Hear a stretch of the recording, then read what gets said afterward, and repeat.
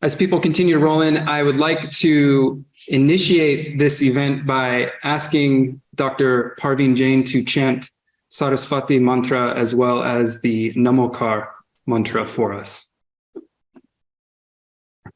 Jai Jinendra. Om Arihanta Mukh Kamal Vasani Patma Payakshayam Kari Shrut Gyan Jwala Sahasra Jwalite Saraswati Mat Papam Han Han Dha Ksham Kshim Kshum Kshom Ksha Kshir Dhavle Amrit Sambhave Vam Vam Hum Hum Swaha Vam Vam Hum Hum Swaha Om Namo Arihantanam Namo Siddhanam Namo Ayariyanam Namo Uvajjayanam Namo Loe Sabbasahunam Eso Panchanamokaro Sabbapava Panasano Mangalanam Cha Sabve Singh Padamam Havai Mangalam. Jai Jinendra. Jai Jinendra, thank you so much. That is Dr. Parveen Jain, who is the founder, CEO, and president of Arihanta Academy, soon to become Arihanta Institute. Just to tell you a little bit about Parveen, he's the founder, chairman of the board, and chief executive officer of our institution, and a resident of the Silicon Valley. He enjoys life after an exciting corporate career of over 30 years as a founder and chief executive of multiple technology companies, including a senior executive role at McAfee, the cybersecurity company. Parveen has always cherished philanthropy, as he does here as well at Arihanta, and has held leadership roles in various nonprofit organizations. He has been a longtime trustee of the International Mahavir Jain Mission, where he has been deeply involved with the growth of Siddhachalam, the first Jain Tirtha outside of India from its founding. He led the team also to build the Jain Temple in the San Francisco Bay Area and has served as chairman and president of Jain Center of Northern California and continues to be an active advisor there. Previously, he was a founding director of the Sunnyvale Hindu Temple, served as a trustee of the American Foundation for the Blind, and was a founding team member of the South Asian Heart Center. Currently, besides other nonprofits, Parveen serves as a founding director of Stanford Center for Asian Health Research and Education, also known as Stanford Care. And in addition, he enjoys mentoring bright entrepreneurs and serves on the boards of several technology companies. Besides the philanthropic and mentoring activities that I've described here, Parveen joyously spends time with his grandkids, engages in self-study as well as in writing. In fact, he is the author of the book, An Introduction to Jain Philosophy, which many of you are probably already familiar with, that I give a very nice review to as well. Parveen is most passionate about furthering the initiatives inspired by Acharya Sushil Kumar in the service of the Jain tradition, and that is promoting the message of nonviolence, creating Jain educational platforms, and applying Jain principles to everyday life among the growing global Jain community for current and future generations. So almost goes without saying, but we would not be here if it were not for Parveen. So we really want to thank you, Parveen, for all the support and the vision behind Jain education that makes not only Arihanta Institute possible, but this wonderful event as well, which has just been fantastic. So thank you so much for chanting Namokar mantra for us and Saraswati mantra in the spirit of wisdom and education. And I also want to just briefly thank Jessie Weaver, our graduate student, who's not here yet because it's Jessie's birthday, and Jessie's still going to be with us here on her birthday to help us technologically, as well as Travis Christian, who is behind the scenes right now, making sure this runs very smoothly. So thank you so much, Travis, for your service to us here during this event. Welcome everyone to the Defining Applied Jain Studies conference here at Arihanta Institute, and co-sponsored with Jaina's ALC, as well as Claremont School of Theology and the Graduate Theological Union. We are so happy to bring together scholars from all over the world, really, to help us have this really in-depth conversation about what it means to practice and engage in research around the topic of applied Jain studies and what that means, what that even means. So we want to create a space for us to be able to have this conversation for the first time in such a major way with both academics as well as members of the Jain community itself. I'm going to introduce several speakers in this introductory panel to you, and we'll say more about what this conference is about as we go along. And I would like to begin by inviting our president, CEO, and founder, Dr. Parveen Jain, to give us a little bit of an introduction and talk a little bit about Arihanta Institute. Jai Jinendra. Chris, I'm going to share the screen.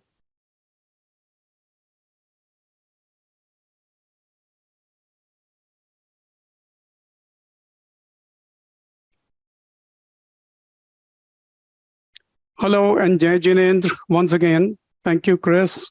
Welcome, everybody, to our inaugural conference to bring together all the scholars who are working in different capacities on Jain philosophy together on a single platform and share their views and ideas and the research that they're conducting. We want to welcome all of you to this inaugural conference. As Chris mentioned, it's a sponsored plan and hosted by our institute, Arihanta Institute. Actually, so that everybody's clear, today we are known as Arihanta Academy, but pretty soon we are transitioning to Arihanta Institute. Probably in another 5 to 6 weeks, you'll see that transition to be completed.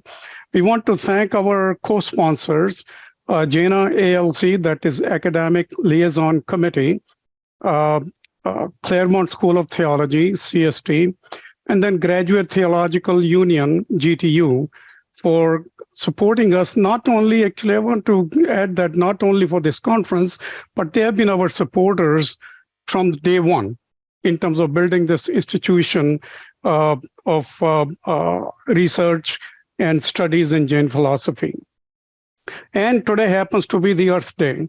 What a great coincidence today to have our conference to deal with compassion and nonviolence that is so essential in our lives today. So happy Earth Day, everybody. Our mission is essentially we are purveying knowledge to empower people. We are not into activism. We want to make sure everybody is empowered with the knowledge of nonviolence and compassion so that they can utilize those in their daily lives. That's very important. All of us know that we are facing all kind of issues in the world today. World has always faced it. Even during Mahavir's time, we had this situation. But in the last century or so, it's escalating towards the wrong direction. And it's time for the like-minded people who believe in the right philosophies to bring this knowledge and spread it around the world as to what is the advantage of living a life driven by compassion and ahimsa. We are seeing climate issues, we are seeing animal treatment issues.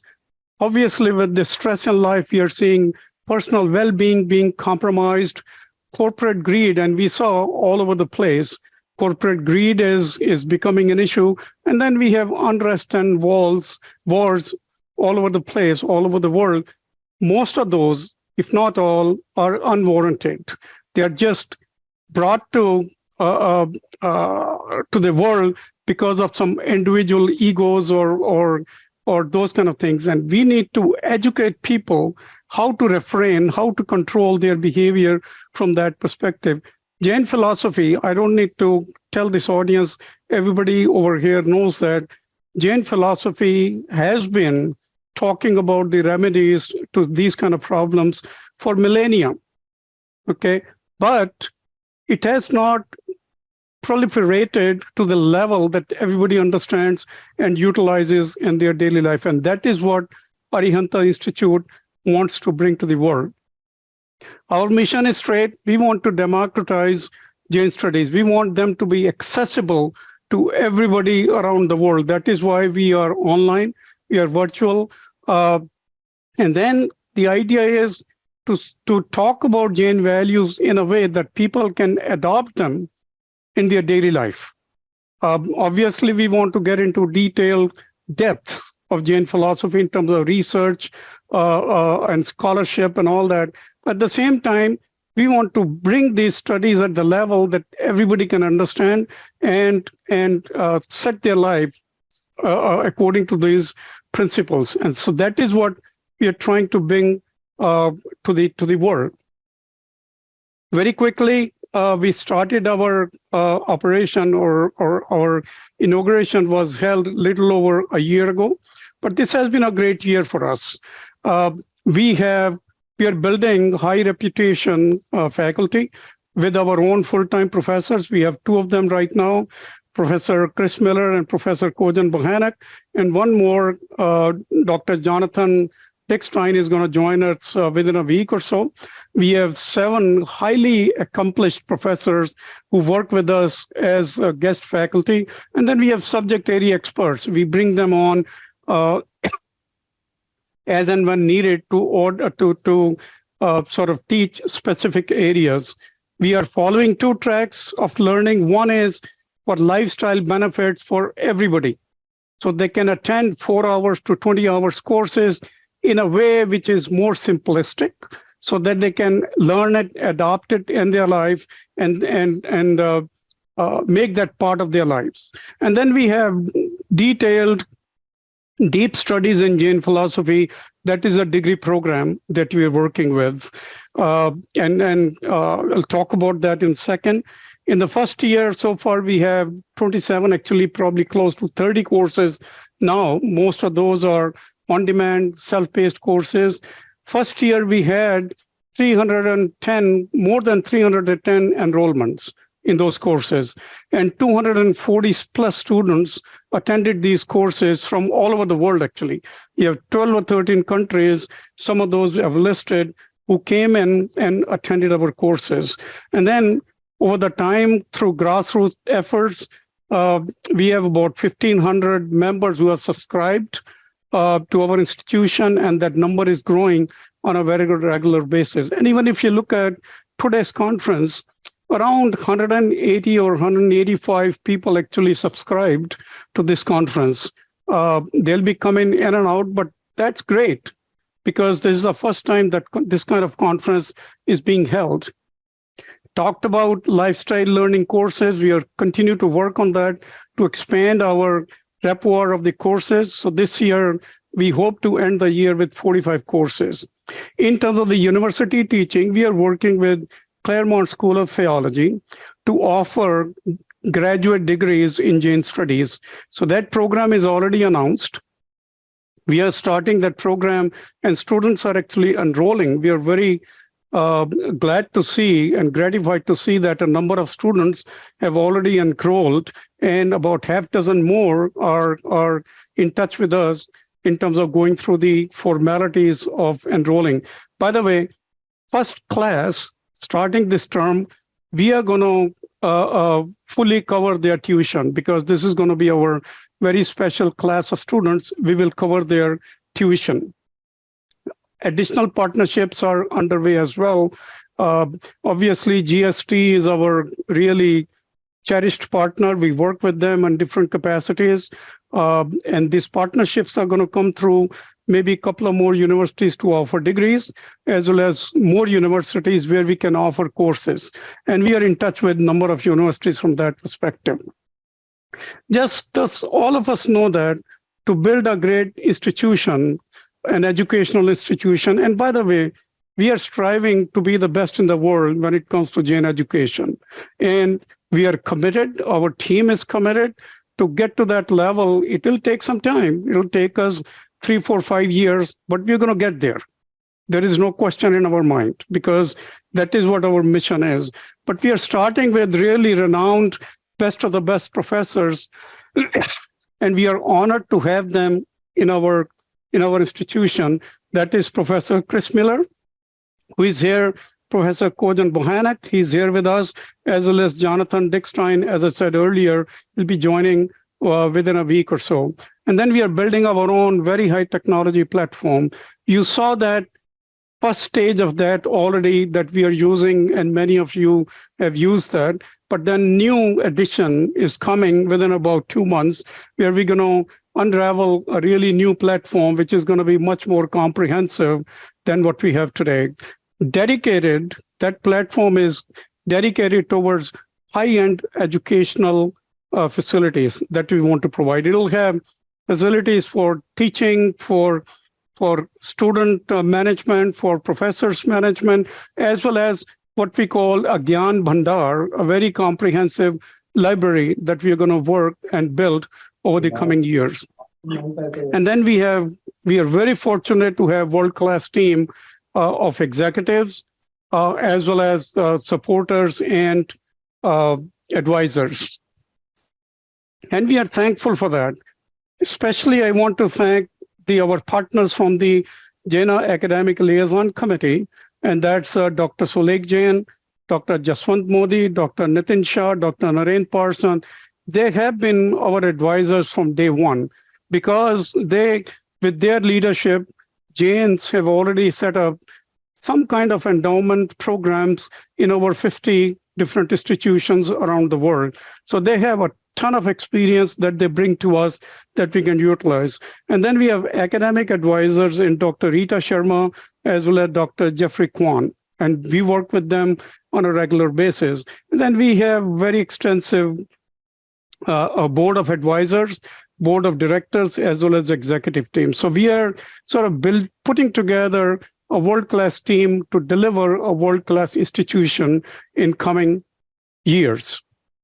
And by the way, all the people that we have sort of listed in, they are volunteers. They are volunteering big time because they are committed to bringing these teachings to the world so that the world can benefit from these teachings. At the end, I just want to point out that all the panelists that we have today and who will be joining us, they are doing their part in the service of Jain Dharma. They are educating people, they are teaching people, they are spreading the teachings of Jain Dharma around the world. And we really are thankful to them. As a non-educators, many of those are in our audience today. I want to appeal to you, let's get together and contribute in the best possible way to bring these teachings to the world. The world really needs them. Today is Earth Day, so this is a special day to sort of recommit ourselves to bringing Jain teachings to the world, because world can benefit. All right, that's all I had to say, Chris Pai. Thank you very much, everybody, and thank you, Chris, for putting together just excellent inaugural conference, and we look forward to great 2 days of learning. Thank you. Thank you, Dr. Parveen Jain, for the wonderful introduction to the conference. And I would now like to invite Dr. Andrew Dreitzer, from the Dean of Faculty, I should say, and Professor of Spirituality and co-director for the Center for Engaged Compassion at Claremont School of Theology. He founded a seminary program in spiritual direction and served 15 years as a Presbyterian pastor. His applied research focuses on comparative explorations of how spiritual practices across religious traditions form lives of engaged compassion. Andrew has co-led workshops on compassion, healing, reconciliation, and restorative justice in Zimbabwe, the US, and the UK. He studied at Wabash College, Oxford, Yale, and the GTU and UC Berkeley. Spent a year at the Ecumenical Christian Monastery of Taizé, has been an advocate for children in the foster care system, and has helped lead restorative justice groups at San Quentin Prison. His book, Living Compassion, Loving Like Jesus, was named one of the best books of 2017 by the website Spirituality and Practice. So welcome to Dr. Andrew Dreitzer, who's going to say a few words from Claremont School of Theology. Thank you so much, Chris. It's such an honor to be here with you all. This is an incredible gathering, and as has already been noted, I'm Dean of Faculty at CST, and I've been here for 24 years, most of the time as professor. One reason I was attracted to CST over 2 decades ago is its history of interreligious engagement. And that began over 60 years ago with CST professors like Professor John Cobb, who forged a path in comparative interreligious studies. And that commitment continues to this day. And unlike other freestanding schools of theology, we have always had a broadly multi-religious faculty, including members who embrace Jewish, Islamic, Baha'i, Buddhist, and Jain traditions, among others. And for example, our faculty currently includes Dr. Jain Mehta, and Dr. Mehta is a postdoctoral fellow in Jain studies and assistant professor of Jainism and comparative spiritualities. And her position is generously supported by the Jain community, and we are so very grateful for that. Yes, we have been engaged in this kind of interreligious work, and right now, most fully with the Jain community. And in light of that, I think it's important also to note just what kind of interreligious work we've been involved in. We're not interested simply in comparing understandings and concepts. What we're interested in is a commitment to applying those understandings to the spiritual challenges of life. And that is, of course, what this conference is all about, and why we're so glad to be a part of it. Everyone here is involved and committed to not simply attending to ideas or longings or theories or feelings, but working to bring those to life in concrete ways to the transformation of the world. And at CST, that especially happens through courses that are part of our graduate degrees. And as Dr. Parveen Jain has noted, we're excited to be launching with Arihanta Institute a Master of Arts degree track called Jain Studies, South Asian and Global Perspectives. And it's a program that will be remotely available, so students don't need to relocate. They'll be able to remain in their own context, applying learning to benefit their local communities. And I see this as the most vivid example of how CST is involved with and collaborating with the Jain community to bring transformation to individuals, communities, and the world at large. And we are so grateful for that. And I am, again, grateful to be part of this conference. Thank you so much. Thank you so much, Dr. Dreitzer, for the kind words and great introduction to what CST is all about and why we have partnered with CST to create this master's track in Engaged Jain Studies. And we look forward, of course, to working with all of you and all of the faculty there at CST. I would now like to invite Dr. Rita Sharma to come to the stage, and I will just briefly read part of Dr. Sharma's bio here. Dr. Rita Sharma is the founding director and associate professor at the Center for Dharma Studies, core doctoral faculty, department chair of theology and ethics, and co-chair of Sustainability 360 initiative at GTU Berkeley. Formerly, she was the Swami Vivekananda visiting professor in Hindu studies at USC Los Angeles. She holds an MA in Women's Studies and Religion and a PhD in Theology and Ethics from Claremont Graduate University, California. Dr. Sharma is the co-founder of the American Academy of Religion's Hinduism Program Unit, and she is the founding vice president of DANAM, the Dharma Academy of North America, a scholarly society for research on Hindu, Buddhist, and Jain religious and interreligious studies, and serves as the vice president for the Society for Hindu Christian Studies. There's so much I can say about Dr. Sharma, and I could go on, and I really want you to hear from Dr. Sharma yourself. And so I invite you to speak with us now from the Graduate Theological Union. Thank you for joining us. Chris, thank you for that welcome. And it's wonderful to be here. It's an honor to be here. And it's an absolute delight because I have watched the unfolding of this seed, conceptual seed in the mind of Dr. Parveen Jain over the course of, I think, 8 years. And it is really such a sense of fulfillment that I feel to have been part of this journey with so many of you.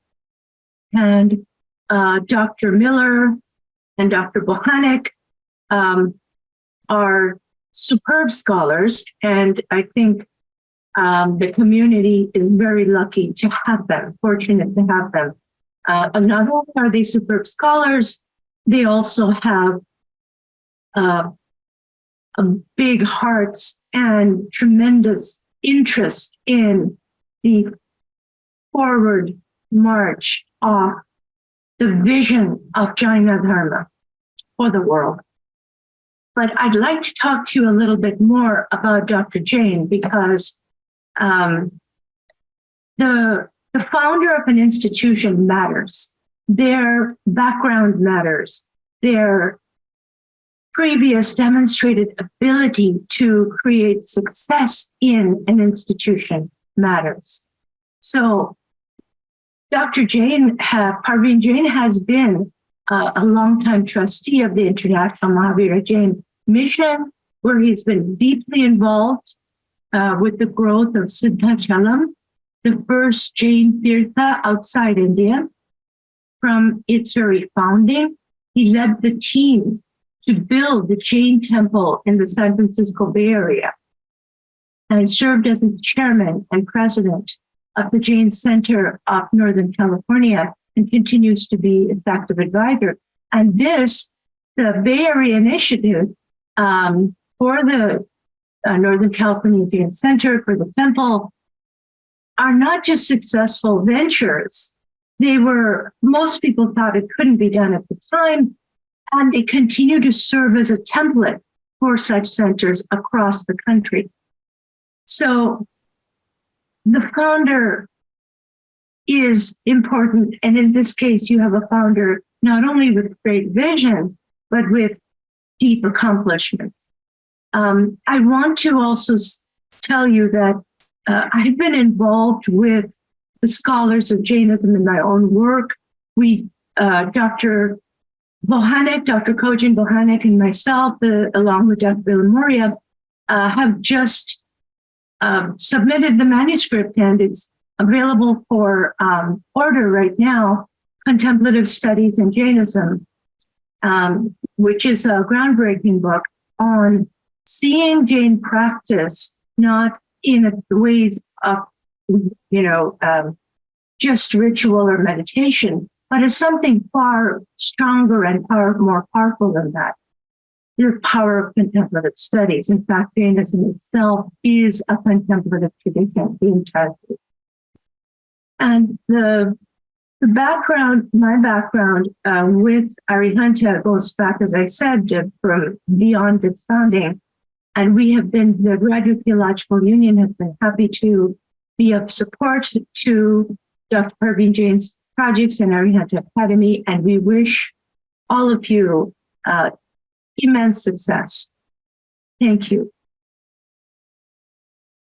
Thank you so much, Rita, for your kind words and your blessings. And having worked with you so closely with things with Donham over the years, I can only say that we look forward to working more with you between GTU and all the wonderful work of Donham as things progress here.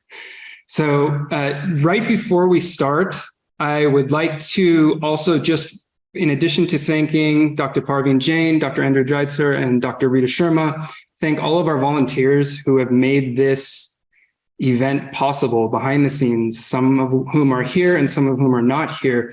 In particular, I also want to thank Jessie Weaver, our first graduate student, who is joining us tomorrow, or actually I should say maybe tomorrow for me because I'm in Europe, but later on today, who will be assisting Kojin with any technical details. So if there's any technical stuff that comes up, you can send a message to Jessie Weaver. And I would also like to thank Travis Christian, who is helping me and has already helped me by doing some technical things behind the scenes. So thank you so much, Travis, for coming and giving your time and for being with us. Travis is also a major proponent of Jain Dharma and Ahimsa and is applying for a master's degree program now. So crossing my fingers for you, Travis. Okay, So we are at about that time to start the event here. And the way this is going to work is I'm going to preside over the first set of panels, and then Dr. Kojin Bohanec, my colleague, who I must also thank, who is here, is going to preside over the second set of panels. And I would also like to welcome Dr. Jonathan Dickstein, who's joining us in about a week, as Parveen said, as our new colleague and assistant professor here at Arihanta Institute. So welcome, Jonathan. Welcome to all of our panelists. And we can just jump right in, right on time here at 9:30 a.m. Pacific. Thank you all so much for staying on time. And we'll get into the first panel. I'm really excited about this first panel. It's about applying Anekantavada, a topic that all Jains love and non-Jains. I talked to a lot of people who are not Jain who love this topic about Anekantavada.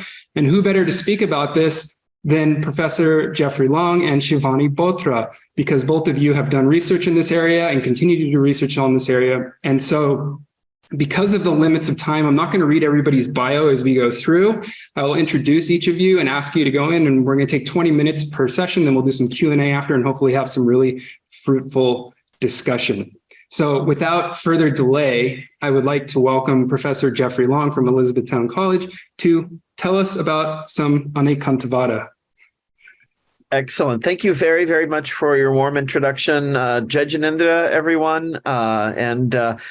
Thank you all for joining this seminar. I'd like to thank also Dr. Jain for starting Arihanta Academy and making great events like this possible. It was a great privilege for me to teach a course in Arihanta Academy recently on the Jain influences on the thought of Mahatma Gandhi, and had a wonderful time.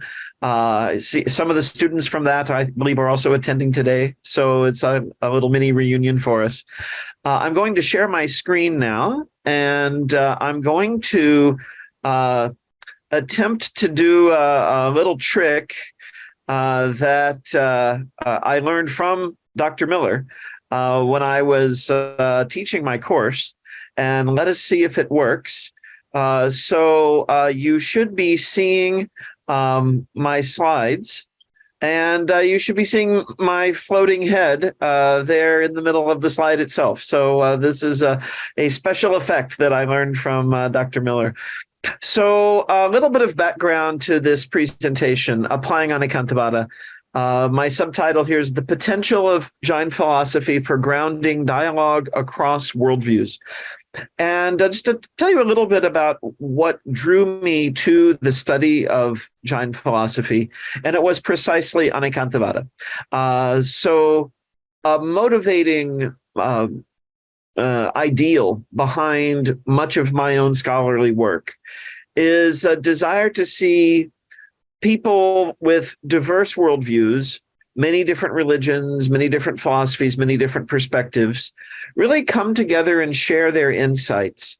I have long thought that the realm that is explored by topics like religion and philosophy, by those methodologies, should in some way be akin to the physical world. That is, if diverse people from various cultures have been able to look at the physical world and agree upon things like gravity, for example, that the reality has certain characteristics, and we all inhabit that reality, and we're all capable of perceiving it, then that would be true of what we call the spiritual realm as well. That the deeper topics of philosophy, of ontology, the nature of knowledge, ethics, that these are also universal realities, truths that we can perceive. And the problem that arises very often is that we see these things in different ways, or we express them in different ways based on our culture, based on our background. But I am absolutely convinced of this core idea that the reality we are all perceiving is one.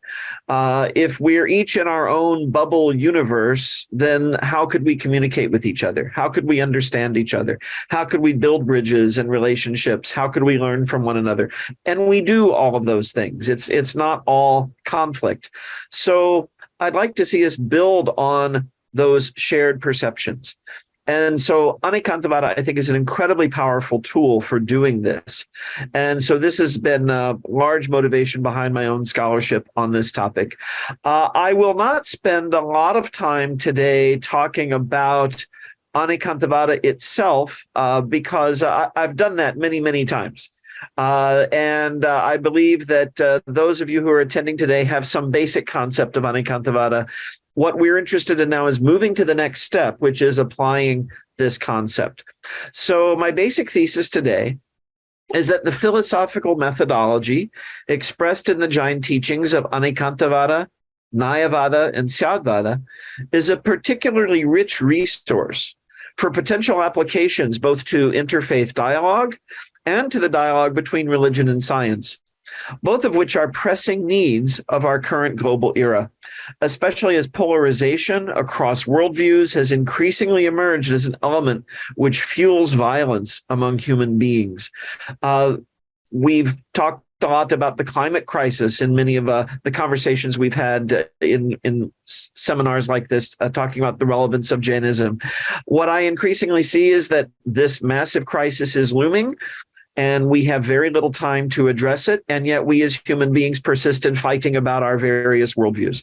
And so while we waste time doing that, the crisis gets worse and worse and worse. So it's become increasingly urgent that we really learn how to talk to each other across worldviews.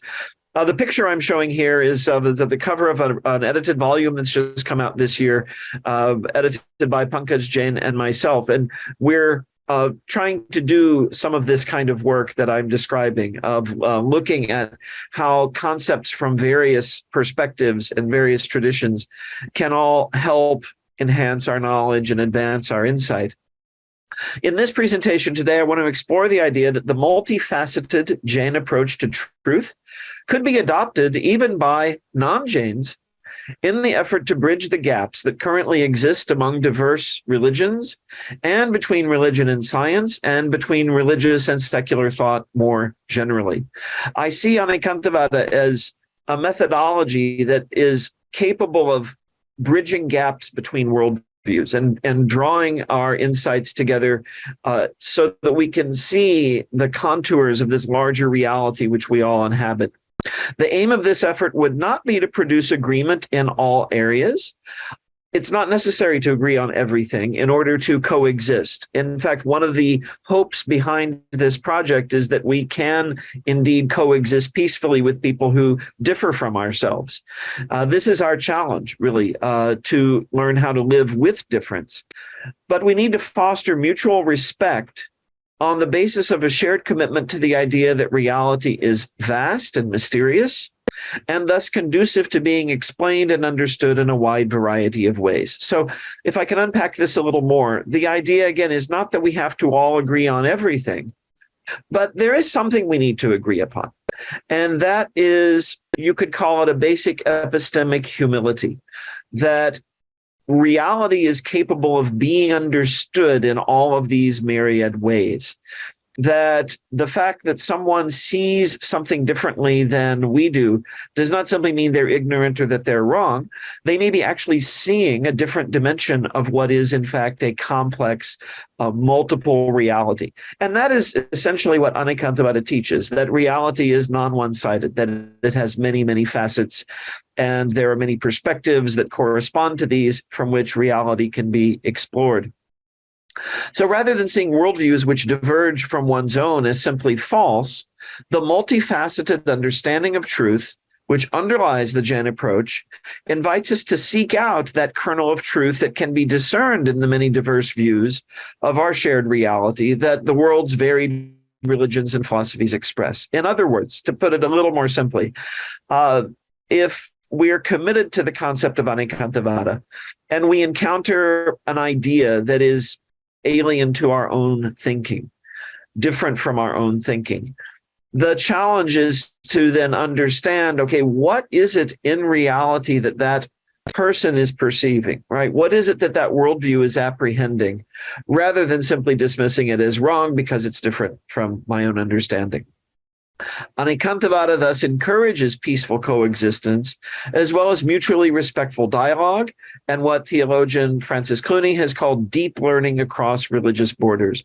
And you're going to hear me use the word worldview probably more often than religion as I present this, because I think this way of thinking needs to be expanded to include not only diverse religions. We look at religion first, I think, very often because that's where many of the conflicts are very obvious.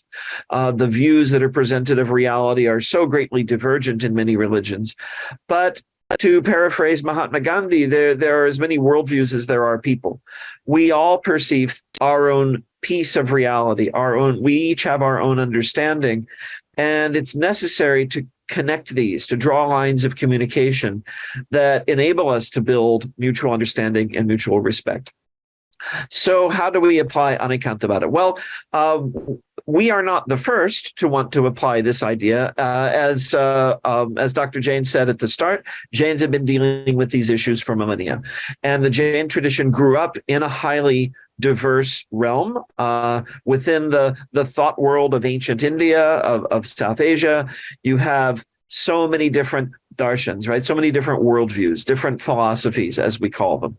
And when you're encountering so many different philosophies, it's possible to become confused and overwhelmed. I see this in my students, right? There's so many ways of thinking. Which one's right? Who's telling the truth?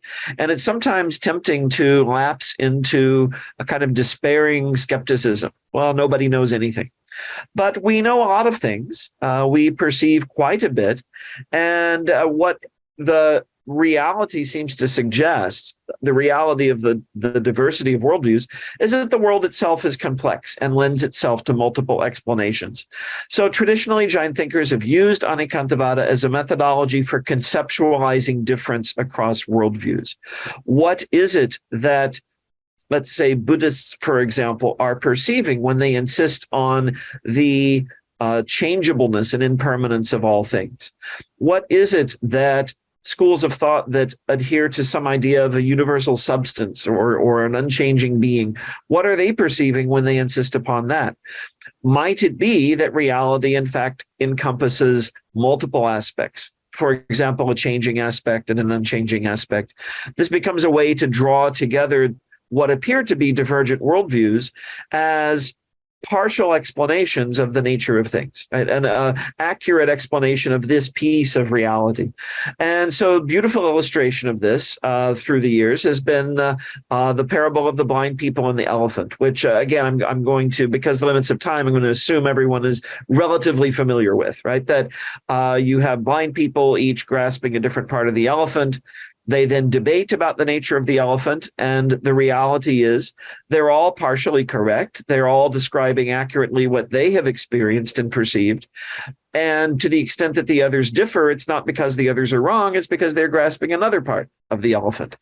Perhaps what you could call an updated version of the blind people and the elephant is the blind people and the nebula. I like to use this example to describe Anikantavada. Here we have 6 different pictures of the same nebula. This is the Crab Nebula, very, very far from the Earth. It's being viewed through different wavelengths of light. So you see a radio image, infrared, visible light, ultraviolet, X-rays, gamma rays. And the question I will often ask students when I'm presenting this is, which one of these is the correct picture of the Crab Nebula, right? What is the one true Crab Nebula? And of course, the answer is they're all correct, right? That none of them encompasses the totality of the nature of this object, but each picture encompasses a portion of that reality, the portion that can be captured in radio light, the portion that can be captured in infrared, visible light, ultraviolet, etc. None of these is true in any exclusive sense, but none of them is also false. They are accurately representing what is available to a certain method of perception. If you see the third one from the left there, the visible light, right? This is how our eyes perceive the Crab Nebula. Suppose we would encounter a species of extraterrestrial life that sees in X-rays. Superman's supposed to be able to do that, right? The Crab Nebula would look like the object, the second to the right there. Who's correct? Well, we're both correct. We're seeing a different part of this complex reality. So the idea is this is the reality we're given. And some of the evidence for that rests in the very fact that we disagree amongst ourselves. But the fact that we are nevertheless perceiving a shared reality is suggested by the fact that we're capable of understanding one another. We're capable of perceiving disagreement, which means we are looking at the same thing. We're looking at the same thing, but we're seeing it differently. There's a Western philosopher, Donald Davidson, who expresses this very well. He says, if another worldview were to be truly incommensurable, right, completely rooted in a perception that is utterly disconnected from my own, he says, I would not disagree with it. I would simply not even recognize it as a worldview, right? It would be utterly incomprehensible. But our diverse worldviews aren't incomprehensible, right, to one another. We can understand each other. There's mutual comprehensibility, which means we're building on a deeper foundation of agreement, right? Our disagreements are happening, you could say, on the surface level. There's a deeper level of agreement that we're all presupposing that makes it possible to communicate in the first place. There is an elephant behind all of these perceptions of tusks and legs and tails and trunks and so on. So in the contemporary period, many Jains see Anikantavada as an expression of intellectual ahimsa, that is, applying nonviolence into the realm of the intellect. This was the approach of the late Acharya Mahapragya. He describes in his work Anikantavada as a synthesis of relative and absolute perspectives. Now, what does this mean? For non-philosophers out there, what it means is we have relative perspectives, right? We have our varied perceptions of existence. But then there is existence itself, right? This understanding prevents Anikantavada from being the kind of relativist skepticism I described earlier, where we say, well, everyone has perceptions, but no one really knows anything. No, the Jain tradition is committed to the idea that there is a reality. We're all part of that reality, and we're all perceiving that reality, but in different ways. And the reality itself, the absolute, you could say, lends itself to the many relative perceptions of it that exist. So Anikantavada very beautifully brings together these two concepts that are normally at odds in philosophy. You have absolutism, which is usually associated with a very dogmatic attitude. This is the way it is. You have relativism, which is usually associated with the opposite, a kind of extreme skepticism. No one really knows what the truth is. If you bring these together, these seeming opposites, what you have is the idea that there is a truth, there is a reality, but we're all seeing our various parts of it. And what is necessary is for us to engage in dialogue and understand one another so we can each, from our various vantage points, expand our worldview to have a greater understanding of what is really there. So the question is whether this approach to truth and the way we express truth is available within many different worldviews, or if it's exclusive to the Jain tradition. Now, why is this? Why am I raising this question today?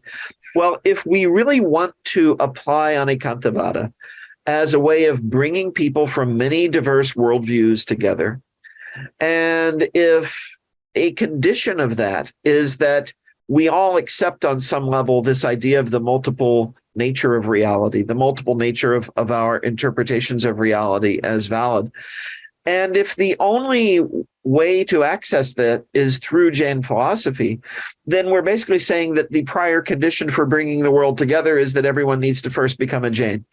And that does not really advance the conversation. It's the same thing that adherents of other worldviews are saying. Well, if you all agreed with us, we'd be fine. If you all became a member of my particular tradition, everybody would be fine. What we're trying to do is retain that diversity and yet bring it together in a productive dialogue and something that advances knowledge rather than the kind of conflict that we constantly see. Now, what I want to suggest, and at this stage of my work, it's purely a hypothesis, is that it is indeed possible to arrive at something like Anikantavada, something very close to it, from different philosophical starting points. The Jain tradition begins with its metaphysical pluralism, with the idea of the dravyas, the substances, and out of this the concept of Arihanta has evolved historically. But you can envision other traditions approaching the same idea from their varied starting points. An example of this is Gandhi. He described himself as an Anikantavadi, but he was a Hindu, right? He didn't define himself as a Jain, but he absorbed this methodology into his own approach to truth. For him, this doctrine was a pragmatic one, a matter of learning to view others with empathy. Formerly, he says, I used to resent the ignorance of my opponents. Today, I can love them because I'm gifted with the eye to see myself as others see me, and vice versa. He says, I want to take the whole world in the embrace of my love. And here we have another figure from the Hindu tradition, Sri Ramakrishna. As Gandhi's example illustrates, one can arrive at the idea of Anikantavada from conceptual points of origin other than that of the Jain tradition. So Ramakrishna was a Hindu, but he teaches something very similar to Jain philosophy. Through his mystical experiences, he experienced ultimate reality in different ways, in different forms, and he concluded that they were all valid. And in fact, this is the tradition in which I'm rooted, and part of what drew me to studying Anikantavada is that it helps explain this very well, because one of the difficulties is it is so much connected with mystical experience that unless you're a mystic, what Ramakrishna is teaching might just sound very strange. But you get a logical foundation for it if you bring in Anikantavada, right? An adherent of Advaita Vedanta could affirm Anikantavada is reflecting the nature of relative reality, the infinite Brahman as it appears through the lens of Maya, right? Now, the Jain tradition doesn't accept this idea of Maya. It says reality actually has this diversity in it. The Advaitin and the Jain can disagree, but I had a very good conversation with a monk in the Advaita Vedanta tradition who said, yes, as a description of the relative world, Anikantavada is perfect, right? It can't be beat, right? So there's a place for it within Advaita Vedanta. A Buddhist can similarly affirm Anikantavada in terms of our relative perceptions of existence and the Buddha's skillful means, right? You have the idea that different perspectives exist to enable us all to advance spiritually. A follower of a theistic religion, like the Abrahamic religions, can see the diversity of reality as reflecting the power of the divine to manifest in infinite ways, and so on. And then finally, we come to materialism and more of a kind of a scientific standpoint that would simply say, well, reality is very mysterious. It keeps revealing new things to our awareness, and we can accept that as a basic premise that reality has this nature. So I want to, I believe in the interest of time, I will stop right there, but just conclude by saying that I think we could make a persuasive case for Anikantavada as something that many traditions can arrive at from their own perspective. I understand Philip Clayton's going to be speaking on Quaker Anikantavada later. That's going to be fascinating. I think Shivani is about to speak Shivani Botra is going to tell us about how Jains themselves often experience and think of Anikantavada maybe differently from philosophers who get into the kinds of issues I was just speaking on. But thank you for your time and the opportunity to speak on this today. Thank you so much, Professor Long, as always, for enlightening us with wisdom on Anikantavada. In the interest of time, I think what we'll do is we'll give each speaker their time to speak, and then we'll do a Q&A at the end. And then we'll come back. So anyone who has questions for Professor Long, please feel free to drop them in the Q&A. I know I have some questions, and I'm sure others in our audience do as well. And thank you very much for the wonderful presentation. So next we have Shivani Botra. And Shivani, I don't want to cut into your time here in any way, and I'll just let you go right to it. If you have a screen you'd like to share, you can go ahead and do that now. I'll thank you, Chris. I'll come back to the sharing my screen. Okay. It was a wonderful talk, Professor Long. And as you say, I have also been connected with Arihanta Academy at different occasions. I have been a student of Professor Long and also involved in different courses and at different platforms. So good evening once again, good afternoon and good evening, depending upon different zones. It really feels good to see so many familiar faces here. If I wouldn't have been really suffering from COVID, this presentation would have a different shape and spirit. But as you can see, my voice will crack, but still I'll try to do my best. As we gather virtually for the conference on applied Jainism, I would like to take a moment to provide some context for my presentation on lay perspectives on Anekantvad. I have been fascinated by the recent surge of interest in Anekantvada, which within the scholarly community. Recently, there have been 3 special lectures expounding Anekantvada, and 2 edited volumes are in the process, in addition to various conferences on this topic that explores multidimensional aspects of this multiple perspective philosophy. I wonder whether Anekantvada is a new trend or simply waiting in a queue after ahimsa and veganism in the growing field of Jain studies. As I was exploring this topic, I recognized how much each one of us embraces this principle without really knowing. So with this background, I'll now share my screen.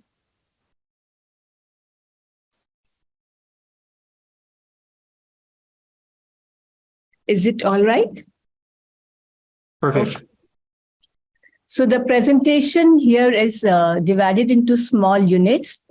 First, I will start with background of this presentation, then talk very briefly about Anekantvada from lay perspective, then start the question survey that I did, results and analysis. So with the background, I would say that Anekantvad has been variously viewed both by the tradition and by scholars. For instance, Peter Flugel views that Anekantvad is nowadays seen as a trademark of Jain philosophy. B.K. Matilal considers Anekantvad to be the central Jain philosophy. By contrast, Janendra Soni notes that Anekantvad is a small, albeit basic part of Jain thought. Research on how Jain practitioners view Anekantvad is yet missing. It is crucial to understand Anekantvad beyond philosophy because of its exclusiveness and centrality in the Jain tradition. This paper aims to fill this gap by examining Anekantvad from the latest perspectives. My presentation seeks to answer one question. Is Anekantvad simply a philosophical discourse, or does it have the potential to be applied in everyday life? If yes, then how? And if not, then why not? This question has motivated me to delve deeper into the topic, and I'm excited to share my findings with you today. To begin, I surveyed Shravakachar's treatise on lay conduct to understand whether there has been any guideline for Jain laity about Anekantvad. I discovered that while there are detailed explanation of vratas and pratimas and dietaries do's and don'ts, neither Shravakachar nor Shramanachar provides guidelines for Anekantvad. On the other hand, both ahimsa and aparigraha, limited possessions, are addressed in various ways. Anekantvad is a method of expressing thought, vichar, and is distinct from the achars or conduct for lay Jains. Perhaps this explains the absence about Anekantvad from books on lay conduct. So where can the lay community turn to understanding Anekantvad? This is a basic question. To address this inquiry, I created a bilingual survey questionnaire with the aim of exploring the Jain lay community's views on the significance of Anekantvad and how they incorporate it into their personal, religious, and spiritual life. There was a total of 15 questions in the survey. The first 6 were multiple choice questions asking about the respondents' age, gender, sex, city of residence, religious affiliation, and knowledge of Jain principles. The remaining questions focused on the application of Jain principles, including Anekantvada. The survey was restricted to householders and intentionally excluded responses from scholarly Jains, monks, and nuns.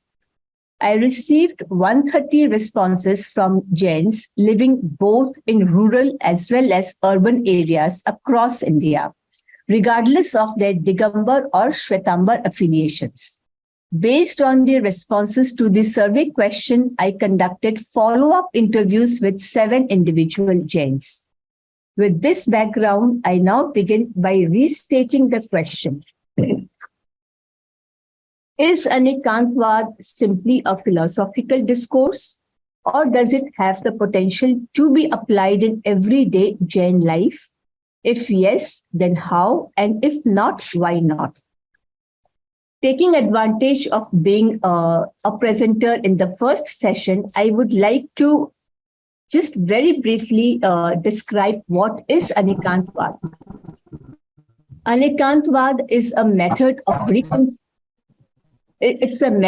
reconciliation, integration, and synthesis of opposing views. It is qualified version where there is no scope for doubt or compromise. A conversation between Mahavir and his first disciple, Gautam Gandhar. Gautam asks Mahavir, what is reality? Mahavir, that which originates. Is there some disturbance? Yes, I was just going to tell you, Shivani, it sounds like there's some audio disturbance a little bit there. From where? It doesn't appear to be coming from any of the participants because everyone's muted. Okay. So let's see if it happens again, and then we'll try to figure it out. So I'll repeat again. Gautam asks Mahavir, what is reality? Mahavir, that which originates, Utpad. Gautam asks again, what is reality? Mahavir, that which decays. Right. Gautam asks for the third time, what is reality? Mahavir, that which sustains. Now, this shows that reality has been presented in different ways through different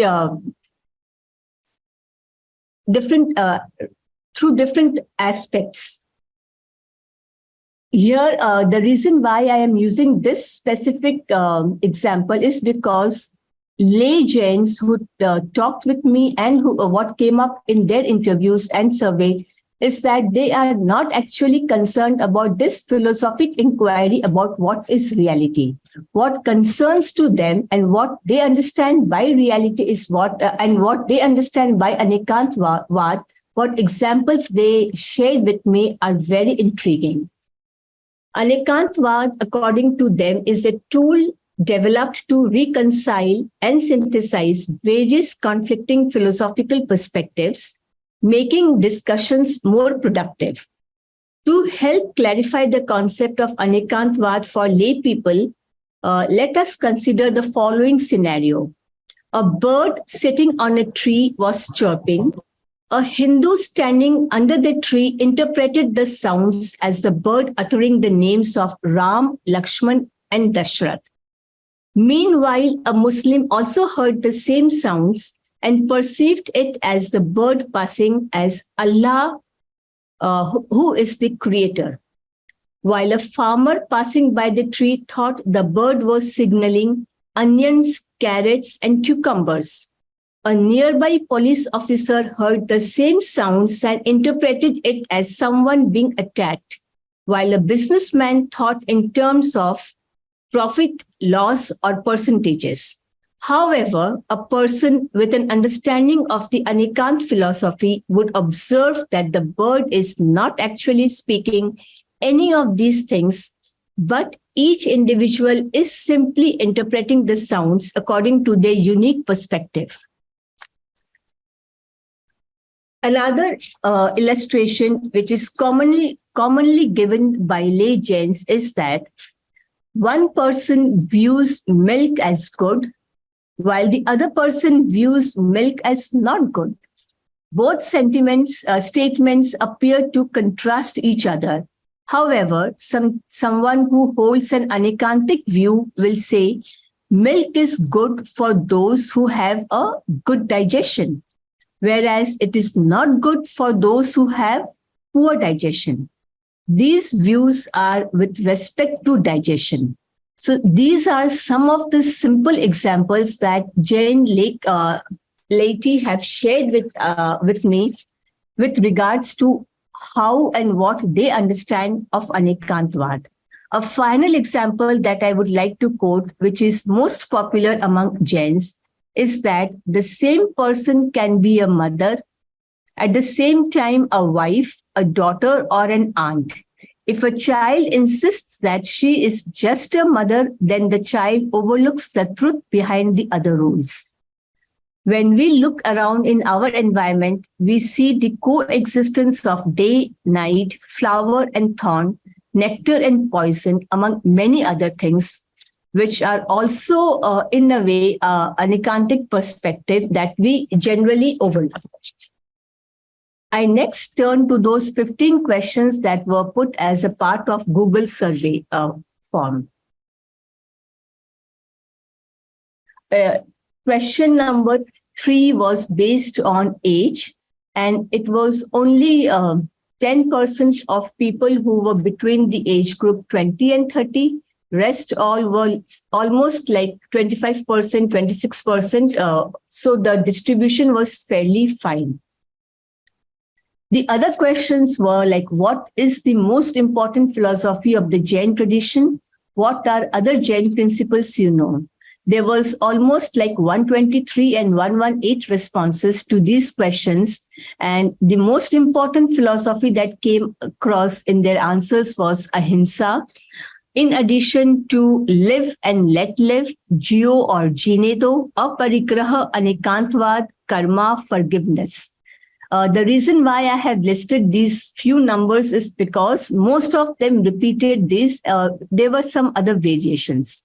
Like, for example, live or let live, or they also use the Hindi for some jio or jinedo as part of Jain philosophy, which is because it's very popularly understood as, but Mahavir never spoke of jio or jinedo or live or let live.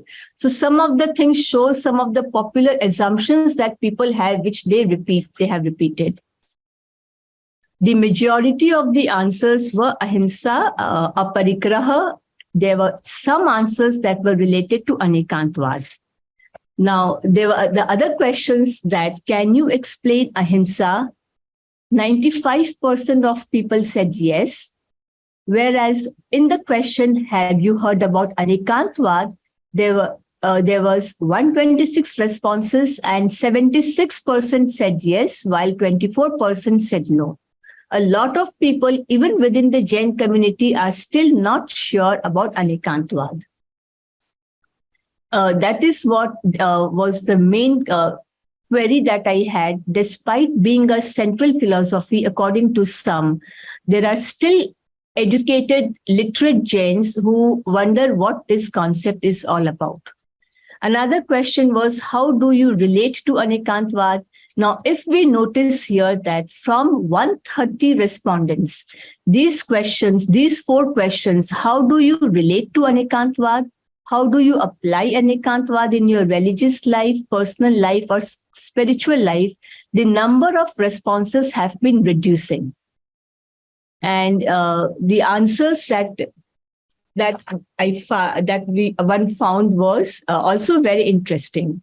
These are some of the detailed answers that came up in the survey form. Anikant is intellectual ahimsa.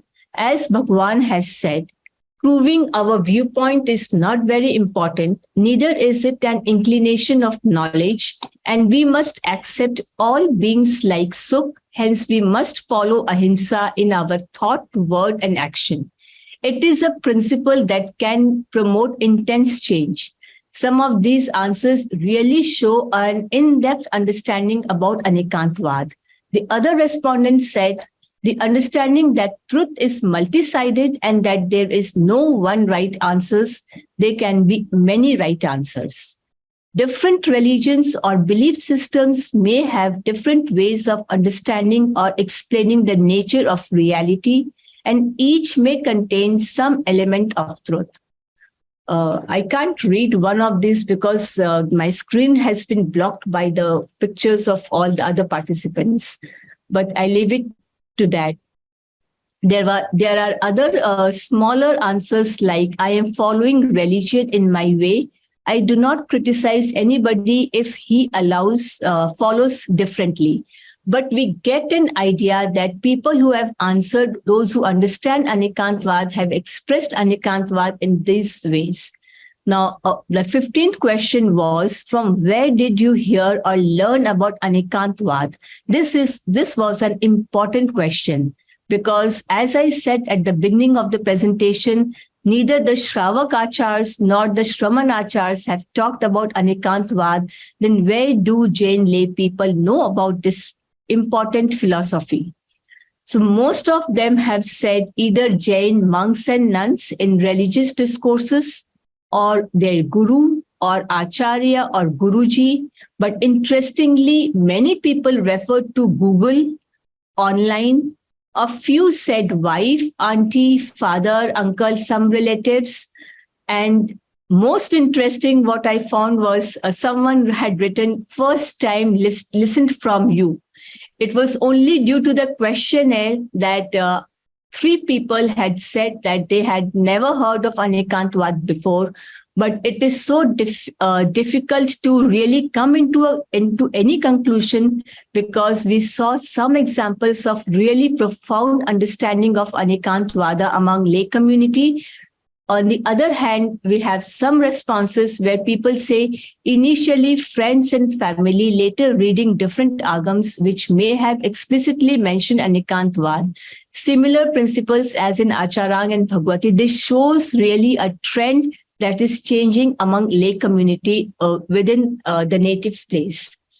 This survey was mainly focused on Indian Jains living across different rural as well as urban areas. I would like to now conclude this presentation with some of my thoughts on the basis of the survey questionnaire. The survey's mixed results provide a new perspective to our understanding of Anikantvada. Even though Anikantvad developed as a method of synthesis to overcome the problem of opposite viewpoints in philosophical discourses, it has transcended Jain scriptures to become a principle as fundamental as ahimsa, not only important but also lucid in its application. Generally, the Jain laity listens to discourses provided by monks and nuns on a daily basis. With the advent of Zoom technology, across and access to religious discourses has become even more convenient. The topics of these lectures are usually related to conduct, vows, and stories that inspire daily practices.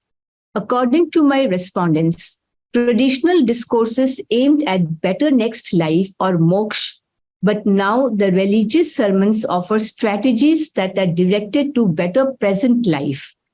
Toward this goal, Anikantvad proves to be a useful tool to resolve issues without insisting upon one's view as the ultimate view. So this was a very crucial point, a point of departure, even within the community, where discourses were aimed towards better next life. The discourses are now targeting better present life. And here is where Anikantvad plays an important role. However, my survey also revealed that the lay community does not delve into the intricacies of the 2 wings of Anikantvad, Syadvad and Nyayavad. Only 2 out of 130 respondents associated Anikantvad with Syadvad and Nyayavad. And only 1 out of 130 referred to the very famous example of the 5 blind men and the elephant. Lastly, and one of the examples that a lot of people used in talking about Anikantvad was gold. Like they had this idea about substance, qualities, and the mood, that gold in the form of a chain is in the form of a bangle is gold as a substance. But if the form is changed into a earring or a ring or a necklace, the quality, the substance do not change. It is only the mode that keeps changing. So this example was also intriguing to me, coming from the lay community. At the last, when I asked those people, some of those people with whom I had close interactions, that how do you develop Anikantvad in your, once you know what Anikantvad is, how do you develop it into your practice? So the answer was also quite fascinating. A few respondents, especially those sects where modern form of meditation is developed and popular, stressed upon meditation for mental training in order to develop toleration for opposite views.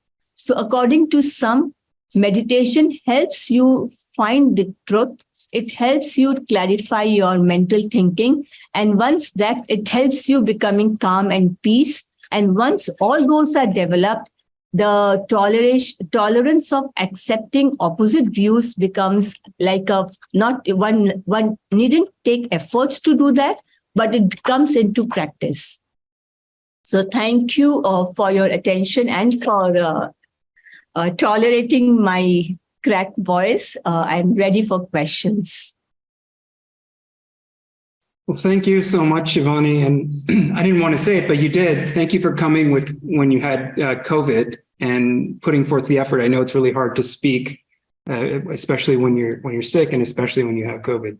So we really appreciate that you still made the effort to come here and be with us. It's really an honor to be part of Arihanta Academy and to be part of this wonderful group. Wonderful. And so this is our first panel. We had Dr. Jeffrey Long and Dr. Shivani Botra, and now we have some time for some Q&A and discussion. And I would welcome questions from both the audience, who can type those in the Q&A if they have any, as well as from panelists who are here, if you either want to raise your hand or type it in the chat. And I see we have one question in the chat and a hand raised already. So I'm going to start with the one that came in the chat, and then I'll go to you, Dr. Bohanec, as a follow-up. And please, anyone who's interested in asking questions, please feel free to drop them in the chat or in the Q&A.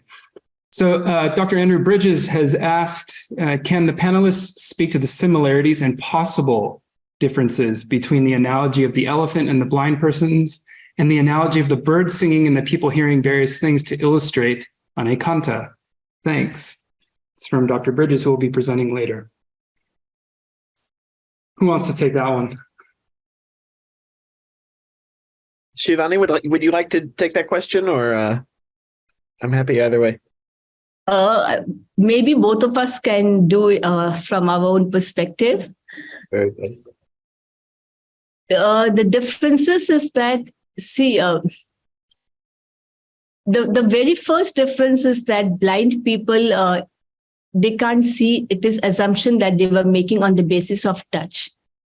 But here there are people with different religious background and different professions who are hearing the same thing. They can see the bird chirping, but they are in the voice, the sound of the bird has been interpreted according to one's own work, one's own vocabulary, one's own imagination.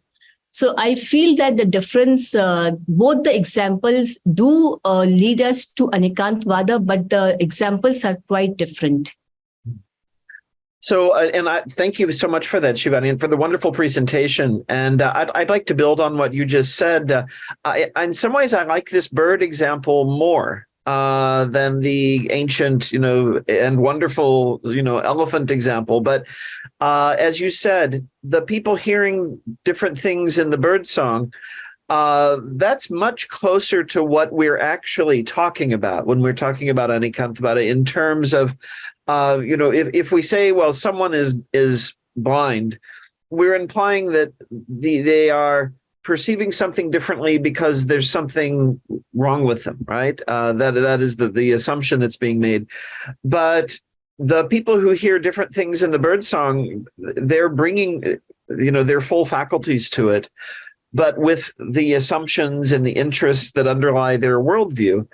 And I think what the two have in common, yes, that there is this phenomenon, what I was calling reality, what we experience, and we interpret it differently. And those interpretations don't have to be because our mental faculties are somehow defective, but they're incomplete, right? We know what we know. The other person knows something else that's different. And I was thinking, well, what is the bird actually saying? No one ever did anyone ask the bird, and I was thinking of the elephant too. He's a very patient elephant, letting all of these people do this to him.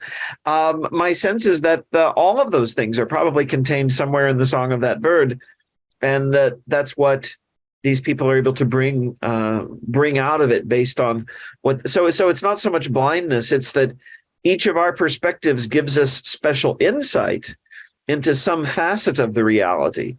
And that if we're attentive to what the other people are saying, we say, okay, that's also there. So I actually really like this bird example. I think it takes the concept further. I would just like to add that when I asked one of my respondents, where did you hear this example? Because it was new to me. I hadn't heard of this example before. So it was in one of the discourses by some Jain monk or nun.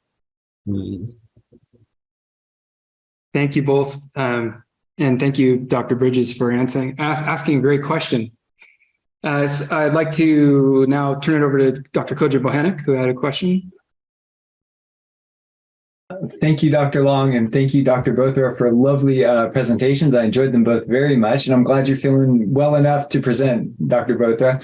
My question is for Dr. Bothra. I'm just wondering if you notice any sort of general differences between how practicing Jain laity speaks about the Jain tradition versus the sort of, maybe in terms of topics and emphases, versus the way people in the Western Academy speak of the Jain tradition. Does it seem like we're both different blind people talking, feeling different parts of the elephant, so to speak?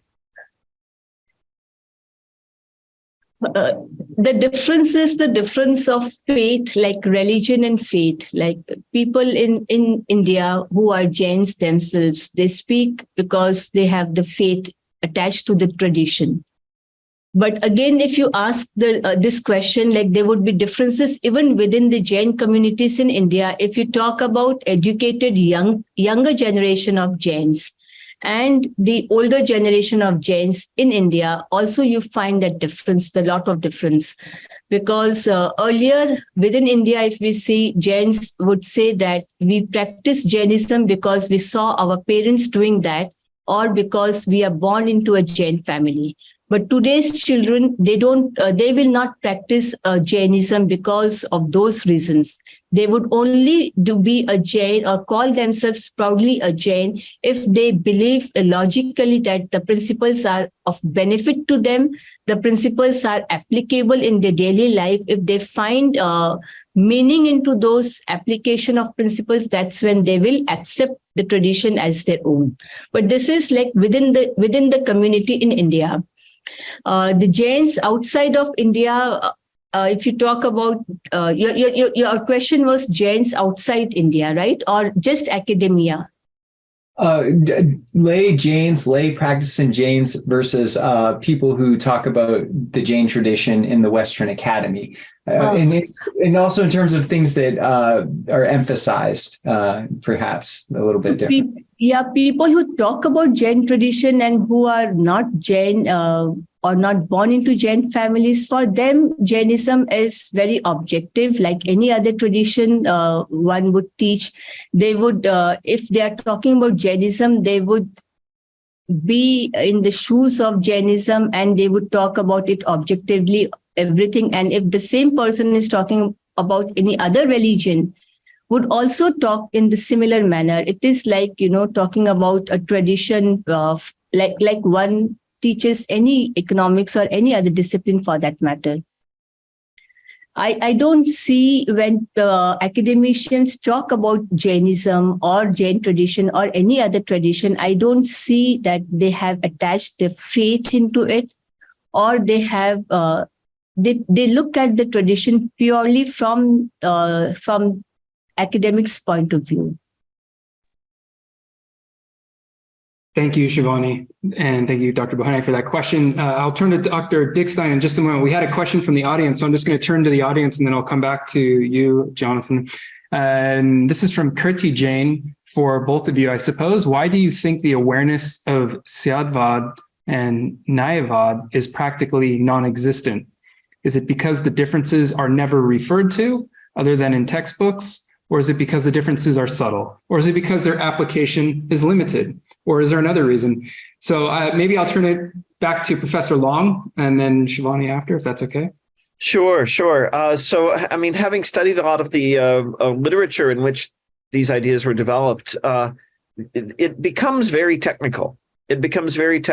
I think if we want to draw an analogy with maybe subtleties of Christian theology, which the average person in church would really have very little or no idea of, because it's the people who specialize in the tradition. It would be the ascetics primarily, it would be the munis and the sadhvis, or lay people who were very scholarly, who could talk at length about Mayavad and Syadvad. And I think Mayavad and Syadvad are intensely practical. In fact, they are moving from the more metaphysical realm into the realm of knowledge and then the realm of discourse, respectively. So Syadvad is really where Anikantavada begins to be applied. But I also think there's a tendency to kind of use Anikantavada as a term that encompasses all three as a holistic philosophy. The idea of separating these sharply, I think, is not really present even within the technical literature. It's part of a holistic worldview. So I think Anikant has become kind of the umbrella term for all three. So I suspect that's part of it as well. Yeah, thank you, Professor Long. And I'm curious, Professor Bothra, with your research, your anthropological research, how you would answer this question. It seems to relate to the sort of lay Jain perspectives that you're trying to bring out in your research. I think Professor Long has really addressed this question quite well. Because of the philosophical background, one may not get into that technical aspect. One would really have a very sound knowledge of the different darshanas. Unless and until one knows that, it will be difficult for them to really differentiate between the three. So Anikantavada has kind of become an umbrella term which encompasses the other two wings also. Thank you both. And thank you to Kirti Jain from the audience for your great question. I'll now ask Jonathan Dickstein to ask his question. Hello, and thank you, Drs. Long and Bothra, for the wonderful presentations. So I'll try to keep the question brief, but it came to mind because I've heard it from students and even myself in years thinking about Anikantavada, which is that in a sense, it's an all-pointedness and an openness to different perspectives, but Jain philosophy is making truth claims at the end of the day, right? They're making truth claims about the reality of the world, that the world is real. Maya is not a believable doctrine and so on. And so how do you square these two things? At the end of the day, they are saying that they're right. There is a rightness or a truth to these metaphysical claims or ontological claims or other kinds of claims, but being balanced with this all-sidedness. And I'm curious how you square that in your own thoughts and also maybe even in educational settings. Thank you. So Shivani, do you want to take that one or? No, Okay. So, this is something that I've given a lot of thought to myself as I'm interested in the applicability of the idea. And because the Jain tradition is rooted in a realist ontology, as I was saying, one option might be, well, if you're going to accept Anikantavada, you have to accept all of it, right? Because there's a very clear logical progression from basic Jain metaphysics to Anikantavada. That being said, and this is a topic I want to research further, so I'll say everything I'm saying is a little bit speculative right now, but my sense is that there is a little bit of a divergence among some Jain authors about this very topic. And I especially see this if you look at the works of the Kunda Kundacharya in the Digambara tradition. He employs a different kind of distinction between worldviews. He talks about the Nishchayanaya, that is the final or absolute perspective, and the Vyavaharanaya, the conventional perspective. And there's some verses in his Samayasara which, if I'm reading them correctly, and that's what I'm going to continue researching further. If I'm reading them correctly, he's placing all of Jainism into the Vyavaharanaya, right? That the ultimate perspective is the perspective of one who has become liberated, and it is inexpressible in words. It is unspeakable. It is utterly beyond. And so in that sense, it's akin to things one sees in a Buddhist tradition, for example, that there is this ultimate truth that is utterly beyond words. And then the Jain tradition becomes the highest in a set of nevertheless purely relative and conventional options for expressing truth. So there's a sort of a self-relativization move happening there. Again, if I'm interpreting it correctly, and there have been very Digambara interpretations through time, especially in the modern period, that seem to take it in that direction. Whereas there are other Jain thinkers who very explicitly say that, if you look at the total picture, what you get is Jainism. And so a piece of that may correspond with Buddhism, a piece of that may correspond with Vedanta, a piece of that may correspond with Sankhya, and so on. So I do think we have to say that if we think in terms of a very popular threefold model that philosophers of religion have been using through the years of exclusivism, inclusivism, and pluralism, the Jain view is more of an inclusivism than a pluralism. It's more inclined to say, okay, we're orienting around this particular understanding of truth, but we're making that as open as it can possibly be without breaking it, right? And that is more of an inclusivism, whereas a pluralism is, a pluralist would be more inclined to say, well, I have my view, but that's one view, and then there are others as well. I don't know the point at which pluralism becomes the kind of skeptical relativism that makes me nervous, because I think we should be able to make some definite truth claims.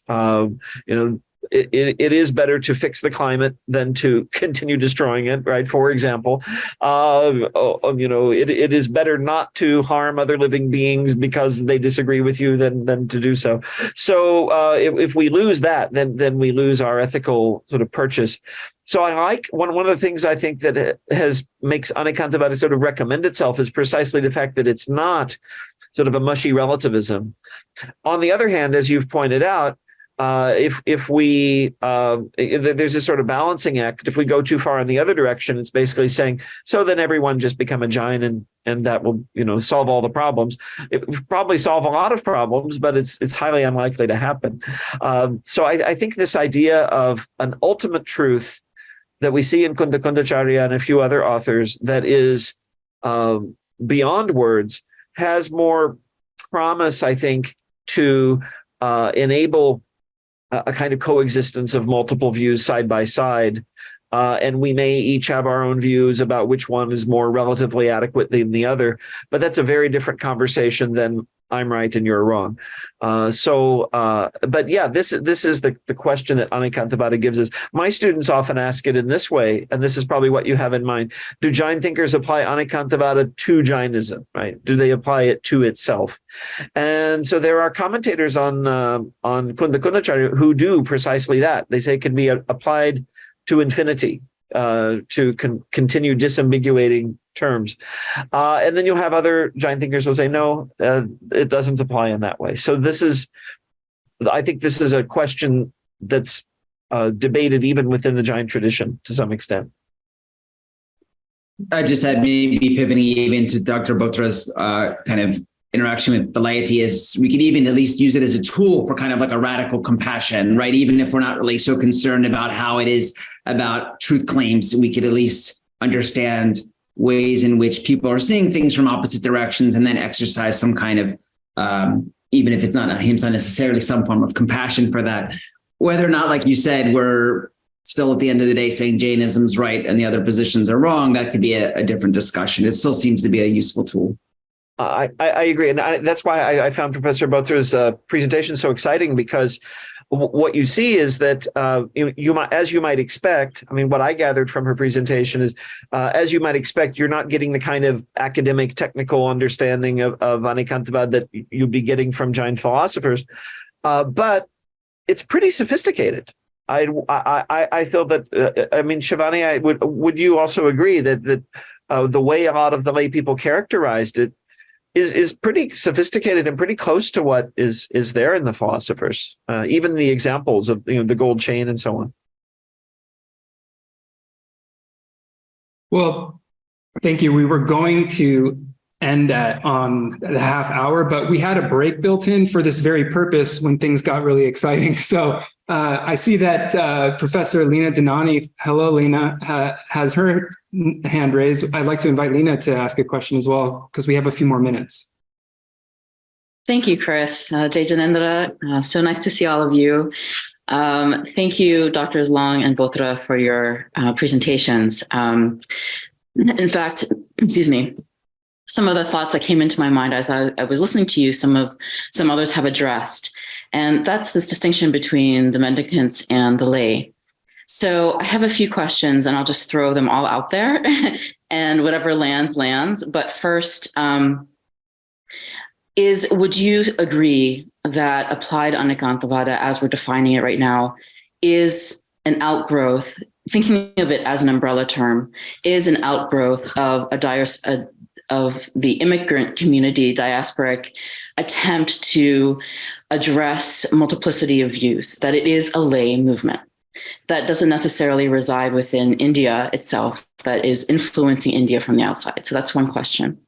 Another question for Dr. Bothra, it's always interesting to do this ethnographic work, which is fascinating, because it shows us sources of authority where people are getting their knowledge.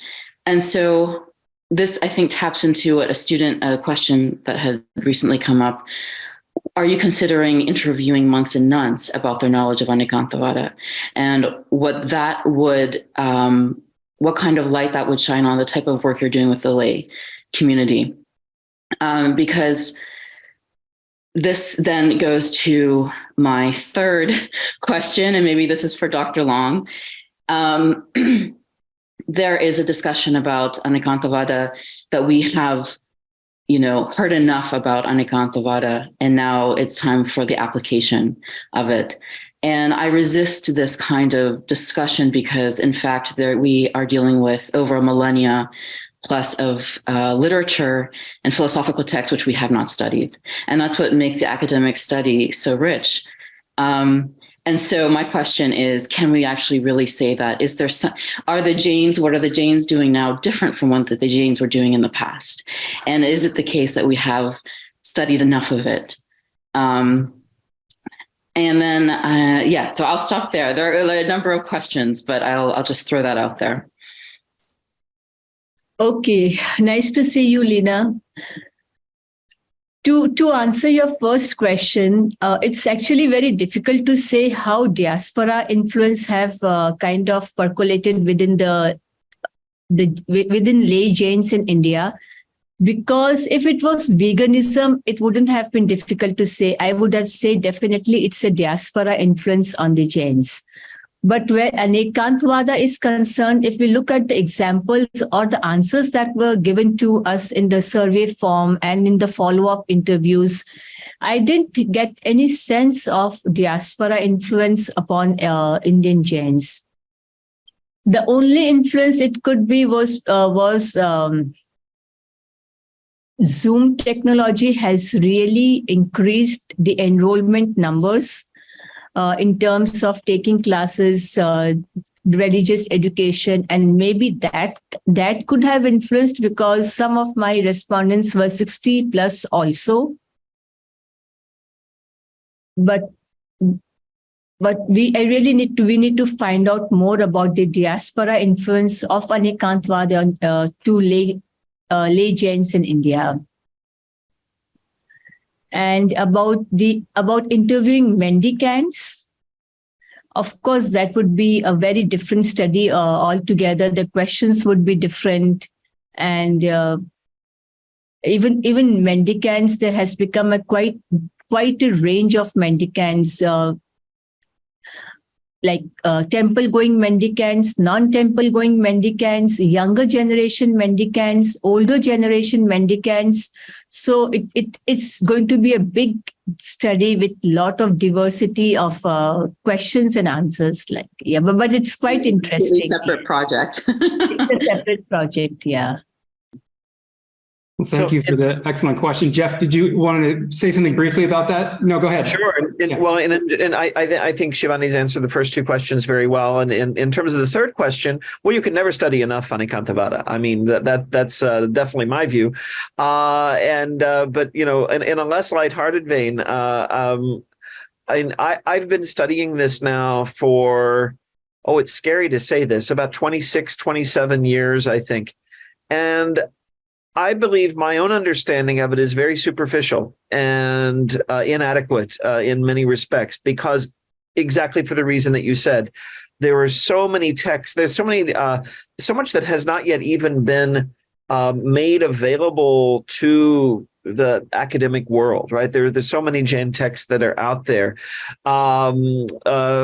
Kojin, Professor Bahanik and I have been, struggling through studying Prakrit online together recently, and even having a good command of the languages is a task. Almost everything I've read on Anikantavada has been in Sanskrit, and then a few Hindi commentaries, and then a whole bunch in English and a bit in German. So there's so much that has yet to. So I mean, even today, like when I was answering Jonathan's question, I had to say, well, I feel I'm just beginning to familiarize myself with the sources enough to be able to answer a question like that, where there's actually seems to be a disagreement within the tradition. So have we heard enough about Anikantavada? No. I am sympathetic to the application question, because that's really, really, I would have to say, what drew me to it. I'm deeply disturbed by interreligious conflict, have been since my childhood. And so I think it's right up there with climate change as a thing we need to address. And I think this is a tool that could help. No, we're seeing them come together. They're both enmeshed in many different ways. Yes, exactly. And the more scarce resources become, the more intense conflict is going to become. So we really need to learn how to live together and understand each other better. Well, thank you all so much. Thank you, Professor Long and Professor Bothra, for wonderful presentations and a very vibrant and intellectual discussion. Really appreciate your presence here. And it's good we kicked off with Anikantavada, because we're going to have many views coming now for the rest of the time here today and tomorrow. And we did skip the break, but I'm happy to do that because that was such a productive conversation. And now we can start our second panel on climate change. So this is panel 2, Jain Approaches to Climate Change and Environment. And I'd like to kick it off by introducing and welcoming Dr. Philip Clayton from Claremont School of Theology, who's going to talk about a Jain Quaker approach to climate change and long-term sustainability. So as we transition, I'd like to welcome Dr. Clayton to the stage. Thanks so much, Chris. Jai Janendra, and happy Earth Day to you all. And deep thanks to Chris and his team for making all of this happen. Also, a quick note, I do come to Jainism from a lifelong practice as a Quaker. It was like a second conversion to find the core values of my early tradition beautifully expressed in Jain beliefs and practices. I owe my work as an environmentalist to this conversion. Applying ancient religious teachings is often viewed as a derivative and even a suspect activity. The purity of the ancient teachings is lost, some will say. Applied Jain studies twists the ancient scriptures by applying them to situations that they were never intended to address. As honorable as that quest for purity may sound, I believe it's misguided. We're now living in a world that humanity has caused to spin out of control. The global climate crisis, combined with the threat of nuclear destruction, represents an unprecedented situation in the history of the planet. The fate of the entire biosphere now rests in human hands. Tragically, the moral and ethical intuitions of our day fall far short of the wisdom that humanity urgently needs if we're to find our way again. The diagnosis is clear. Because humans are taking too much for themselves, the ecosystems on which plants and animals depend are collapsing. And the prognosis, well, it's not good. Among the inherited wisdom traditions, I will argue that Jain teachings and practices are uniquely valuable, and that in two senses. First, Jainism expresses in metaphysics what the science of ecology expresses in scientific terms. And second, the central traditions of Jain practice offer essential guidelines for how to live on a planet in crisis. Ecology is the branch of biology that studies the relationships of organisms to each other and to their ecosystems. Biosystems are nested within and dependent on broader systems, all the way up to the Earth's biosphere as a whole. An organism or species is only partially separate from others. At times of global climate change, this separation decreases.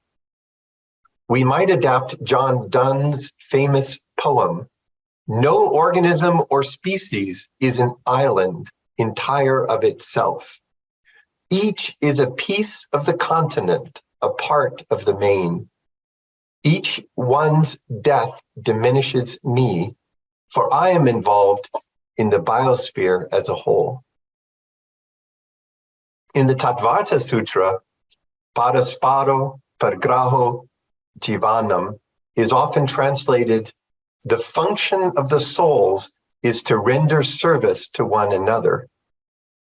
But note that in the Jain Declaration on Nature from 1990, L.M. Singhvi translates this key passage as, "All life is bound together by mutual support and interdependence." In that sentence, we have the ecological ethic par excellence, mutual support and independence. Jain ahimsa is a negative, a prohibition. Don't be violent. But of course, in the tradition, ahimsa is an aspect of daya, translated as compassion or empathy or charity. Think about what is implied when one has sought and received the forgiveness of all beings. Because the one who has received forgiveness of all beings has moved beyond alienation from any living thing, he or she now, quote, craves the friendship of all beings, craves the friendship of all beings. In contemporary bioethics, we call this result biophilia. Translated literally, biophilia means friendship with the biosphere. This is also a place of balance. Singhvi stresses the importance of avoiding, quote, dogmatic, intolerable, intolerant, inflexible, aggressive, harmful, and unilateral attitudes toward the world around. The result, he writes, is, quote, an equanimity of mind devoted to the preservation of the balance of the universe. Do you understand? Internal balance, external balance, organically linked. If you change just one word in this quote, you have a perfect definition of the ecological mindset. An equanimity of mind devoted to the preservation of the balance of the biosphere. This is the heart of Jain metaphysics and practice. My guess is that Jain scholars and lifelong Jain practitioners sometimes fail to realize the full power of their own tradition.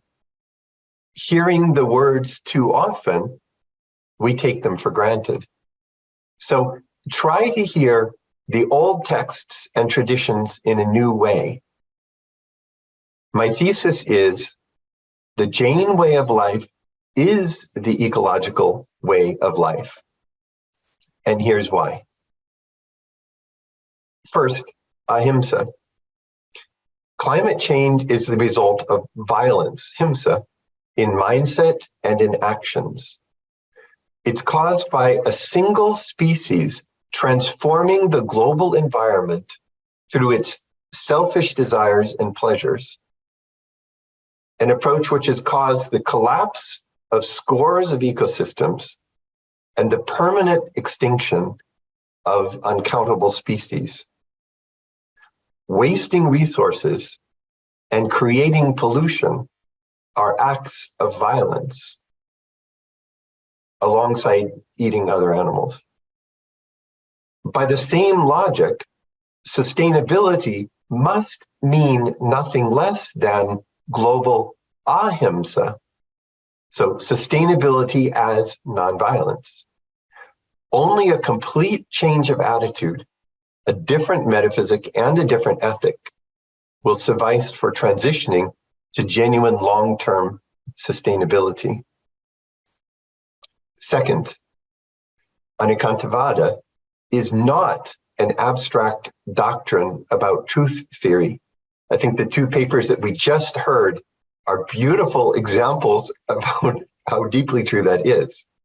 Arihanta is a reminder that every organism on this planet, every member of every species, sees the world from its perspective and in light of its own needs. Do I have the authority to share screen? Here we go. Do you have it? Good. Perfect. Most humans understand that mammals have their own perspective when we look into their eyes. We understand intuitively that there's a self behind their eyes. There's feeling, there's thought, there's perception. There's a sense of connectedness to other animals. There's love, attraction, pleasure. The aspects that we know as jiva, as selves, as souls, are also in these others who touch and cuddle, who reproduce and nurture, who struggle with pain and hunger. It's interesting that even the Nazi guards at Auschwitz, when they left the death camp, raised bunnies at home. That was Mengele, the worst among the Nazi doctors, and loved their dogs. In fact, Arihanta reminds us that every microbe, every bacterium, every single-celled organism, and of course, mammals and great apes, most similar to ourselves, but every single-celled organism has wishes and desires and a longing to live and to thrive.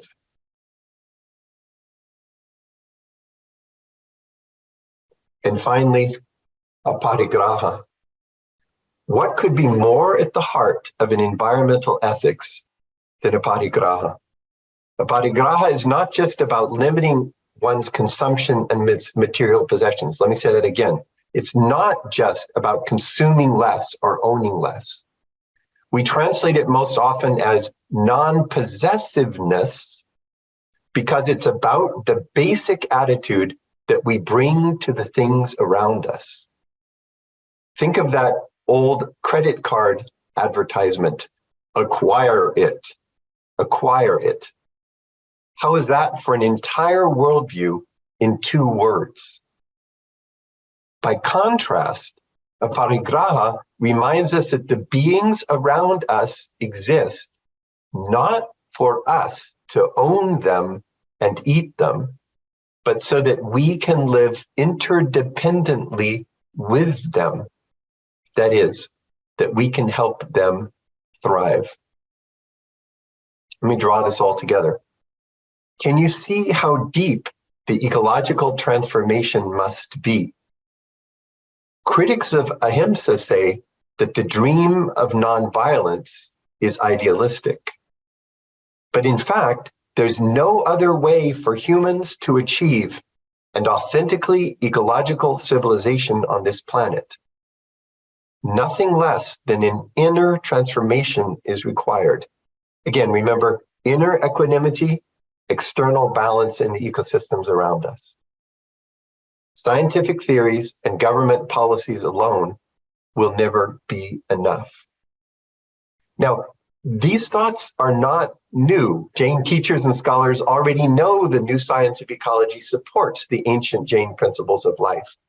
Multiple books have been published on the Jain way of life. Chris Chappell did Jainism and Ecology, Transformation of Tradition, almost 2 decades ago now. Jain ahimsa has been called dynamic compassion in Nathaniel Altman's recent Nonviolence anthology. Charles Collier calls ahimsa and agape the twin roots of nonviolence. And Mary Tiwari calls the living ahimsa diet nourishing love and life. But with the recognition, which is what's so crucial about this conference, the recognition of the importance of applied Jain studies, it seems to me we have a new vessel and also new places to share these insights in ways that can be impactful. I think they call us as scholars to move from the place of just presenting the ideas to thinking about how to communicate them effectively so they get the broadest possible hearing and the greatest possible influence. And it's with that more strategic thought that I want to close. On a personal level, it's why I've taken much less time with my own teaching and publishing, and why I work almost full-time now with the organization that we founded, the Institute for an Ecological Civilization, or ecociv.org. Here's the closing thought. If the Jain way of life is the ecological way of life, then the Jain mindset and worldview have now become essential to the global ecology movement.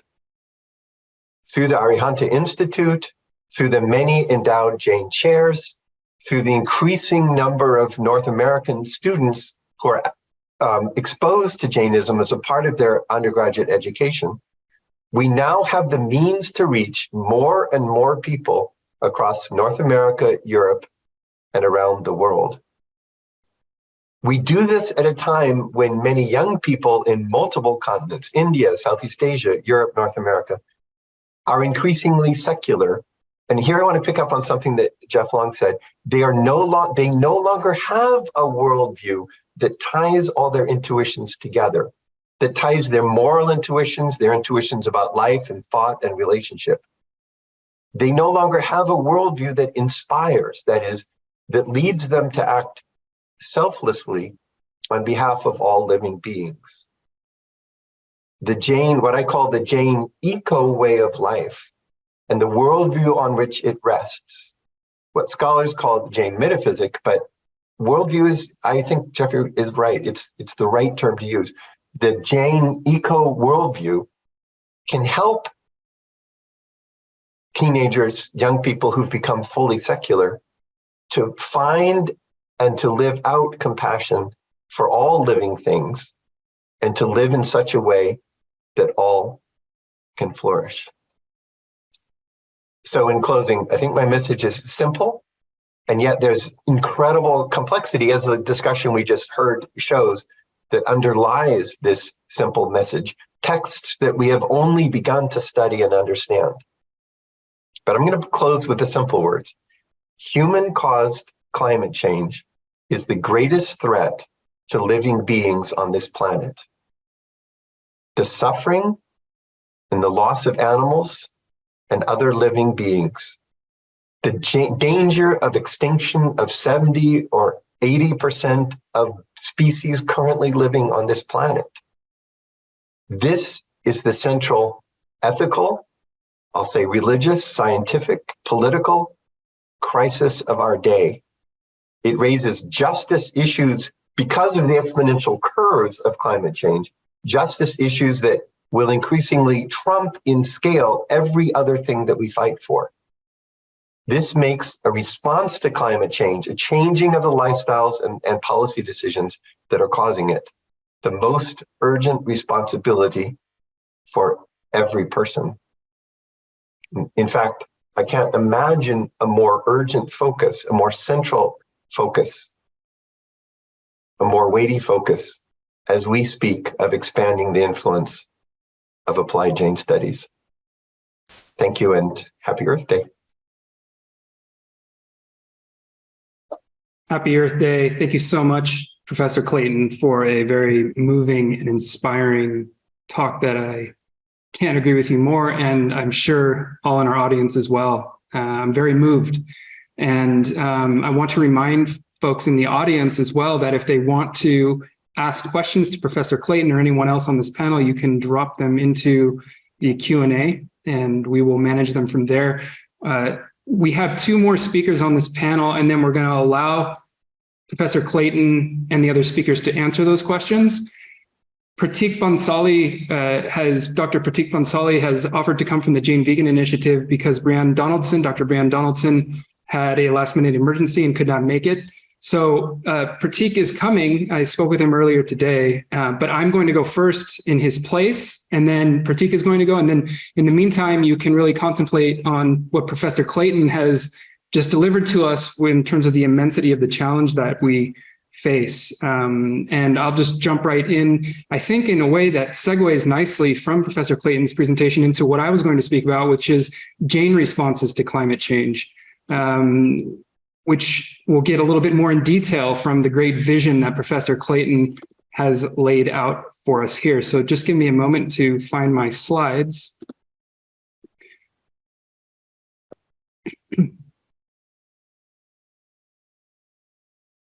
There we are. Here's the trick Professor Long was talking about before, and now you can see me on my professor slides. The title of my talk is Jain Responses to Climate Change. Very particular responses, I guess you could say, in light of the really wonderful vision and worldview that Professor Clayton has just laid out to us.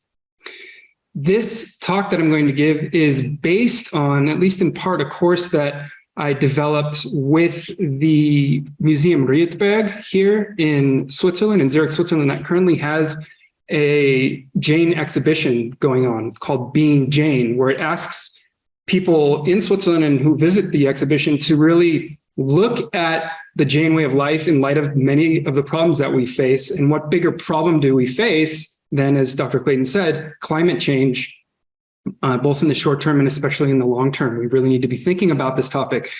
So I have a free course on this. It's free until the end of this month for another week if anyone would like to enroll in it. That is in cooperation with the MOU that Dr. Parveen Jain and others helped facilitate at Museum Rietberg.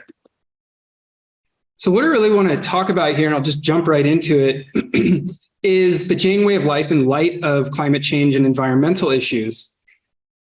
What I want to start by emphasizing, where I usually try to start, is with data and with where we are before I get into what the Jain response will be. This is kind of the methodological approach you can say I try to use, and I'll talk more about tomorrow when I give a talk on how I approach applied Jain studies from a critical perspective.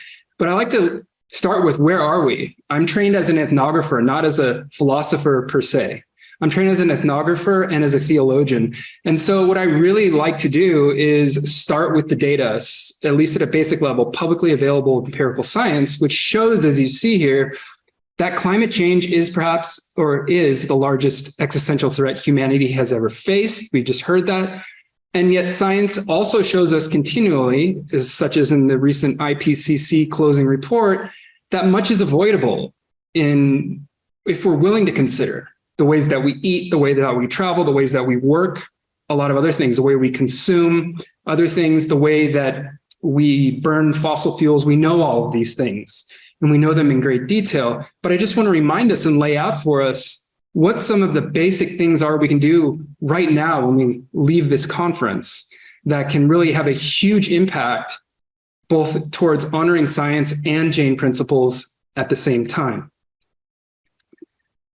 So let me begin by talking about how we eat and how food habits affect climate change. Again, this is based on publicly available science. I am not a climate scientist, but what I will lay out here is data from scientists that shows the way things are, right? This is a great website, Our World in Data. You'll see it often used in social media, but not only in social media, by some of the largest institutions, educational institutions, and scientific institutions all around the world.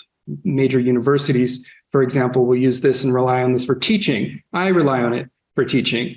And what we know is that food has, from this data, from this scientific data, climate data, food has a huge impact on climate change or towards climate change. And we know that there are certain kinds of foods that have a heavier impact than those that do not. And one of the things that is pretty well known at this point is that anything that comes from animals, any food that comes from animals, if we want to call it that, has a significant impact on the climate in comparison to food that does not come from animals.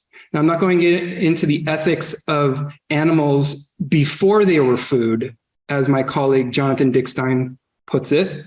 I'm going to get into the ethics of consuming those things once they are considered food by some people, by a lot of people.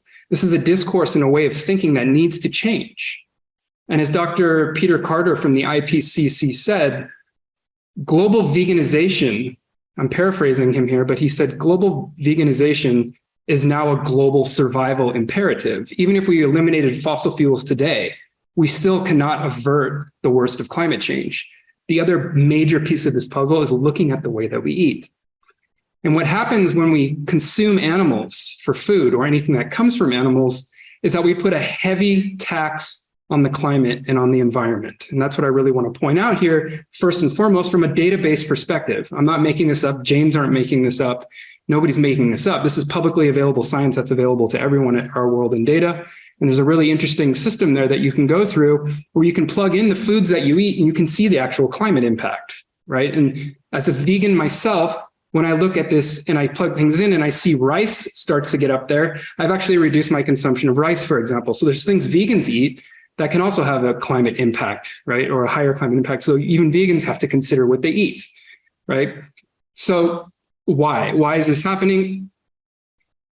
The amount of land that's required to grow food for animals is significant. And the methane emissions that cows, for example, and other forms of life give off as a result of being raised for food is significant and has a heavy toll on the climate. We know this. And why is that? So much land is devoted to this, right? If you look at Our World in Data and you see that 71% of the land on the earth is habitable, so we can live on 71% of it, half of it is used for agriculture. We can see that as well there on the graph.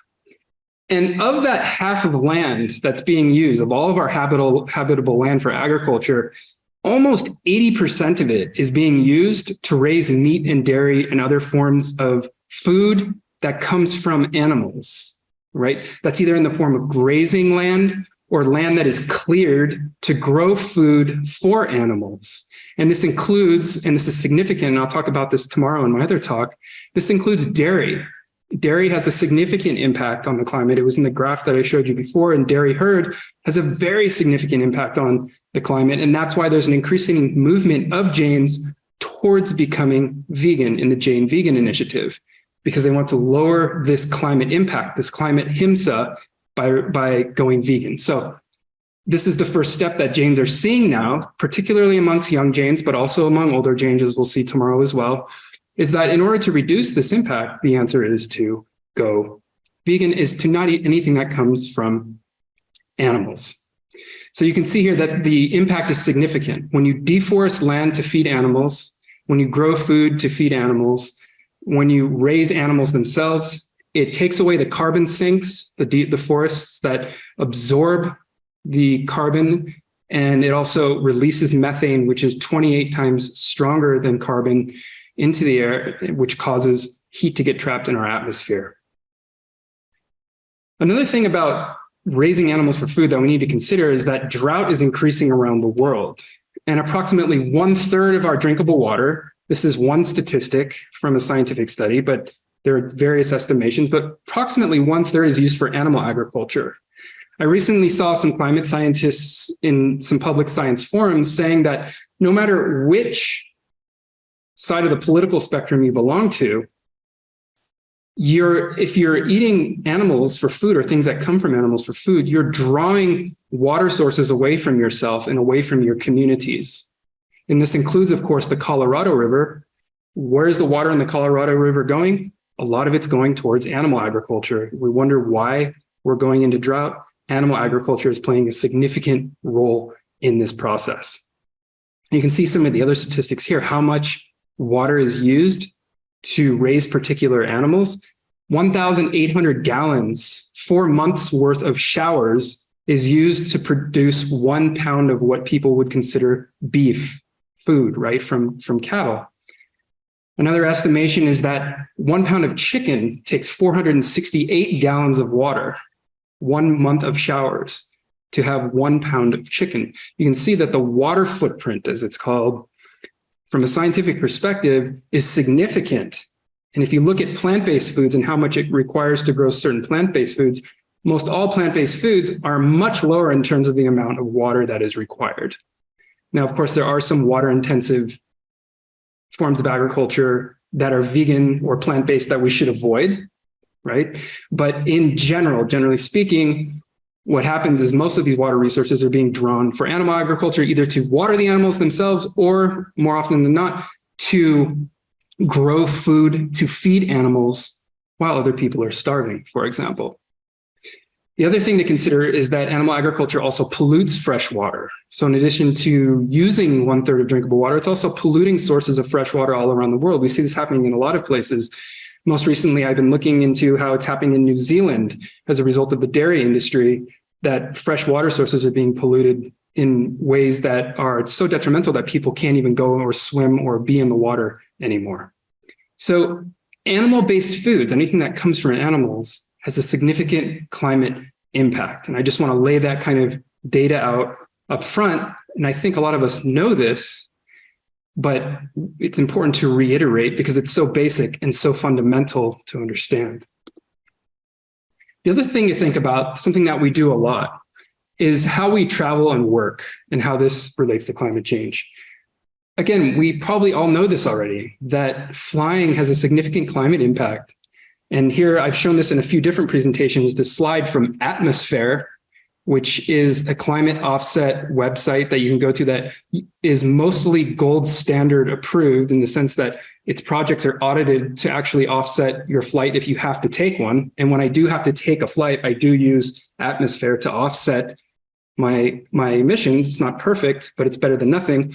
But the important thing I want to show you here is that you can use this tool to also get a sense of how much carbon you are putting, the carbon load you're putting in to the atmosphere as a result of your flight. So here's a typical example flying from New York to Zurich, between New York and Zurich, a round trip flight. As you can see in the red bar below here, the climate impact of that one flight is 2 times my carbon budget as an individual on this planet to keep the global temperature rising below 1.5 degrees. It's 2 times that. So if you take one flight between Europe and North America, you've basically used 2 years of your entire climate budget, and that's for everything. Okay, so the way, of course, we travel has significant impact on the climate. So does driving, not to that extent, of course, but all the different ways that we move and travel has a form of HIMSA that is inflicted upon the climate, and it's significant. And we should really consider these things. And we're usually doing this for work. A lot of times doing this for work, but a lot of people travel for pleasure, right? And I'm not guilt tripping or trying to say, hey, you did this or you did that, because sometimes I travel as well, right? And I'm not trying to virtue signal and say I do everything perfect, because I don't. But what I'm trying to say is we need some accountability, because these are the things, the way we eat and the way we travel are 2 such quotidian and habitual things that we all engage in every day, that we have to hold ourselves accountable somehow for what we do. And equipped with this empirical knowledge, I really do think that the Jain tradition has a lot of the resources that we're looking for in terms of what the answers could be. There are three Jain principles I want to just briefly go over here with regard to diet, travel, and work. And what I love about the Jain tradition is that for almost anything you want to do, there's some restriction on it, right? But that restriction should not be seen, as I want to argue here, as a limitation.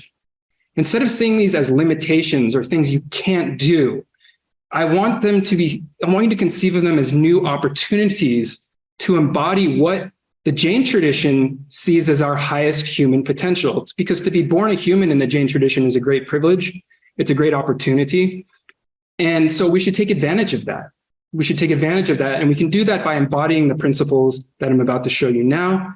And through the experience we have of embodying these principles, be reinvigorated through that autoethnographic data of our own experience of what it does to us as a human being who transcends their limited humanity. It can really reinvigorate us to stay on the course and to inspire others to do the same. So the Jain tradition, as we know, with regard to food, is famous for its guidelines in dietary nonviolence and avoiding, for example, things like root vegetables. We know that. And interestingly, root vegetables do have a little bit higher climate impact than other vegetables when I was looking at the Our World in data. So I know a lot of Jains would like to say, Jains knew it before everybody else, but that's not what I'm trying to say. I'm just saying that there's a sensitivity here, right, to the way we eat. And we know that Jains have avoided root vegetables for many other reasons historically.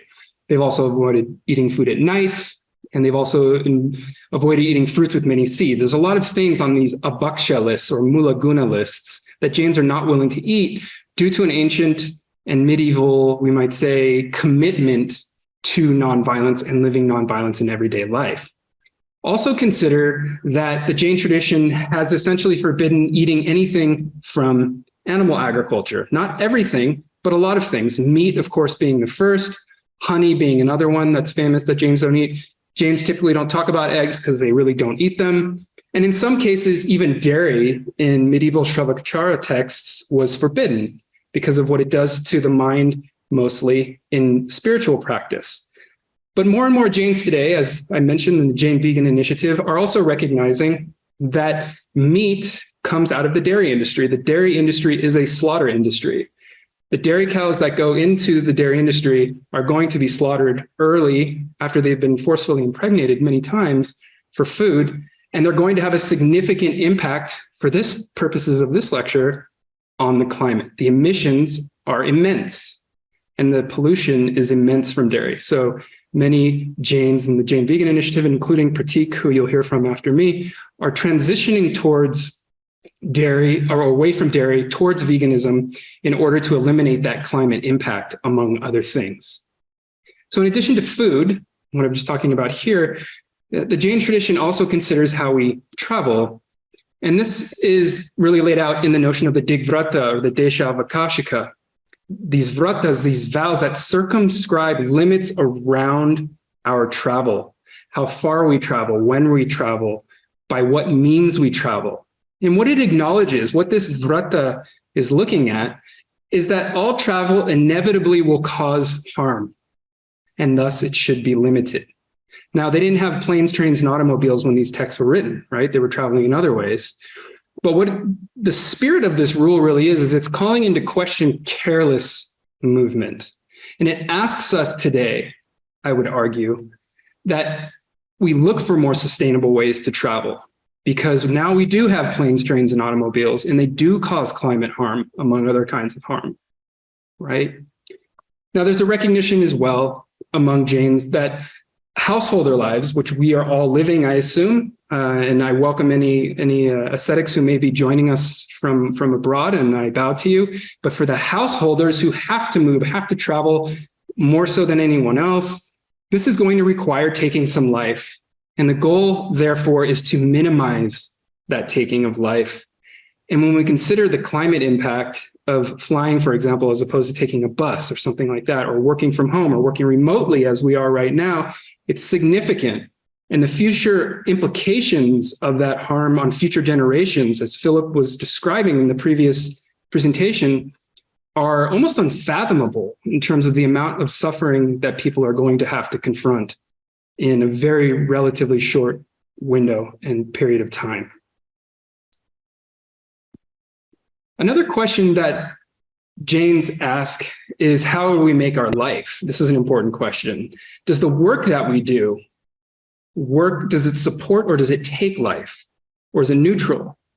And the Jain tradition really encourages life-supporting work, or work that does not take away life, right? And there's a lot of prohibitions on what kind of work you can do. I just want to briefly show you what some of these prohibitions were in these Shravakacharaka texts, and get us to think about how they might also apply today in light of climate change. For example, these are just some examples from a list of 15, for example, a classical list of 16. Charcoal production, one of the main causes of fossil fuel or emissions for climate change emissions. Working with charcoal, selling and engaging in the sale of charcoal was forbidden in Jain texts. Now, that being said, I don't want to romanticize the tradition, and I'll get more into that tomorrow. But there are Jains today who work with charcoal, right? So I'm not saying everybody's perfect, and the Jain tradition is a perfect tradition, but I'm saying it has these guidelines, and it's calling us to avoid these things. Forest destroying, which of course dairy and cattle is involved in, excavation, animal trade, animal byproducts, all these things that are involved in animal agriculture that are affecting the climate so terribly right now, were forbidden in Jain texts. Working with fire, which is used to deforest land to feed animals, to graze dairy, and these kinds of things, and water draining. So draining water from bodies of water, lakes and so on and so forth, takes life, and drought is taking life all around the world. And a lot of this water, as I showed you before, is being drained intentionally to feed animals, not humans, and is contributing and exacerbating existing problems from climate change. Also consider, again, I don't want to romanticize here, that privilege breeds emissions. And so science also tells us that the more income we make, the higher our emissions likely are. So it's something to keep in mind for anyone who has a high income, and how they spend their money and what they spend their money on and what they invest in. As my co-founder, Dinesh Kotari, likes to talk about, it's important to think about where your money goes as well and what you're spending money on, because you spend too much money on energy, on types of food that are not good for the environment, travel. These are things that significantly contribute depending on the amount of wealth that you have. Now, do we need limits? I will just conclude by saying with this concluding point here, which is that, again, I don't want to shame, I want us to think about what the Jain tradition is calling us to do. And when I was initially looking up and putting together some slides for this a long time ago, and I looked up the word vrata again, I saw that it comes from the verbal root ver, which can mean to choose. And I like to think of us as these vratas as choices to purify and be closer to one's soul from the Jain perspective. And that this is not merely a belief, but it's something that's part of a holistic embodied practice that many people believe in, but also believe in because of their own autoethnographic experience, their own embodiment. And as my colleague Kojin Bohanec likes to say, from the experience of doing it themselves. Your body becomes the laboratory and source of data. Okay. And so the effects of these embodied practices can only be known through application. And what I invite us all to do is to take the data seriously about what's contributing to climate change, to seriously consider about changing the way we eat, changing the way we travel, and changing the way that we work, and in exchange, having an experience of what the Jain tradition considers to be our highest human potential. So I'm going to leave it there, and I'm going to jump right into the next presentation as you digest my presentation and Dr. Clayton's presentation. And I want to invite to the stage my colleague from the Jain Vegan Initiative, Dr. Pratik Bansali, who will now give the final presentation on this panel of Jainism and climate change. So thank you so much, Dr. Bansali, for coming and agreeing to do this for us. Hey, thanks a lot, Dr. Miller. Let me just try to share my screen. By the way, is my audio and video clear? Yeah, you're all good. Yep. Yeah, because I'm having some issues with my screen sharing right now. It's kind of like a frozen. Oh, okay. Do you want to email it to me? Oh, there it goes. Yeah. Can I email the presentation to you, Dr. Miller? Because I can actually see it now. If you. Yeah, but I'm kind of like having a hard time moving my slides around. Okay, yeah, you can go ahead and send it to me, no problem. For some reasons, and yeah, it was kind of like working fine. Yeah. You can share it on, it's okay. You can share it on Google Drive if you like That might be easiest with my UC Davis email. Do you have that? Yes, I should. Yeah. Why don't you go ahead and do that, and then I can pull it right up for you. I'm just going to access that right now. Yes. So just to give everybody a little background, as Dr. Bhansali is doing that, Dr. Bhansali is from the Jain Vegan Initiative, which was an organization created online that was started by the Global Jain Network and Sunny Jain. And they actually came and taught a class for us at Arihanta Institute in the last term that we had here about various approaches to veganism and climate change and whatnot. And it was a really wonderful, productive class. And a little bit of that is what I've asked Dr. Bhansali to share with us here today. So we'll be hearing about Jain approaches to climate change from a very kind of intersectional approach, as well as on the environment. And I can think of no better person to do that than Dr. Bhansali. So thank you. Yeah, thanks. So meanwhile, while Dr. Miller gets a chance to open it, I can just kind of like start into the conversation. And great talk, Dr. Miller and everyone else. What I actually want to get into during my presentation is the way we look at environment, because a lot of times when we talk about the climate, the environment, we are talking about like global warming, right? So it's like a global phenomenon, or like species extinction, as something's happening everywhere. Well, it's happening everywhere, but the impacts are really disproportionate. So when we talk about Jain traditions, we start talking about Ahimsa, but then we talk about right knowledge, right conduct, and basically what we are focusing on is getting more information and then applying that information as we get it, as we process it. But when we talk about the environmental impacts, during my presentation, I'm just going to pick up like a couple of things, like the impact of deforestation, the impact of water crisis, and how it adversely impacts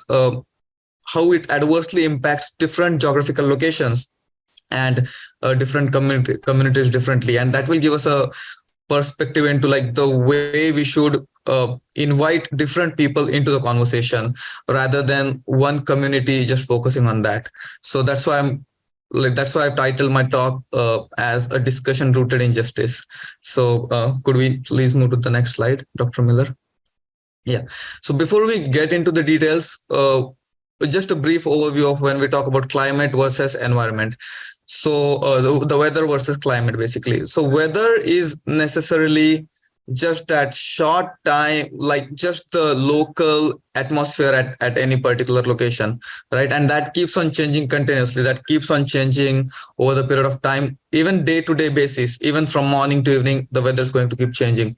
But when we are talking about the climate, it's a more long-term impact. Our bodies are really well suited to mitigate any changes, like mitigate the effects due to any changes in weather. If it's like a hot afternoon, I'm going to sweat more probably. But when it comes to the climate, ecologies and ecosystems evolve over a period of time. So what becomes important here is the rate at which the climate change takes place. The weather patterns keep changing over like centuries. But with industrialization and with human intervention becoming more and more impactful, the ecology doesn't really get enough time to adjust. And that's when different communities have different abilities to kind of tackle that, and they have more of an impact. And one simple example is when we talk about the colonial era, when we say a lot of diseases were transported to other continents, that's a great example of that, because these communities, they could not handle the diseases in a way similar to some other places would, and entire communities were wiped out. So when we just talk about any change of this sort, we need to look into that details. Is it wiping out a certain community? And that's what I'm trying to like focus on. And what I also want to include when I say communities is non-human animals. Because a lot of times the way we define environment is like everything around us, including the animals. But the way I want to do it is from an ecocentric approach, where we say that everything around us, as in the humans and the non-human animals. So that way we also focus on the impact on these non-human animals. Can we please move to the next slide, Dr. Miller? Yeah. So is do we have a moral obligation to act? Do Jain traditions call us to like act rather than just, hey, like just let me just try to minimize the impact? So while we say that these mass scale impacts are documented, what we are also saying is now we have that knowledge. Now we have that samyak darshan, right? And then with that samyak darshan and having that samyak charitra, where we say, okay, like let me use my right character to bring my actions, my conduct in line with these things.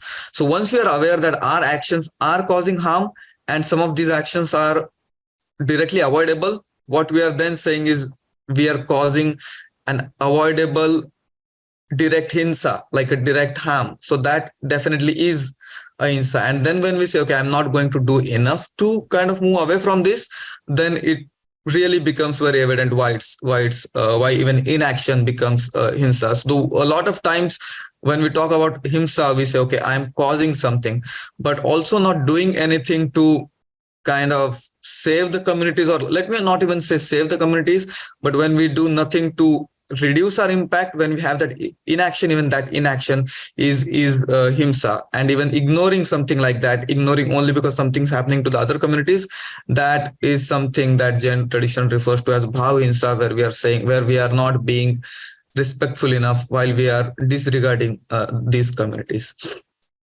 So yeah, Jain principles do definitely ask us to introspect and act. The next slide, Dr. Miller. So here's one of the slides that I actually borrowed from our course, where we are talking about climate change.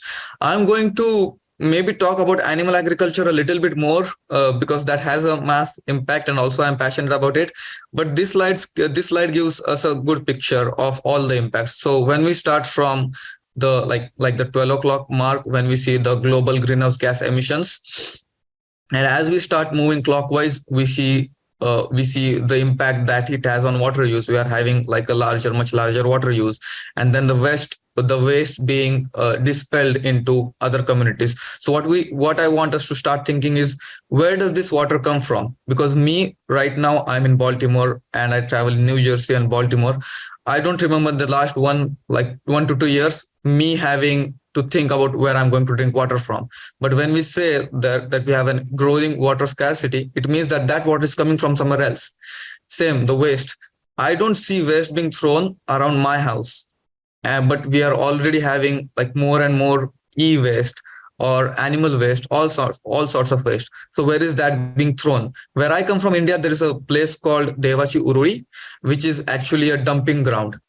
So all the garbage and all the waste from the surrounding areas gets dumped over there. And who are these people? These people are not politically powerful. So when we just say like growing waste, like growing problems of waste disposal, it doesn't really mean the growing problem for all of us at this point of time. At this point of time, while we are surviving, someone is really finding it hard even to breathe. So there we start seeing a disproportionate impact. And we need to involve these people into the conversation. When we talk about waste disposal, we can't just say, okay, let's just find this area and let's try to tackle this. We have this area over here and let's try to put our waste there. We need to bring those people into the conversation because they are the ones who know what happens with this waste.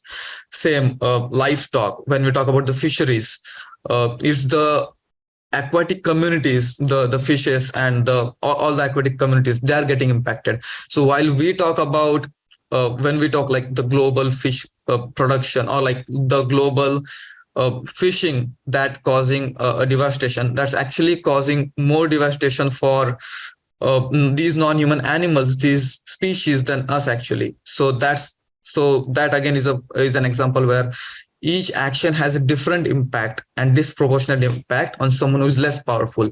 And same way, deforestation. When we talk about the deforestation, we always hear like I literally have no forest where I stay, and I don't own any like forest land. But when we talk about deforestation, it's not me who is getting impacted directly at this point of time, but the communities in the forest. For example, communities in Brazil, they're directly losing their land at this point of time.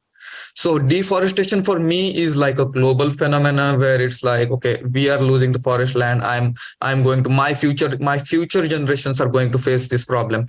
But for some of these communities, their current generation is facing this problem. So again, it's a disproportional impact even in time, if you look at it. So next slide, please, Dr. Miller. So yeah, this is what I was talking about. This graph shows if you just look at the deforestation due to animal agriculture and the differences in the drivers, you see countries like continents like Africa being impacted much more.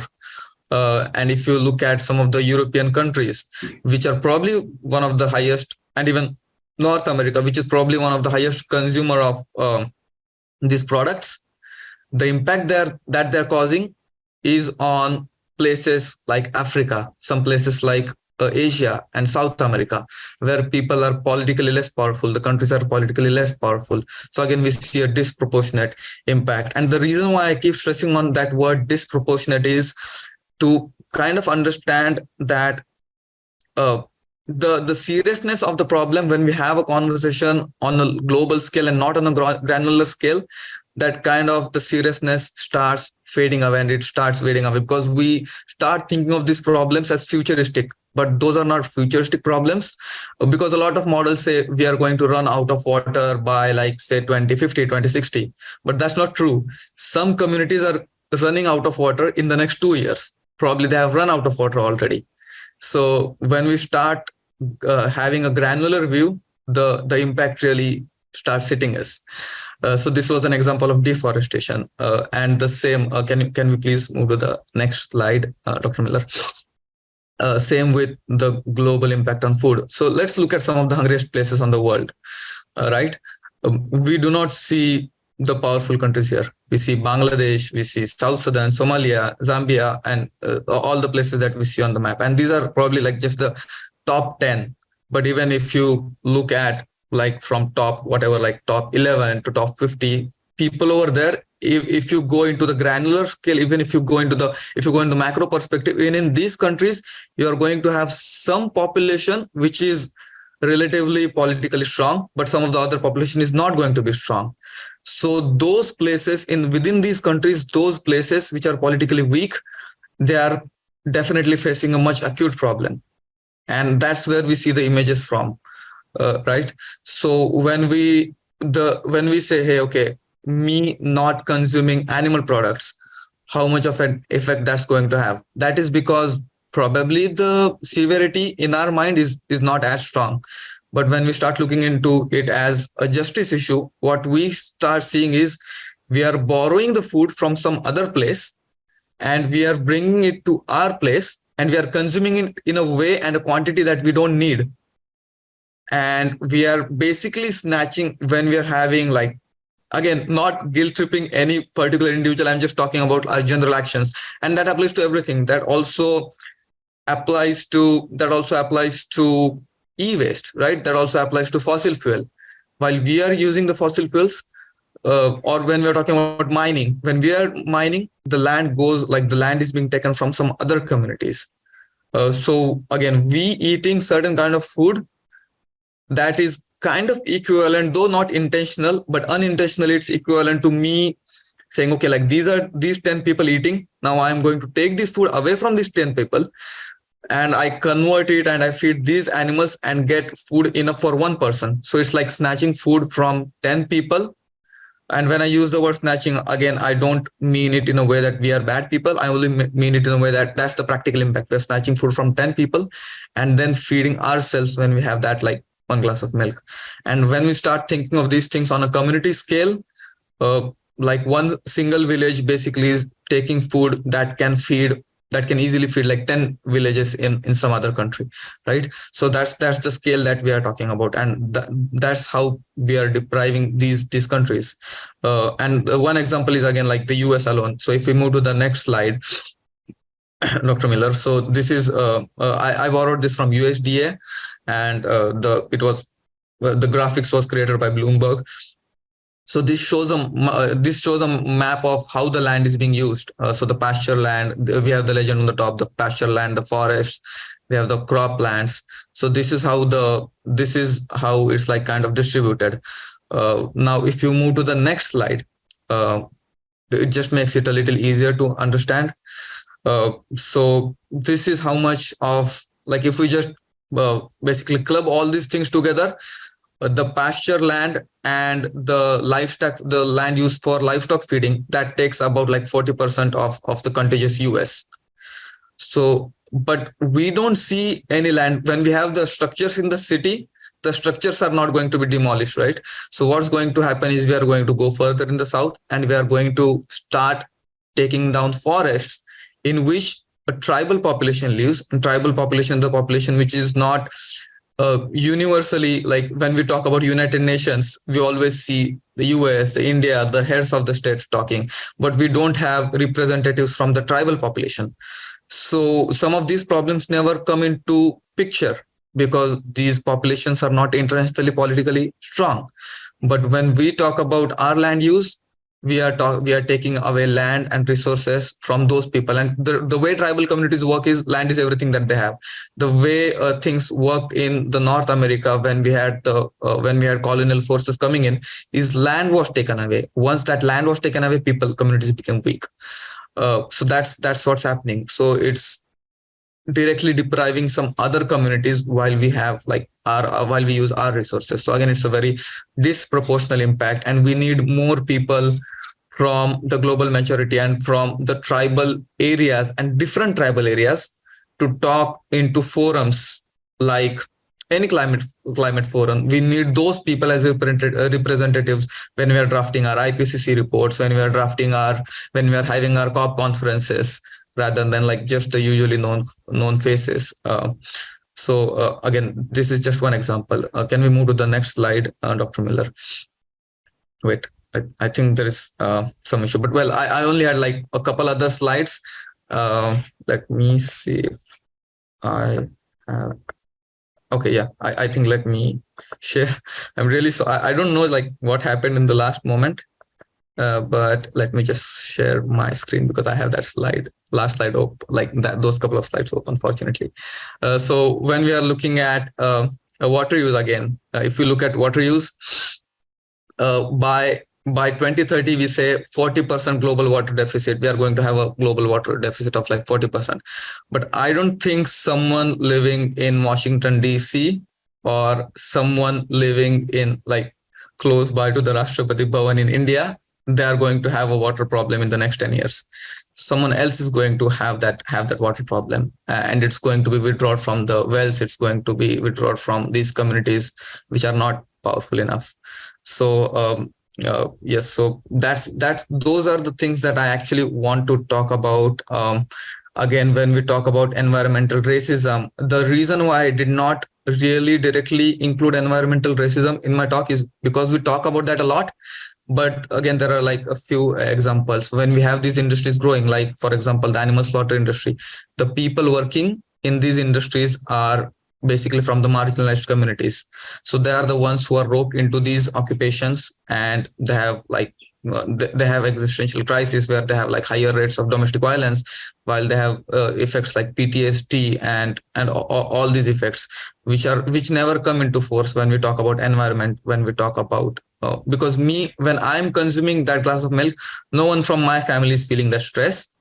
But right now, someone working in that industry, in the animal agriculture industry, the worker, the slaughterhouse worker, they're kind of feeling that stress. So so again, just want to emphasize on the fact that when we start talking about environment, we kind of need to stop talking, or like maybe instead of just talking about it on a global scale, like global warming, which is a fact. We need to go into details. We need to go into the local micro ecosystems. We need to go into local communities and then start seeing the impact. And some of these graphs, they will start really peaking up. So when we say 40% global water deficit by 2030, if you go into a small community in some other remote part, even of India, we are going to see like maybe a 50 to 60% water deficit by 2025, perhaps, which is not captured when we talk on a global level, when we talk on a very like macro level.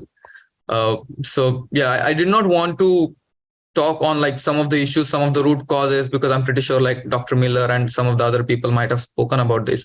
I just want to bring in a different perspective in that conversation.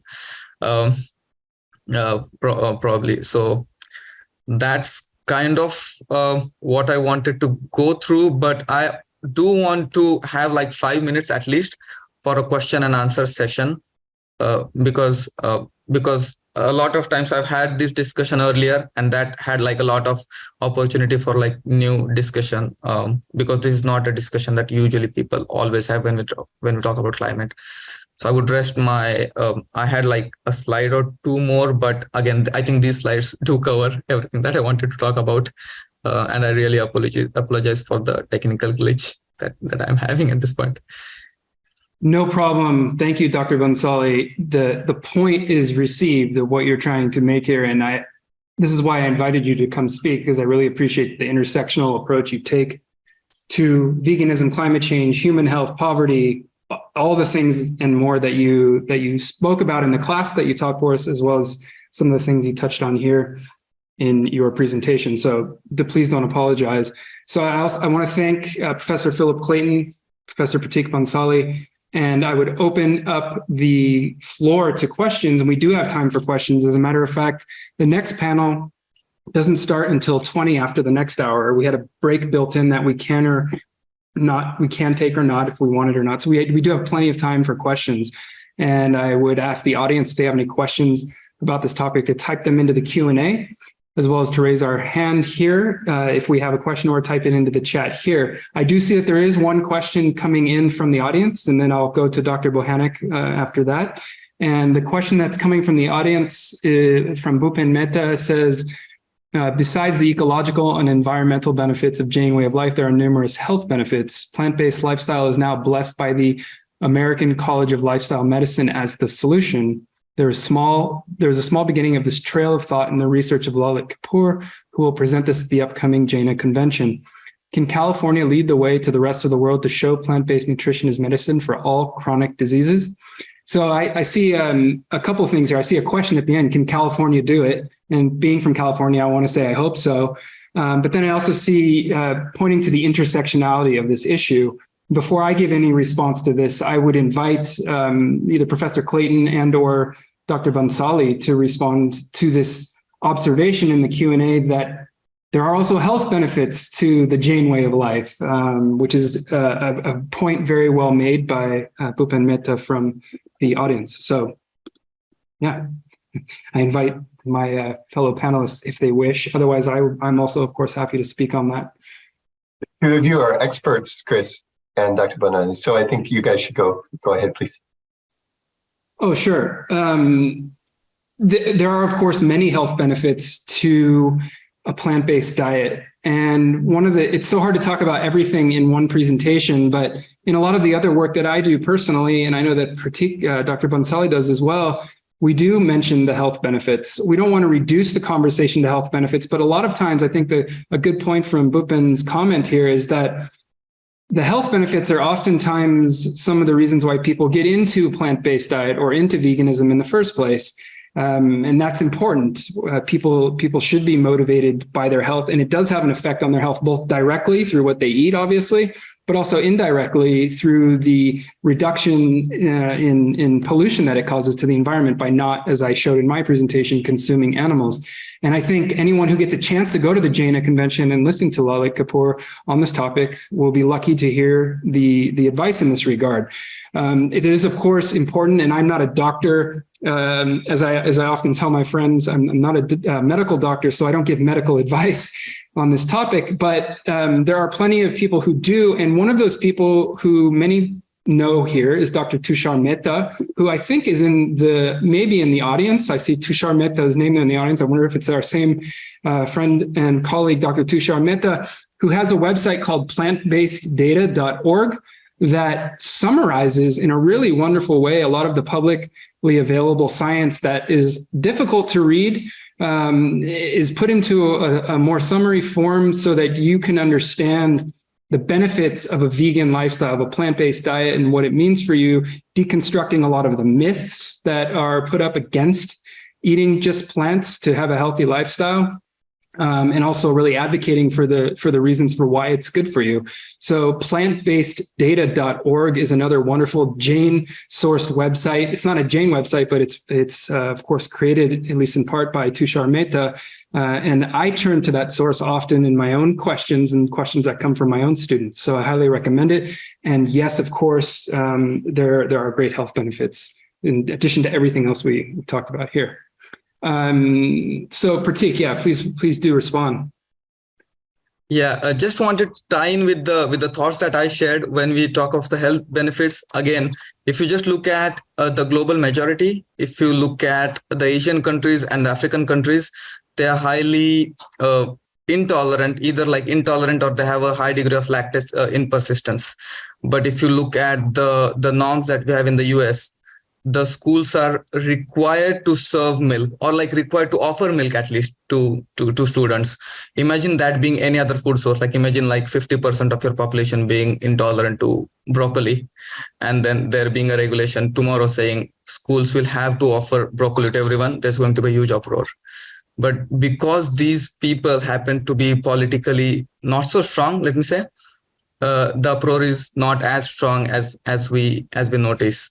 So even when you talk about the health effects of anything that we have to do with health and environment, they're disproportionate. And we again need to start taking into account doctors who come from the Black and brown communities, the doctors who come from the global majority to frame these guidelines. So it's just one other example of the discussion of environment and health being rooted in injustice.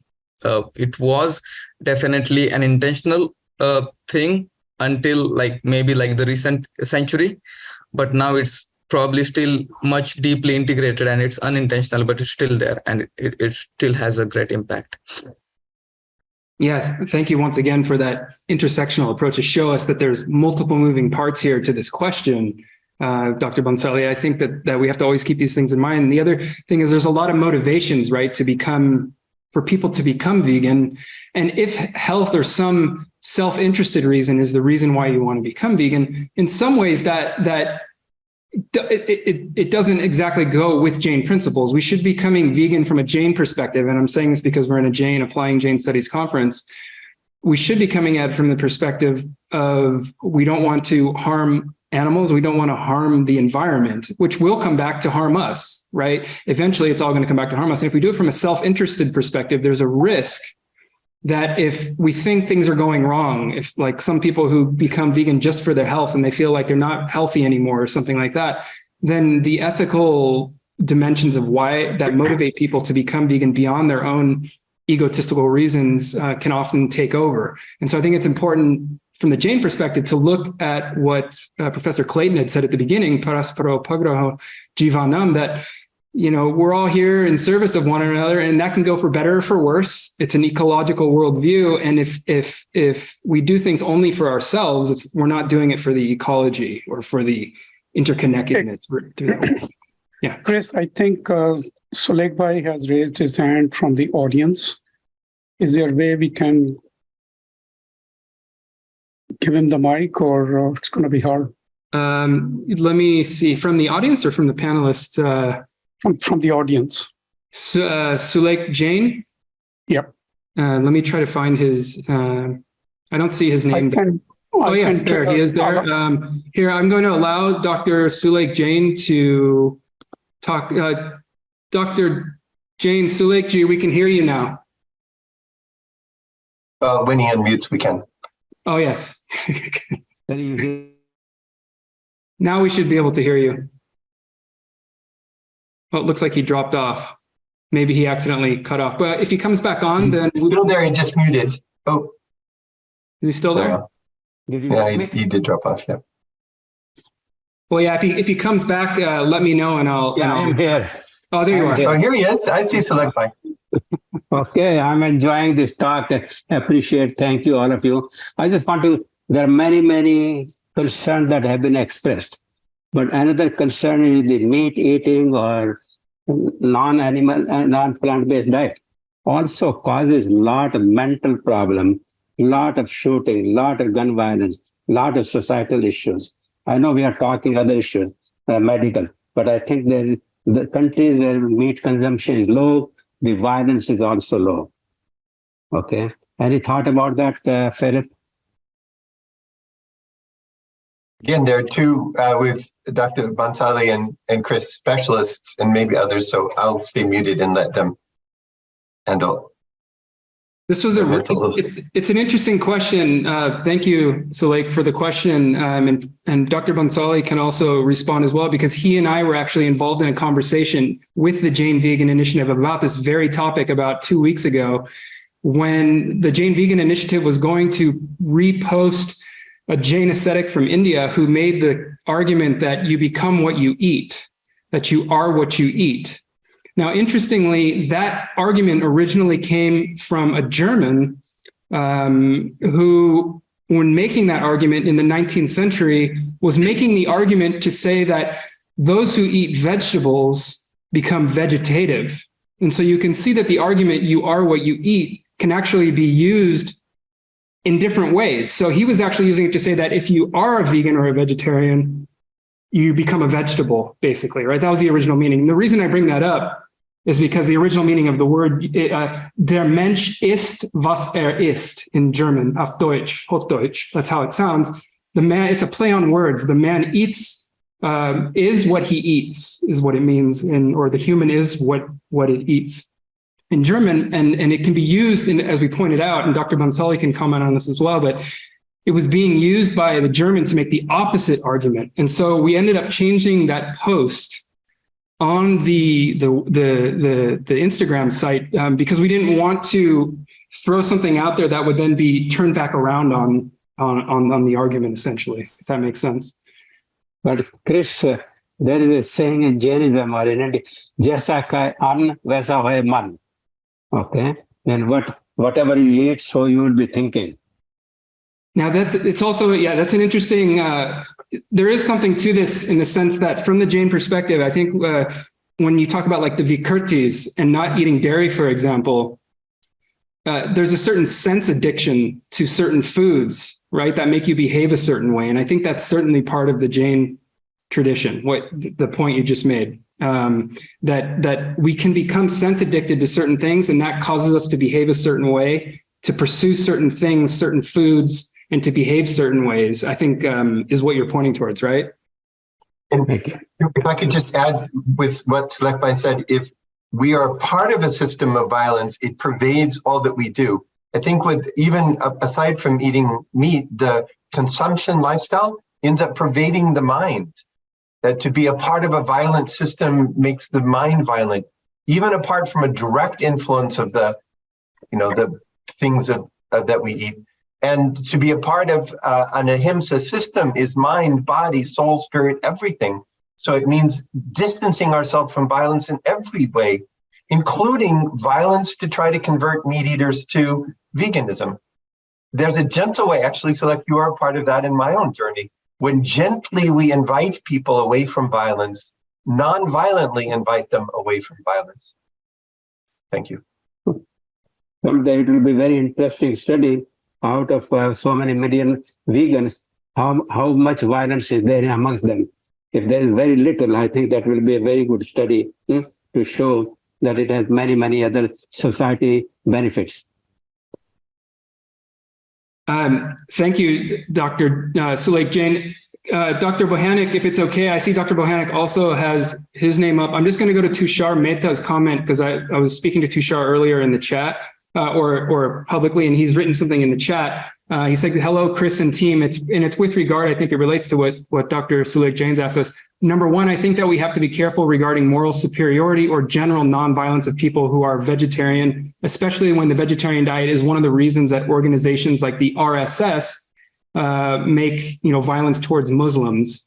And though he says, I admit that the comprehensive ethical veganism applies to human and eco nonviolence. And then there's also the pandemic aspect on animal foods that's also important. And I think this is an important point because if you take point one that Tushar is making here, the ways people eat are not always value neutral or away from violence. So if there are vegans, for example, there are white supremacist vegans, there are vegans who are nationalists of various sorts who attack people And part of their identity is around food and around being vegetarian or vegan. That happens, right? So there's anthropological evidence all over the place that this is something that happens on a regular basis, right? And then, of course, the second point Dr. Mehta is pointing out is that pandemics, which I think the last time I looked it up, 60% of pandemics are caused from animal agriculture, or from animals. It's from the World Health Organization. It's an astonishing amount, and much of that comes from today's animal agriculture. So that's a scary fact and statistic that Dr. Mehta is pointing out, and an important thing to reiterate, that if we wonder why we're suffering so much, in a lot of ways, the last pandemic, we all suffered so badly. We created that suffering through the systems that we allow to endure. Dr. Bohanec, would you like to ask a question? Yes, thank you. What a lovely discussion. I guess a couple other points came up that I might want to address quickly as well, too. In terms of health, there's a lot of people who are absolutely not interested in health or a health lifestyle. And so a lot of the advancements in culinary veganism has been able to broaden the reach of plant-based foods beyond what reducing veganism to health would allow. So actually a lot of the decrease in the number of animals being consumed over the last decade or so has been due to sort of a divorce between the health food movement and the vegan movement to some extent. I don't particularly like that because I like healthy food. And then in the Bay Area, now I can't eat because it's all junk food. But it has really broadened the appeal as well, too. The other thing I wanted to mention to Sulek Jain's point is in psychology, there's something called the perpetrator effect. And with the perpetrator effect, the idea is that when somebody engages in an act of violence, they themselves become traumatized and psychologically damaged by that very violence. And I've always suspected that happens on a collective scale with animal agriculture. I mean, if you've not eaten meat for a long time and you walk by a butcher counter, it's a very, very, very violent scene to behold. And the fact that people are engaged, it's not, you don't have to be killing an animal to be directly, physically, sensory involvement in violence. The very fact of preparing meat can be a very violent, the carcass on the table. And this all creates, I believe, like a low grade sort of almost trauma amongst people. I think they're collectively experiencing, and I think that it would make a connection. I don't know how far we can draw a line academically between the perpetrator effect, which usually involves individuals in like extreme versions of violence, to the perpetrator effect, which is smaller degrees of violence, like cooking meat, to a more collective sort of violence. I don't know how well we could draw that line, but it's something that I've always wanted to do. So I think that Sulek is really onto something. But my actual question, the reason I first raised my hand, was this is kind of like an elementary question. And I'm sorry if this seems sort of like self-obvious, but I get this a lot, like as a textualist or as like constructive theologian, where I'm like interpreting ancient texts. And I find myself asking myself, like, what am I doing? Like, why am I trying to interpret these texts in such a way that they sort of address issues of animal violence or environmental violence or social violence and racism? What exactly am I doing, and what am I hoping to get out of this? And I guess even though it sounds a little elementary, I think it's still something that academics need to really do at a certain point, is justify to the audience their existence, not their existence, but their, what is it that we're trying to do as academics when we address this issue, particularly when we're trying to like address this issue from a Jain perspective. So it's just a general question to all the panelists and to myself included. I'm not going to answer it, but what exactly are we doing? What do we hope to be doing with our academic work here? May I, Chris? Because yes, please. I love Dr. Bohanec's question. What I think we can communicate to our students and to the audiences of lectures and books is that we live in an age of nihilism. We live in an age that is painfully lacking wisdom. We're like little children, like a little boy who gets a big stick in his hand and begins destroying everything he can see inside the house or outside. We have the big stick is science and technology, and in the hands of politicians who want power, think of what's happening in Sudan today. the loss of all kinds of life is immense. We are an animal, a species. It seems like we are 13 or 14-year-old boys now, the way we live on the planet. And maybe the thing that we can say in every religious tradition is that this is a time when we need to seek sources of wisdom that have been lost with the passage of centuries. 10 million Jains in India, small numbers, and yet possessing texts and lifestyles and understandings that the world desperately needs. And that isn't ego when we say we as a species are in a place of needing a collective search for wisdom. And textual scholars like yourself, Dr. Bohanec, and others are able to bring ancient texts to a hungry world, a world lacking in understanding, and offer new visions of how they can see the world, new worldviews, as Jeffrey Long said, and then new ways of living. That I love your question because I think it gets at one of the great wastelands of the present world is a wasteland of wisdom. Absolutely. So moving, Professor Clayton, to hear you talk and to hear you respond as well now. As just to jump on to add to what you said, I feel like, I came into the study of South Asian religions, and we should all say why we do, right? Because I had a lack of meaning in the world when I looked around and saw the world around me polluted, destroyed, before I was vegetarian, before I was vegan, before any of this. I just wanted some meaning in life. And as I went through graduate school and learned theology about Jainism, was very inspired. When I went and did my PhD and did field work, of course, then you learn that the world is not the perfect place you wanted it to be. There are always things, there's always data, ethnographic data that's going to disappoint you, historical facts that are going to shatter your imagination of what you thought was true about any tradition, right? But at the same time, we all being human, I still, to this day, after all of that critical study, ethnographic study, and theological study, and a little bit of philosophical study, I really see a major promise in getting that meaning that so many of us lack from the Jain tradition specifically. And I think, Professor Clayton and I are on the same page. They're not, Pratik is Jain, right? Pratik's born Jain in India, so he doesn't have to be convinced. But Philip and I have been convinced as Western scholars, if you want to call us that, from our various perspectives, that there's so much in this tradition that gives us food for thought, since we're talking about food. It gives us things to mull over, values to mull over, and not just values, but also conduct-oriented prescriptions that are found in such a systematic way in this tradition that you won't find anywhere else. Or, of course, you'll find them in varying degrees in other traditions, but the Jain tradition has a particular promise, given its ascetic impulse and its ascetic approach to spirituality and life, that I think no other tradition does. And it has that in a humble way, because it's also not coming and trying to crack you over the head with it either, which I also appreciate, right? They just want to share the principles. And I see Philip smiling there. They just want to share the principles. They don't want you to convert. They don't want you to become something that you're not. They want you to become what you have the potential to be, right? And you can stay where you are, whatever religious commitments or whatever you have.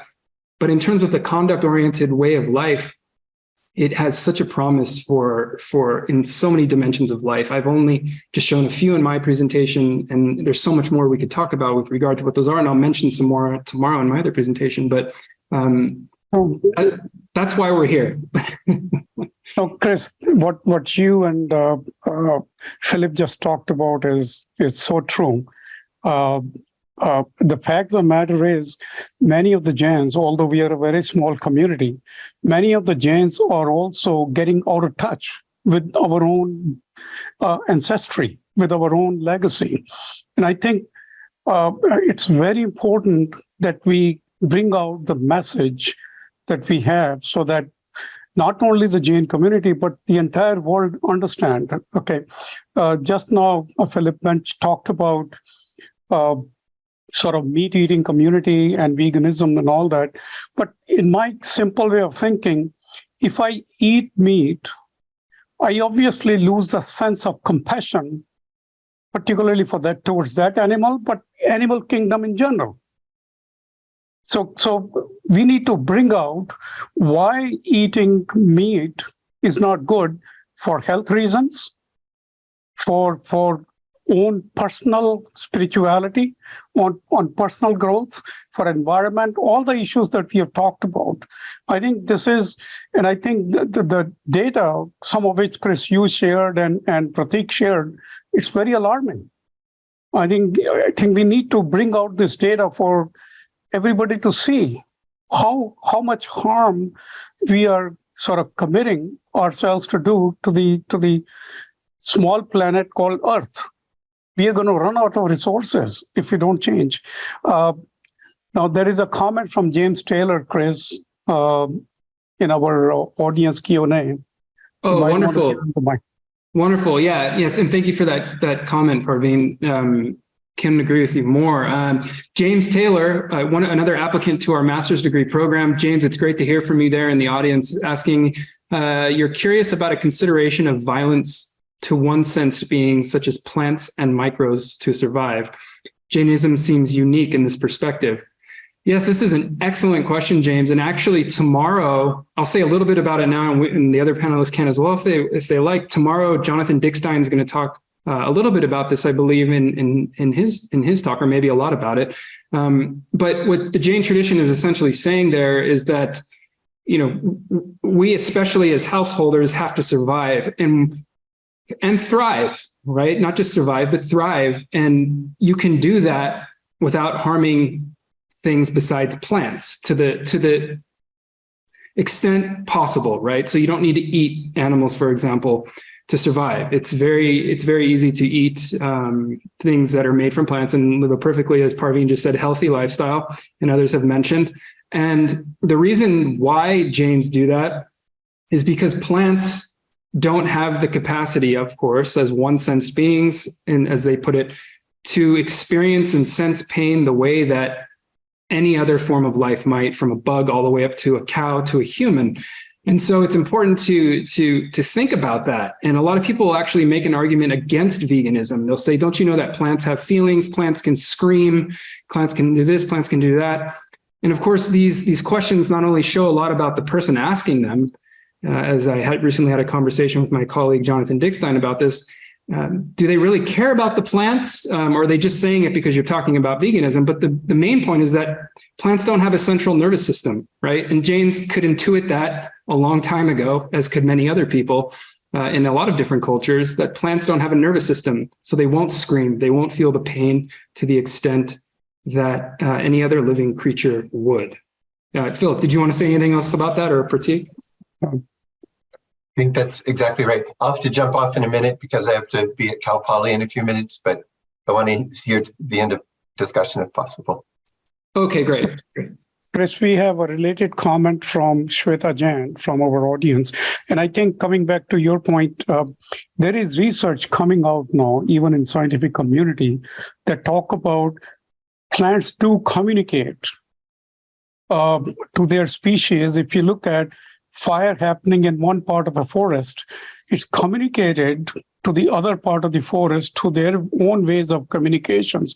And it's scientific data or some research coming, where the plants in the other part of the forest, they start changing their sort of looks or something like that. So that's very interesting research that's coming out.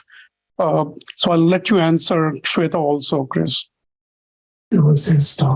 Yes, plants certainly have a certain intelligence, right, as well. So Jains would also, as you're saying, Parveen, not deny that.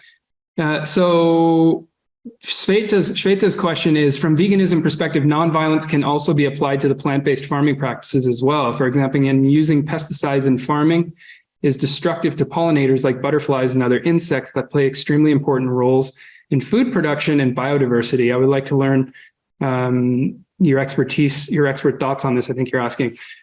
So I'll just say once again, and Pratik might actually be able to answer this question better than I can, being more on the STEM side of things, if you will, that I agree with you, Shweta, that in addition to veganism, the kinds of farming we do makes a difference. If we're using things like pesticides, Jainendra, hi there, Atul. If we're using things like pesticides, we're obviously killing bugs, killing animals, and polluting the environment. And so we also want to get away from that as much as possible.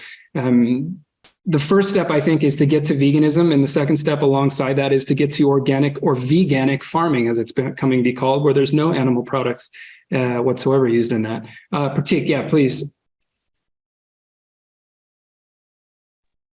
Hey, thanks for that question, Shweta. So one of the issues there is we do need some of these pesticides just because the demand is so huge, right? Because you need so much land, and in that limited amount of land, you need so much of produce. So one way, of course, like Dr. Miller said, is just to come down, reduce the consumption by moving towards plant-based agriculture, because you are going to need like a lot less land, like I discussed in my slides. That's first thing. And then we also need to start roping in like technology.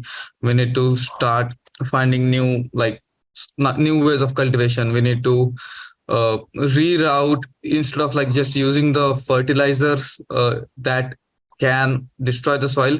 We need to have techniques like crop rotation. We can't just have the same kind of crop, because if you have the same kind of crop, the nutrition level in the like specific nutrients in the soil, they're going to go down. And then to replenish those, we are going to need different types of like maybe fertilizers. And if those are not the chemicals that are nutrients that are found organically, then we'll have to rely on, again, these chemical fertilizers, which further destroy. So there is something called zero budget natural farming that someone in Bangalore, and then we have an organization called Jeev Bhavna in Pune. They have a pilot project that they have in Pandharpur in India. I can share the details if you just message me. So yeah, there's definitely a lot of people trying that. And people are also trying to bring in human waste. You have a lot of human waste. That is probably going to be a good thing. Then you are going to have different types of weeds. We are going to have different types of fungi that can be used just to meet our nutritional demands. So those, I think some of these options further need to be explored. But yeah, there are definitely alternatives. Even for plant-based farming, we need to move on from pesticides eventually. Thank you so much, Dr. Bhansali, for the answer coming from a STEM-based perspective, much more scientific than I can provide, and for all the data that you provided in your presentation. To Dr. Philip Clayton for a wonderful and inspiring presentation on the Jain worldview and its connection to climate change. And I thank you all for engaging in such a really dynamic and productive conversation here around this topic that we put up front in this conference, because it is such a big deal and it is such a collective threat that we all face, that we really need to be kind of perpetually thinking about and moving on very quickly. I'll just conclude by saying that the IPCC has said that we need action at the individual level. We need action at the corporate, political, and structural and economic level. We need action at all levels right now, as fast as possible, by everyone, right? And that everyone is us, and we all can do something right now. And we can all take inspiration from the Jain tradition to do something big right now. And what doesn't feel big to you does make a difference. And I just want us to leave inspired that we can and will do it together. Okay, so I'm now going to pass over the mic to my colleague, Dr. Kojan Bohanek, who's going to take over for the remaining panels today. And I thank you, Dr. Bohanek, for presiding over these panels. It's getting late here in Zurich, and I'm going to head off soon, but I'll stick around for a little bit longer to make sure everything goes smoothly.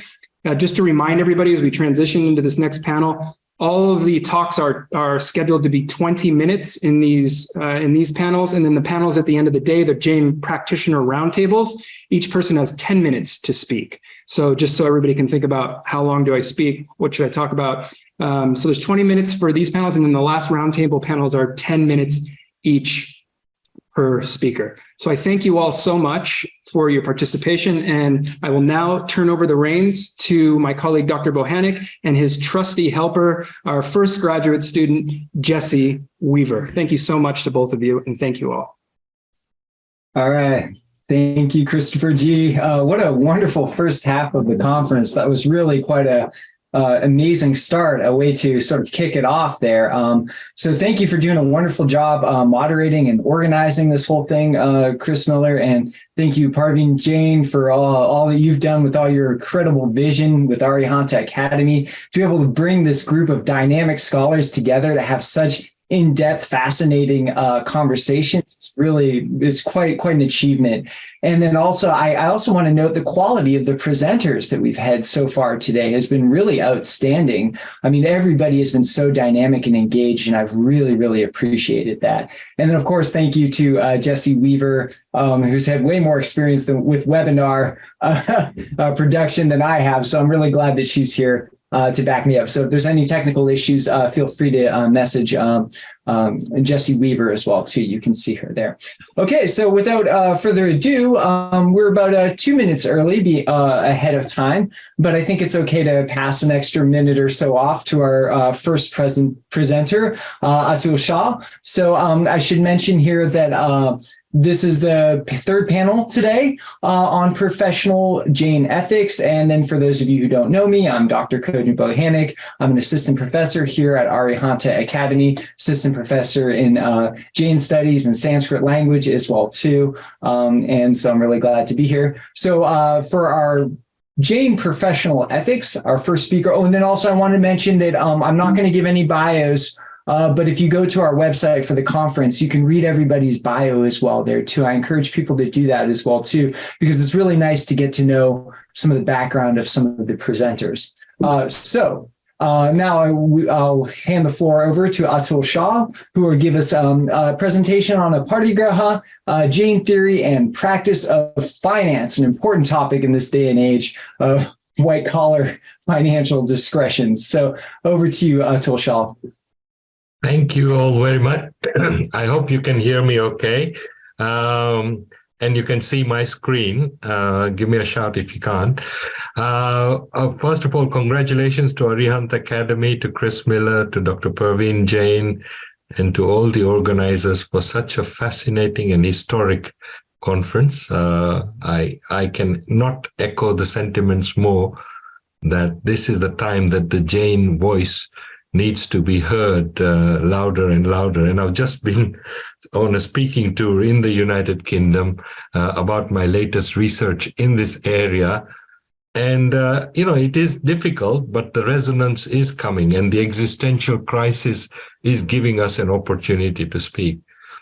So just to summarize my presentation for this session, I'm assuming most of this audience is familiar with the word aparigraha, which means non-possession, or in a more general sense, non-materialism.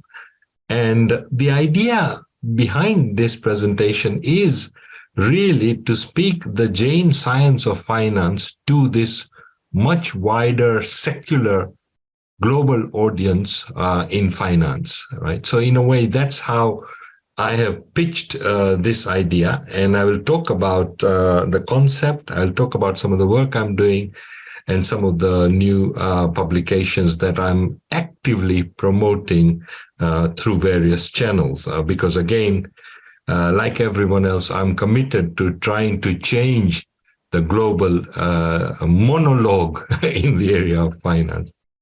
So very briefly, today is Earth Day, and you will be familiar if you look at the news about the whole scale of financial and banking crises that have been going on for some time, and the kind of ups and downs of the stock market. The stock market today is a bit like the weather, it gets repeated every hour on the news, and it has really infected our everyday life. And we know very well about the Anthropocene, but there are very few experts in finance who are willing to admit that they are part of the problem. Their science is a big part of the problem. It's a very subtle science. It's not obvious how finance leads to the killing of animals, because there are no chapters on animals in a corporate finance textbook. It's not obvious how finance leads to a chainsaw on rainforests, but the whole industry which cuts rainforests is funded by banks and financial institutions. And then we have evidence around inequality. 50 families own half the world's wealth. We have premier financial institutions like Goldman Sachs, who just got fined just a couple of years ago, $4 billion for the 1MDB fraud. So, these premier investment banks are knee deep in fraudulent transactions. And that's not just once a year, but often every year, and they're in and out of the courtroom. We've got 100 companies responsible for 70% of the global emissions. So the multinational corporation is highly diseased, yet it remains the central reference point for all corporate finance textbooks, and is almost eulogized as one of the greatest organizations on the planet, when actually it is one of the worst and most damaging. So under this backdrop, how do we introduce the Jain ideas on finance? And that's what I'm going to talk about here. Now, if you look at, I've just spoken about the background of finance and its impact directly on the planet and the ecosystem. I'll say a little bit about the history of finance theory and practice. And yes, the City of London has been one of its most historic laboratories for what we see as contemporary finance. I'll talk about aparigraha. And, paradoxically, the Jains, actually, it's interesting, that the Jains not only have a theory of finance, but they also have a very long, sustained record of success in finance. So some of those, business histories and experiences are actually very relevant to the kind of crisis we are facing. And then what are the implications of this for ethical finance education and the reforms of finance? So one of the first works I did in this area was with my colleague, Dr. Aidan Rankin. We wrote a book on Jainism and ethical finance, where we drew from the various principles of Jainism and also the different practices by Jain businesses which led to sustainability in finance. This was published by Routledge in 2018 and is available globally. And, we wrote it with a very strong passion that the Jain ideas need to permeate and influence the world. But of course, we realized after writing it, and even in the process of researching it, that the whole connection between culture and finance has been severed so deeply, right? I mean, in finance textbooks, all you see is equations and calculations. You hardly see any mention of people, let alone animals or rainforests. And you have a technocratic science which has completely submerged the cultural assumptions behind finance. So whilst we developed through Jain ethical finance a very deep and organic theory of finance, the rest of the world was not even able to link culture and finance. So here's an example of what I do in my classrooms to make that link. The square mile of the City of London is where so many of the modern institutions of finance originated from, like central banking, like the stock market, like insurance, and it's a very small zone, in terms of physical space, a square mile, it has its own mayor, the Lord Mayor of London. It is regarded as one of the largest per capita concentrations of political and financial power in the world. Yet when we look at its history, there were in the square mile 104 churches before the two world wars. So even in the origins of this laboratory, faith and finance were deeply entwined and connected. In fact, it was fully understood that trust in finance comes from having a conscience and a belief and almost a fear of God, if you like, right? Now, of course, with neoliberalism and neoclassical economics, all that has been stripped off. And it should be small wonder that we have such a huge crisis in trust and relationships and in finance, where leaders act with conscience and compassion. Yeah.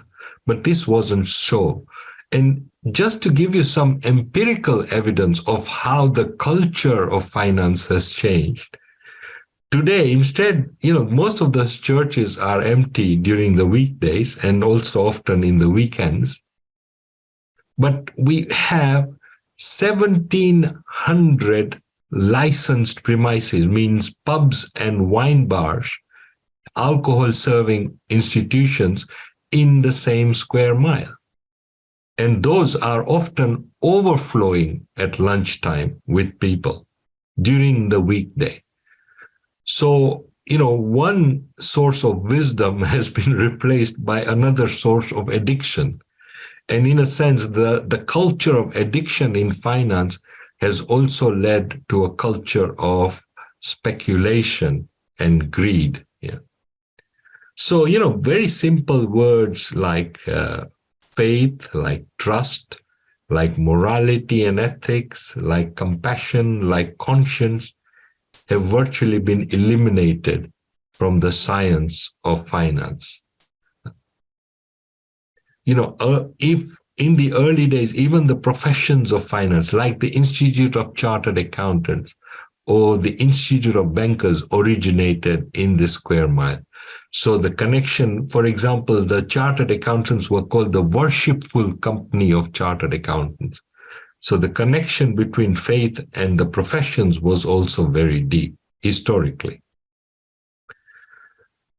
Now, of course, many of the listeners of this conference will be familiar with the Jain faith.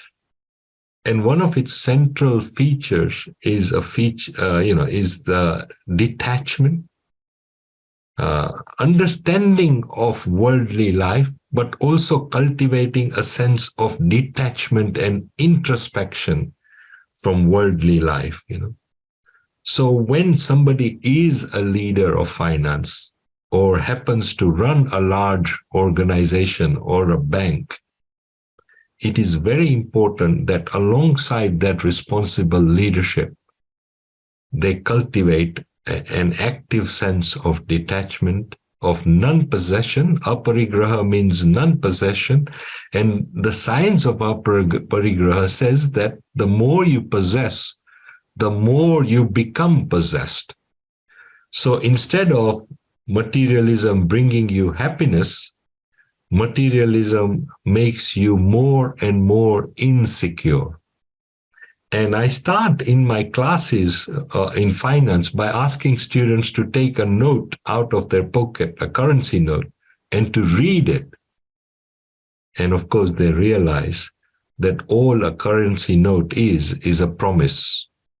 It's a statement of trust, and it's asking for people to have confidence in the Bank of England certifying the value of that money. It is not an objective fact or an objective commodity.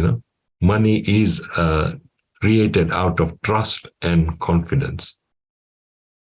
But of course, in finance and economic theory, what we have done is objectified and commodified money and turned something that is a statement of faith into a statement of fact. So what the Jains have done historically, and those of you who visited the temple or the community centers, is to have a practical sense of aparigraha, to cultivate humility around finance, to build an enrich the social capital. The business was always done within a community setting. There was honor in belonging to that community. There was reputation in belonging to that community. And as a result, there was a kind of self-regulation of leadership behavior, which came from belonging to the community. So what you have is a very kind of deep understanding of the nature and limits of money, a deep sense of self-discipline in life, in everyday life, including diet, family care and care for the community.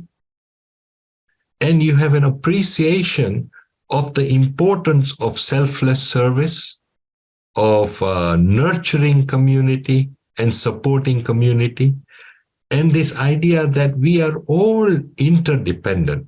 Even when we achieve success in finance, that success ought to be shared rather than kept to oneself. Yeah. And in my books, I cite many case studies and examples of these businesses. I personally grew up in East Africa, and I saw all these factors firsthand through my upbringing as a child. And a lot of my writings are autoethnographic in that sense, that I didn't see a difference between private business and public community. In fact, I remind even academics in finance that the business school was only invented 50 years ago. And prior to that, most business training happened in communities, and through upbringing and through mentoring and through experience. So we've talked about organic food, I'm sure, many times today, and we'll be speaking again. And when we look at Jain business practices, we see that those kinds of principles, that money is a means to an end, not an end in itself, that when one comes to possess money or possess wealth, that is not there just for one's accumulation, but for sharing. And also that business growth has to be within scale and within manageability and at a pace one can control, right? In finance theory, we teach exactly the opposite, that if you have a positive net present value project and you're able to raise the debt, you should go for the maximum borrowing you can get and expand your business to take advantage of all possible investments and just grow your wealth. The sole aim is to constantly grow your wealth. And the Jains say, no, we will grow it within our scale, within our means. And yes, if we achieve windfalls, then we will share, as Parveen Jain is doing through the Arihanta Academy, right? We will share it widely with the diaspora and the world. What is quite fascinating is that even the word leadership is missing from the finance textbooks, and what good leadership in finance looks like is virtually absent from the literature. So what I try and advocate is finance from first principles and understanding the importance of trust and relationships in finance, and developing a sense of self-discipline, humility, and modesty, and really seeing that money is a means to an end and not an end in itself. I am trying to bring the rainforest into the finance textbook. I'm trying to bring factory farming and animal agriculture into the finance textbook. I'm introducing the word community, which has completely disappeared from the finance textbook, back into the finance textbook. And words like trust and honor and reputation and self-regulation are all through my writings. So as an educator in finance, I've tried to develop a whole new and very different approach to finance education. And even for Arihanta Academy, we have created a self-learning online module on sustainable finance, which has just been launched, which is based on my latest book. And, we are trying to make finance much more practical and non-technical and understandable and accessible. So many people are overwhelmed by the complexity of finance when all they need to do is some very basic transactions, basic savings, basic understanding of loans, and really to be in control of their finances rather than allowing finance to control them, which is what they are experiencing today.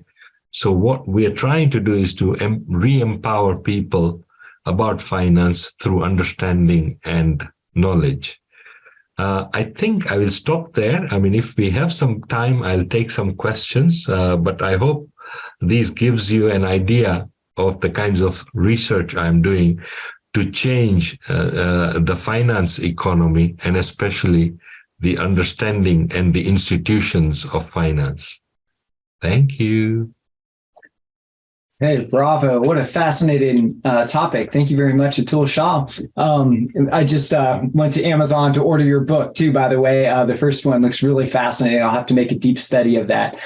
So thank you for a brilliant presentation. Just to remind everybody that we will take questions at the end of the panels. You're welcome to raise your hand and ask, or you can type it in the questions section, or you could probably do it in the comments section too. I'm trying to keep an eye on that as well too. So if you want to ask questions, we'll wait till the end of the panel, which will be at 12:20. Okay, thank you very much, Atul Shah. And then our next presenter will be Malay Patel, and he will be giving a fascinating talk on discussions and debates on degrowth, wantlessness, free markets, and self-actualization from a Jain perspective.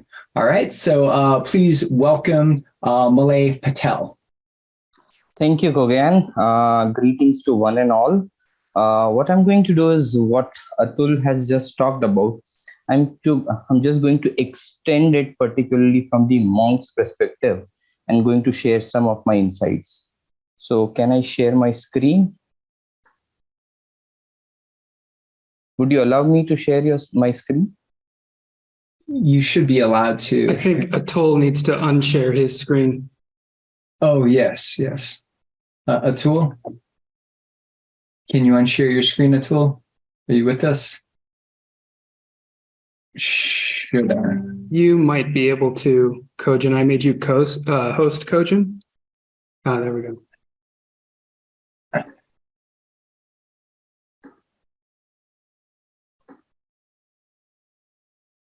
Okay, looks like you have it now. Okay, so there are 4 questions which I had in my mind when I actually conducted an interview of a monk who was a billionaire, and he relinquished the world and abandoned the world particularly. And the questions are very simple. That is, can voluntary degrowth and wantlessness of an individual promote overall welfare for the potential consumer? Second was, does free market give people a real freedom? Third was, can self-actualization only be achieved by detachment from the extrinsic transactions and reward? And finally, the question was, is it necessary to know when to exit from your professional activity or your business activity? So these are the large 4 questions which my presentation is going to answer. And first thing is, this case reflects upon the notion of an elder father who is around the age of 65, who wants to voluntarily withdraw from his flourishing pharmaceutical business and aspiring to live a life which is full of austerity, abandoning all his present relationship, believing that it is the highest level of ethical behavior a businessman should strive to achieve, while embarking on a journey towards reclinishing all these corporate positions. Father is confronted by his adult son and adult daughter to think over his decision, and the father's thought process is explored as he's trying to reason the ethical and economical understanding to his son and daughter. So this is the piece which keeps on coming in actually every newspaper, particularly that are huge youngster Jains, or there are actually quite a professional Jains who are billionaires, who are living their wealth and fortune and going on a path of actually monkhood. So the case has been actually tried to be explored through this angle. The central idea in the case deals with the higher purpose of human life by considering the protagonist view, who takes economic activity and the social activity as the only part of an whole human activities. These are just parts comprehensively, which doesn't define the holistic purpose of a human independently. As the case focuses particularly on the economical activity, protagonist view strongly critiques the economic, which fail to link up the purpose of an economic activity with the end of an economic activity. So he says particularly the larger part of economics should actually end, in the senses when there is no desire left particularly. This should be the end goal of economics. Most of my economist friend would always disagree to it particularly, because the whole of the discipline would be the threat. But if you logically conclude, this can only be a practical answer.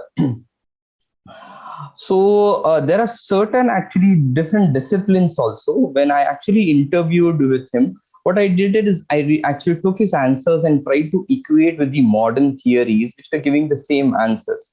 So I'm just sharing that modern theories with you, where there is not an actually iota of Jainism which they talks about, but it still resembles the Jain principle. There was an actually book written by Professor Barry Schwartz, which says the paradox of choices. The book is named, the title is The Paradox of Choices, where he summarizes that we would be better off if we embrace certain voluntary constraints on our freedom of choice instead of rebelling against them. He said again that we would be better off seeking what was good enough instead of seeking the best. Third is, we would be better off if we lowered our expectations about the results of the decisions. And we would be better off if we paid less attention to what others around us were been doing. So these are very psychological perspective, and this is what actually the Jain principles also resembles, that actually you should focus on yourself first particularly, and you have to embrace on certain actually voluntary constraints. If you take into consideration the psychologist's point of view, as we all know that the materialistic life of money cannot fetch the happiness, then why we are doing this? We are doing this because happiness is an actually adaptive and a positional kind of a thing. My happiness depends on my neighbor. If I see that they are better off in the economic sense, particularly, I also need to actually gear it up and actually be on the side of more economic success. So here the case is very simple, particularly that our happiness is positional. It's highly dependent on the material, and that too material which is possessed by someone else. The same thing, if you see Marshall, particularly Marshall Alfred in 1920 argues that direct effect of an increase in want make people more miserable than before. So if we consider this proposition to be true, the highest level of ethics a business can ever achieve is to surrender growth after a certain point of time and start focusing on the overall welfare of the consumers by eliminating the choice for consumers and advancement towards the state of wantlessness. Now, what is the state of wantlessness? I'm going to actually share in another slide.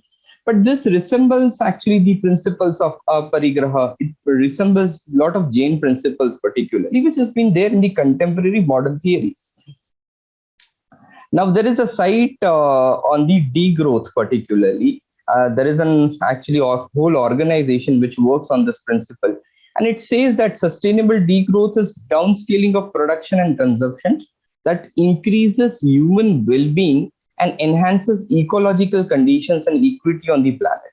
It also calls for a future where societies live within these ecological means with open, localized economies, resources more equally distributed through new forms of democratic institutions. Such society will no longer have to grow or die. So if you see these kind of actually vratas, Adrik vratas, or the kind of an actually 12 shiksha vratas that Jainism talks about, it actually talks about the localized economy. It also talks about particularly that you shouldn't grow further, particularly beyond the point. Beyond the point, actually, if you start growing, what would happen is you would finally resort to violence, whether knowingly or unknowingly. So connecting the ideas of degrowth with the protagonist's decision on the renouncement, it's where signifies that protagonist's preference was of a voluntary simplicity in comparison with a meaningless affluence. Because he said he achieved everything in his life. Now, what else has to be achieved? So now he should rather focus on his self, and that's the reason particularly is voluntarily retiring, and it's actually a voluntary simplicity, actively inhibits production perspective of the economic and focuses on the distribution, which according to him can bring overall happiness for consumers. According to him, growth brings choices to the consumers, but consumers would never be happy with more and more choices. You're confusing your customers. If at all happiness is there, it's a positional happiness, which we have already talked about in the sociology principles. And thus, from the protagonist's point of view, overall welfare of a consumer can only happen if someone voluntarily adopts simple and frugal life. So one of the questions which was very simple, that was on the degrowth, he actually gave this kind of responses, which are directly similar to the kind of responses which have been there in the contemporary scholarly literature. Now, there is an actually wonderful piece of work by Professor J.K. Mehta, who was from University of Allahabad. Now, he says the end of economic is all about actually coming to a point where a person is at a desireless state. Because if at all the limited kind of resources are there, and there is no way that the resources are going to be abundant time in and time out. So in that case, the only actually logical answer is to get into a place where there would be a person who wants to get into that desireless state or a wantlessness state. So he says that wants are the root cause of misery, as they cause pain, and therefore men wants to get rid of them. And this is the basic premise. The book which he has actually written in his 70s and 80s are the philosophical interpretations of economics. Now, what he did is he said philosophy and economics are actually having a common genesis. He says both of them starts with a disequilibrium of a mind.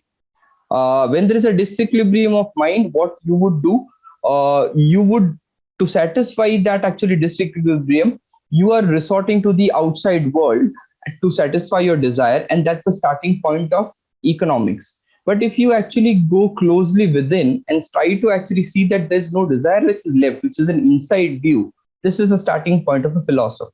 So basically what he says is both of them are actually characterized by the disequilibrium of mind. So it's very important for us to actually satisfy this disequilibrium state of mind, and this can only be achieved whether it's through economics or whether it's through actually philosophy, through a wantlessness state. So arguments which would be against more wants would be with the increase in wants, men experiences unhappiness and misery. Increase in the wants and continuous endeavors to satisfy them makes men more materialistic. With the increase in wants, class struggle takes place in the society, and with the increase in the wants, men become selfish and makes use of questionable means to earn more money. So this is actually, you can see from the arguments which are against the wants.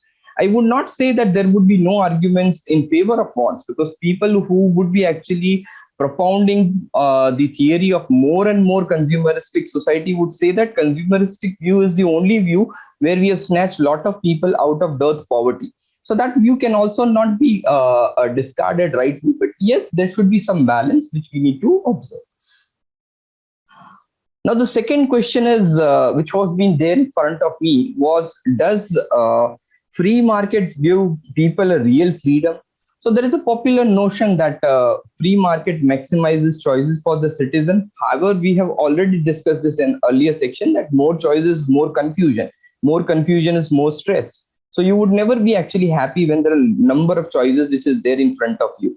Even today's contemporary business literature also says that actually The good businesses are the businesses which would reduce their product SKUs. There should not be many products, because it would actually confuse the customer, and customer is not going to be buy either of them.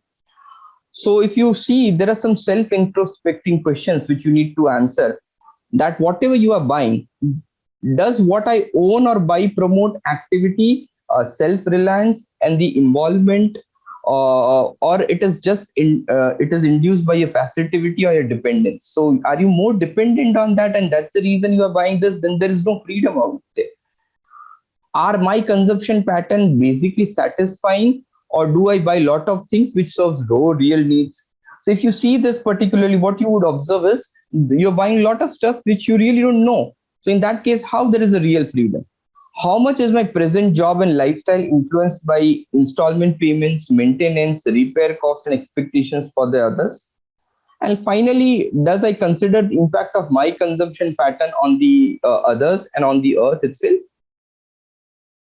So basically, there is actually cross comparison, which you can see that there is materialistic consumer society, which goal is just to actually have a material progress.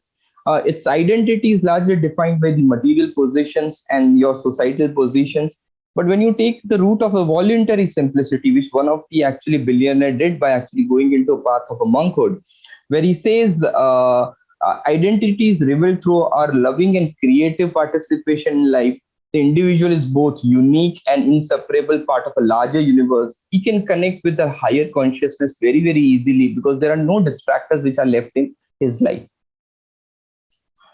So the third question, which is very important question, that can self-actualization only be achieved by detachment from your business activity or professional activity?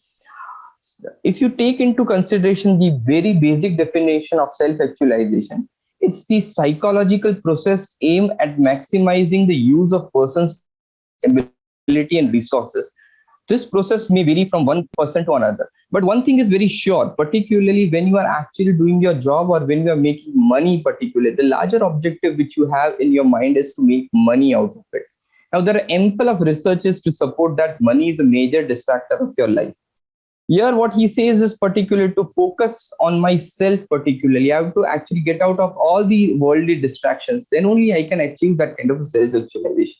So it is very important that I actually detach myself from the extrinsic actions and rewards. Secondly, another scholarly argument from the Swartz was who argued that the values of the market economy erode the best things in the life. For example, today we take, because it's been compelled, but then, for example, for a best education, if you look into that, there are actually hefty fees which are being charged, correct? So the best things in the life is more commercialized today, because if you take into the competitive structures of these market economics, it's actually generally making you more impoverished, and the life experience of the people who live in this kind of places are miserable. If you even see the scholarly argument from Shore in 1998, he additionally described how the pressure of work, acquire, and the consume lead to unwitting expenditure of the personal energies. Correct? So these are the cases where you cannot actually achieve your self-actualization being a part of the world. Being a part of the world can only distract you particularly. This can only happen once you actually leave this world and start focusing on these internal energies. Thus, the hypothesis is that the overinvestment in the extrinsic rewards would be more harmful rather than the foundation to the well-being and life satisfaction. Finally, is it necessary to actually know when to exit from the professional activities or business activities? If you see multiple business schools which have been running, particularly they teach you when to enter into the professional market, but then there should also be a kind of a training where it would be that you would be trained that particularly this is the point at which you can optimally function, and this is the point you should leave gracefully. Are we teaching that? We are not teaching that particularly. So that should be there particularly, because see, actually stretching beyond a point particularly would always take you to the illegal sides, and you would be actually on the black side of a law. So this is what actually would happen. So without knowing when to exit, you would always be a part of a rat race. And in this rat race, even if you win, you are still a rat. So giving back to the society is also a myth according to the person who I interviewed. So he said it's all about satisfying your ego. Who is more ethical? One who knows that he or she will surely win the race of materials, the person doesn't want to take part in it, or someone who wants to run that race and give back to the society. So the larger part is particularly who is more ethical, the person who doesn't take at all, or the person who takes first and then give back these to society. And largely, in the sense, most of the time, particularly, it's actually journey of a transformation from career to calling. So career is largely defined from external motivation and reward, which you get paid for to demonstrate your skills and talents. On the other side, calling is about identifying your true self and aligning with it with the continuous state of well-being. Correct? And finally, if you see, the state of self-actualization can be reached once person knows about his calling in his life. To get sensitized towards his or calling, person has to voluntarily cut off from the external motivation and rewards, because external rewards are largely the distractors which prevents person in knowing his true self. Finally, the overarching principles of Jainism actually which comes into play here is, if you take consider broadly, human problems can only be classified into 4 different quadrants. First is a scarcity. So it can, for someone, it can be a scarcity of cash. For someone, it may be a scarcity of time. For someone, it could be emotion. Someone, it could be emotion. For someone, scarcity of health, scarcity of food, mood, anything. But it can be only satisfied with a satisfied state of mind. So there should be no desires which should be left particularly, which is directly or indirectly related from the principles of ahimsa, because we resort to violence only to actually curb our desires. Injustice is particularly can be from the law, from the culture, or the mindset particularly. So your liberal and fair attitude can only solve this injustice problem, because or else there are hefty laws which are been written, there are long constitutions still written, and still there is an injustice which has been prevailing. It means it can only be solved through anekant, which we have here. Finally, the ignorance and the ego particularly. So the lack of awareness in the deep is actually one word answer of ignorance. So Jainism actually takes you there by telling that there's a right knowledge, which is a samyak gnan, and you should achieve this. And finally, the problem is about selfishness and greed, which can only be curbed through aparigraha. So the final thoughts which I leave you with is particularly, which he says, ahimsa should be in your conduct, aparigraha or non-possession in your life and society should be there, and anekanta or a multiplicity of viewpoints in your thoughts. Okay, so these are the actually answers. Thank you very much. I would conclude here. Thank you very much, Malay Patel. That was fantastic. Some really interesting points there. Antagonist relationship between consumption and happiness. Fascinating stuff there. Thank you. We'll all have questions for you, no doubt, but everybody please save your questions to the end. And we'll go straight to our next speaker. This is Ben Zenk with what promises to be a fascinating talk, Applying Jain Ideas, Interdisciplinary Business Ethics, and Critical Thinking Education, a very timely topic. So everybody please welcome Ben Zenk, and you have the floor, sir.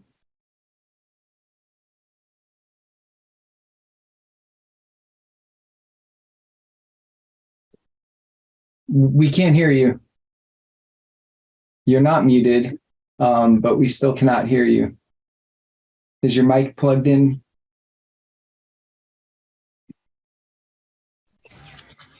I'm sure you can all hear me now. Yes, now we can hear you. Thank you very much. Well, I can still hear you on the microphone. So anyway, I'm having some audio difficulties, but as long as you can hear me, I'll just continue this way. Thank you. Thank you again for allowing me to present. I really want to thank Chris Miller and Parveen Jain for putting this together, and anyone else, and Kogan Bohanek. I haven't met you before, but it's great to see you, and great to have such a lively conference with so many familiar names and faces. The topic I'm presenting on today has to do with my instructional responsibilities as an instructor of business and management at the University of Hawaii at Hilo. I teach critical thinking and business ethics courses, and for a long time, I've been trying to think about what the limitations are of a conventional education in these areas and how to address those limitations with interdisciplinary supplementation. And so in particular, I'm interested in how we might utilize texts and ideas from the Jain tradition to facilitate a remedying of the shortcomings potentially of a business ethics and critical thinking education. So I'll be reading from a script here. I've been working on a paper in this area in several different iterations. In 2019, 2020, nearly 20% of undergraduate degrees conferred in the United States were business degrees. Around 1 in 3 in the UK were business degrees. Over 20% of all graduate degrees in the US were business degrees. So about 1 in 5 graduates has completed a business curriculum. So if there are any general deficiencies in such an education, these deficiencies are very likely to affect the world at large. Blind spots in a business education promise not only to become barriers to progress for students, but since business students make up such a large proportion of the next generation of educated adults, they promise to become barriers to progress for everyone. In my estimation, the gradual retreat of the non-vocational depth of our business school curricula is an extremely urgent problem. Naturally, as a faculty member in a college of business, I'm concerned about my students' professional success. But this, in a way, could be misguided. I'm going to quote here from David Orr and his work, Earth in Mind, on education, environment, and the human prospect. Orr writes, "The plain fact is that the planet does not need more successful people, but it does desperately need more peacemakers, healers, restorers, storytellers, and lovers of every kind. It needs people who live well in their places. It needs people of moral courage, willing to join the fight to make the world habitable and humane. And these qualities have little to do with success as our culture has defined it." So again, these words by ecological visionary and environmental science professor David Orr, written nearly 30 years ago, remain true today. And I share Orr's related belief that a modern education, because of its increasing emphasis on specialization over multifaceted, broad knowledge, its emphasis on career over calling and purpose, and its separation of the practical from the theoretical, unwittingly, quote, unleashes upon the world minds ignorant of their own ignorance, end quote. I'll share in today's talk how I see the religious study of philosophy and the philosophical study of religion, Jainism in particular, as one educational antidote to this problem. So I focus here on some broadly present deficiencies in business ethics and critical thinking education. And I argue that in light of these deficiencies, business curricula ought to become more overtly cross-cultural and cross-disciplinary, with a necessary focus on foundational philosophical inquiry. To this end, I suggest that a philosophical religious curriculum is particularly suitable. And as an example of how this may work, I'll detail how I propose to utilize resources from the Jain philosophical tradition in some of my courses. So we'll start with business ethics. Business ethics can be taught descriptively, it can be taught instrumentally, it can be taught prescriptively, or it can be taught philosophically and with a normative perspective. Descriptive curricula in business ethics might explore examples of presumably ethical businesses and professionals, and then either directly or indirectly suggest that this is how others should behave. But that someone or some firm happens to behave a certain way, even if it seems ethical, is not enough on its own to justify that they should behave this way, that others should behave this way. We cannot tacitly commit our students to the naturalistic fallacy of presuming that some ought arises from some is. Prescriptive ethics goes a step farther. It argues that either for instrumental reasons or for philosophically and normatively considered reasons, a certain particular ethical outlook is ideal. But an instrumental approach, one which takes for granted some that we're working in a business ethic towards some particular goal, fails to justify what is ethical about this claim, since the justification itself is not a moral one. For example, if profit is the reason why firms should care about stakeholders, then when caring about stakeholders is no longer profitable, some other approach will suggest itself, even if this other approach is morally dubious. And even a normatively or philosophically defended prescription for some particular ethical outlook, since it offers merely one ethical dogma in the context of a slew of mutually incompatible but justifiable alternatives, tends to be deficient in a similar way. So I argue that a philosophical approach to teaching ethics in business is necessary. A philosophical approach will widen the scope of ethical consideration by asking about the nature, limitation, and application of ethical ideas without presuming that any particular dogma wins out, and without the trappings of any particular jargon or preconceived goal. It embraces the controversies at the foundations of ethics, and a philosophical approach will also foreground reflexive critique, being open to challenging instrumentalism, pointing out logical fallacies at work in prescriptive and descriptive approaches, and even asking whether ethics can meaningfully be explored at all. A philosophical approach will contextualize business ethical reflection, furthermore, in a normative context, which is also interdisciplinary in nature. So that's on the business ethics side, these are what I see to be some of the major problems in various approaches to business ethics and the justification for engaging a more philosophical and normative approach. As far as critical thinking education goes, similarly, critical thinking can be taught on an instrumental foundation or on a philosophical one. Approached instrumentally, critical thinking is often seen as a tool for facilitating successful practice. It presents methods for thinking and making decisions, which are presumably useful to the end of some particular goal. As with business ethics education, an instrumentalist justification for critical thinking fails to directly justify good thinking. Instead, it justifies whatever mode of thinking works. This instrumental justification of the exploration of good thinking fails to take seriously the connections between epistemology, hermeneutics, and ethics. Specific frameworks and methods for thinking also tend to obscure their own traditional nature, their nature as having developed out of or having been inherited by way of tradition. If we neglect this, one will be inclined to treat these methods that we're teaching in critical thinking courses as inherently objective, and therefore superior to cross-cultural and indigenous ways of being, doing, and thinking, which are by contrast then seen as traditional and subjective. So I argue that a critical thinking education should rest upon philosophical foundations, and a philosophical approach to critical thinking education is one which acknowledges and explores the nature and limits of understanding by offering insights into what might constitute correct interpretation, while at the same time illuminating any controversies at the root of these suggestions. It will similarly acknowledge and explore the nature and scope of knowledge, offering elaborate analyses of what constitutes proper authority, proper evidence, proper justification, and whether and to what extent we are ethically obliged to adjust our beliefs to available evidence. So it offers a connection between critical thinking and ethics, generally speaking. And yet there are limitations to a philosophical approach, both in business ethics and critical thinking education. For example, there's rarely enough time in a single semester or other course term to teach systems of ethics, unless dogmatically. So normative ethics is also predominantly anthropocentric in its convention, it's human-centered.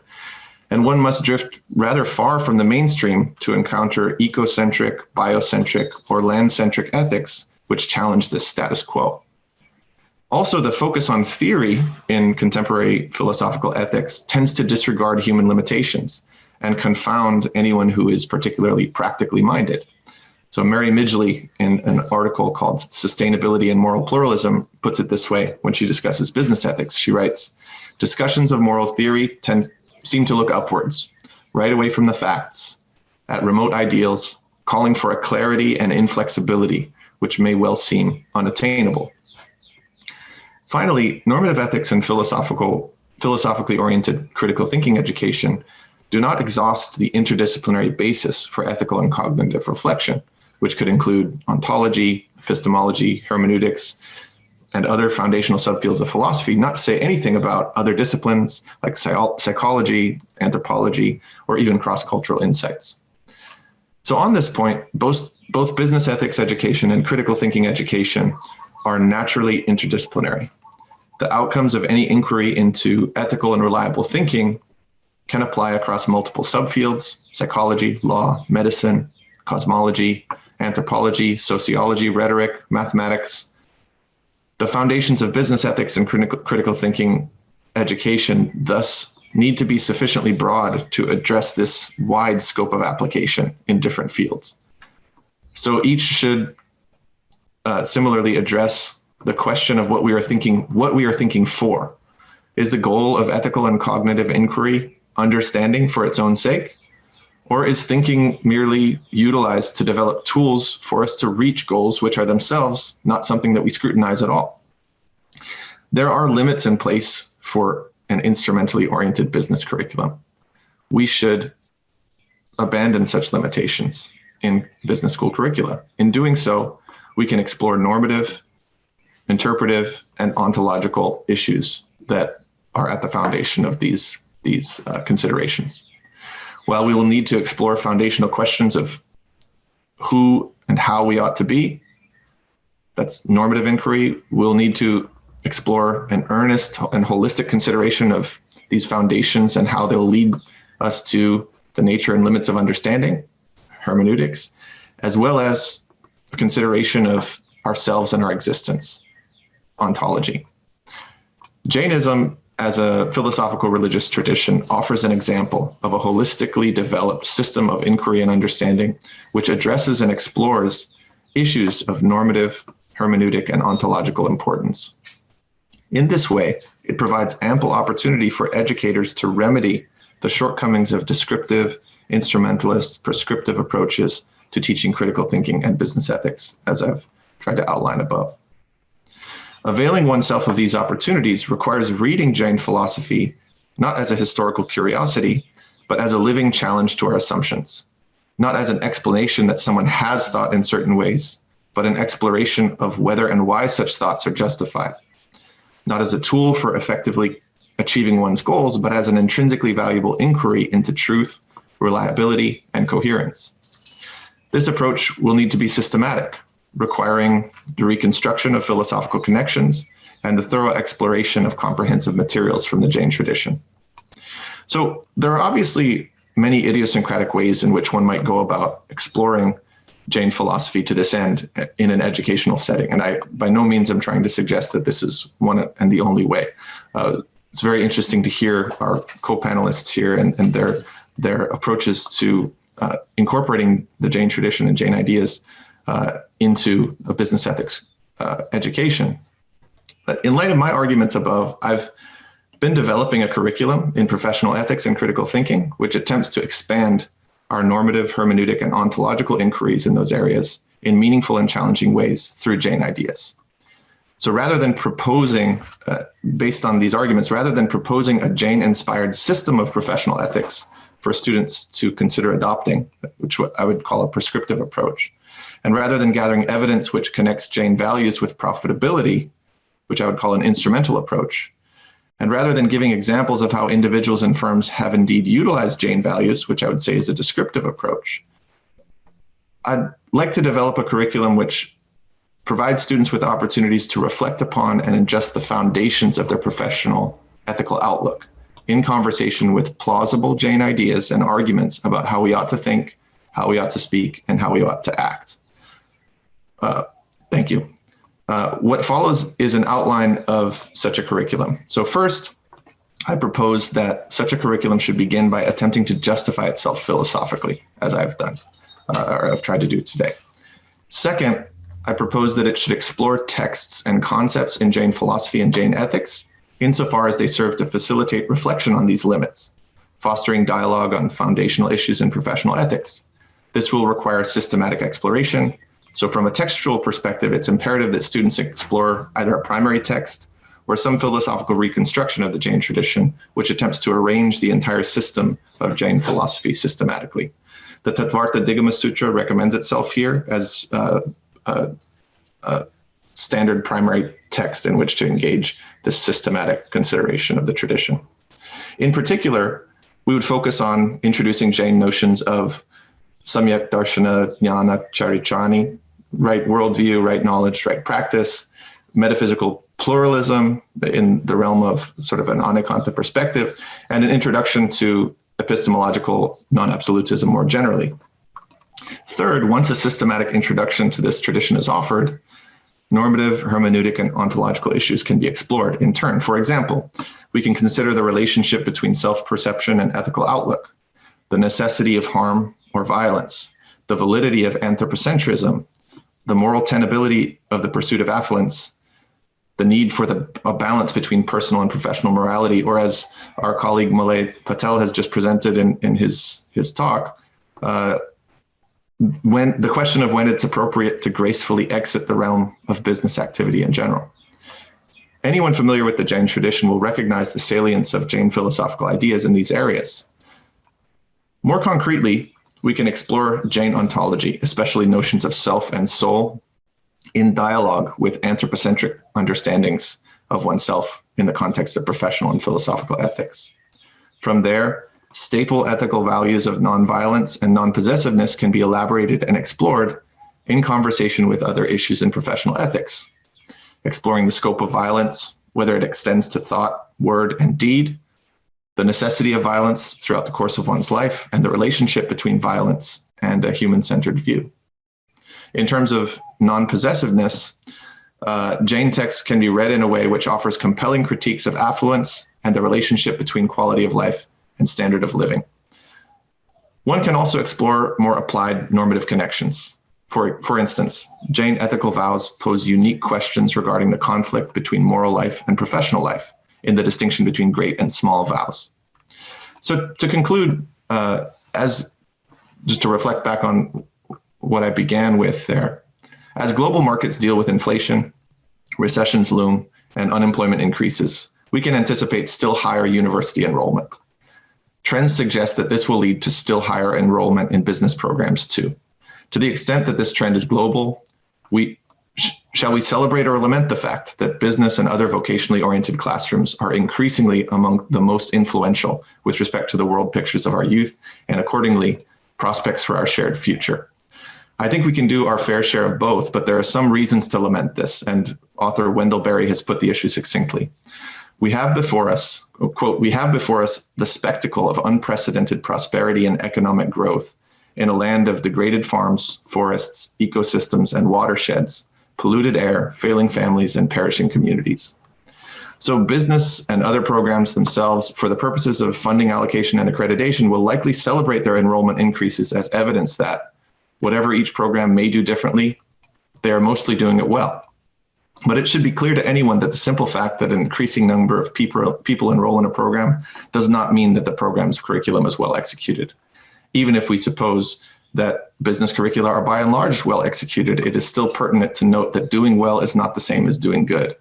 Upward mobility for a larger percentage of students, increases in postgraduate employment rates, and better standardized test scores are clearly good with respect to the livelihoods of our students. But of all things, mobility, employment, qualified individuals, these are all compatible with an environment in increasing peril, a shrinking middle class, and increased reliance on unhealthy food systems. And I wish for my students to be antithetical to such problems, to be antidotes to these problems. In any case, Jainism is one of the many traditions which I think offers opportunities for this, but in my view, it is also one which is uniquely suited to address the most important barriers to ethical and existential progress in our students and the broader community. So thank you very much. What a fantastic talk. Thank you very much, Ben Zenk. Really, I think that we're blessed that there are people like you out there teaching business and business ethics. I really think that the importance of what you're doing cannot be overstated. So thank you for that and a brilliant presentation there. Okay, so we now have 30 minutes for questions from 12:20 until 12:50. And I'm certain that all of you have a lot of questions. Please feel free to raise your hand. If you like, you can type a question into the Q&A section, but I'm also keeping an eye on the comments too. So if anybody wants to type a question in the comments section, that would be fine as well too. So is there anybody who would like to start off with some questions? I should also mention that reflections are good as well too. You don't necessarily have to have a question, but I think everybody ingests this information in a different way and has a different unique perspective to reflect on, to sort of subtly employ Arihanta. So if you have a various perspective on some of these talks that you'd like to share your unique reflections, I think we would all benefit from hearing that as well too. So is there anybody with any questions or reflections? Another thing you could think of is if somebody were going tap you on the shoulder right now and ask you, what did this guy just talk about? Or what did this person just talk about? What might you say? What stuck out to you? That's another way that we can stimulate conversation, is to think about what sort of features really stuck out, were very salient. So we've got Christopher Miller here. He says he would like to hear some pedagogical experiences from the professors on business ethics when they teach business ethics in these ways to these students. So pedagogical experiences, like, how do you get your students to actually care? I mean, I don't really know much about business students, but like, why do they go into business in the first place? I mean, assumably they want to make money. Is there a certain like reorientation around values that's kind of that you need to do? I mean, that seems to be a lot what Ben was talking there. So anybody wants to share some pedagogical experiences as per Christopher Miller's question, please chime in from the panel. Yeah, I'd like to start. Thank you so much, Kojin and Christopher.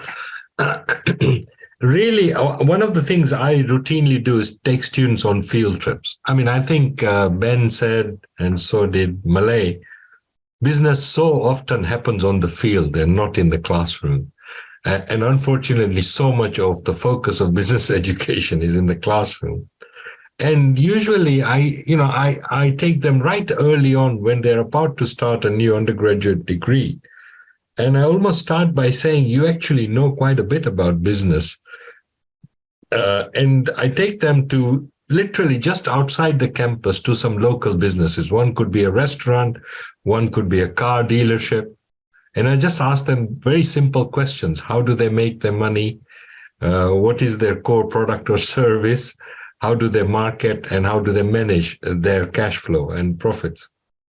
And very often they come up with really good answers. So initially, rather than going straight into ethics or values, I start to build their confidence and empowerment about business, because a lot of business education actually disempowers students and almost keeps on reminding them as to how stupid they are.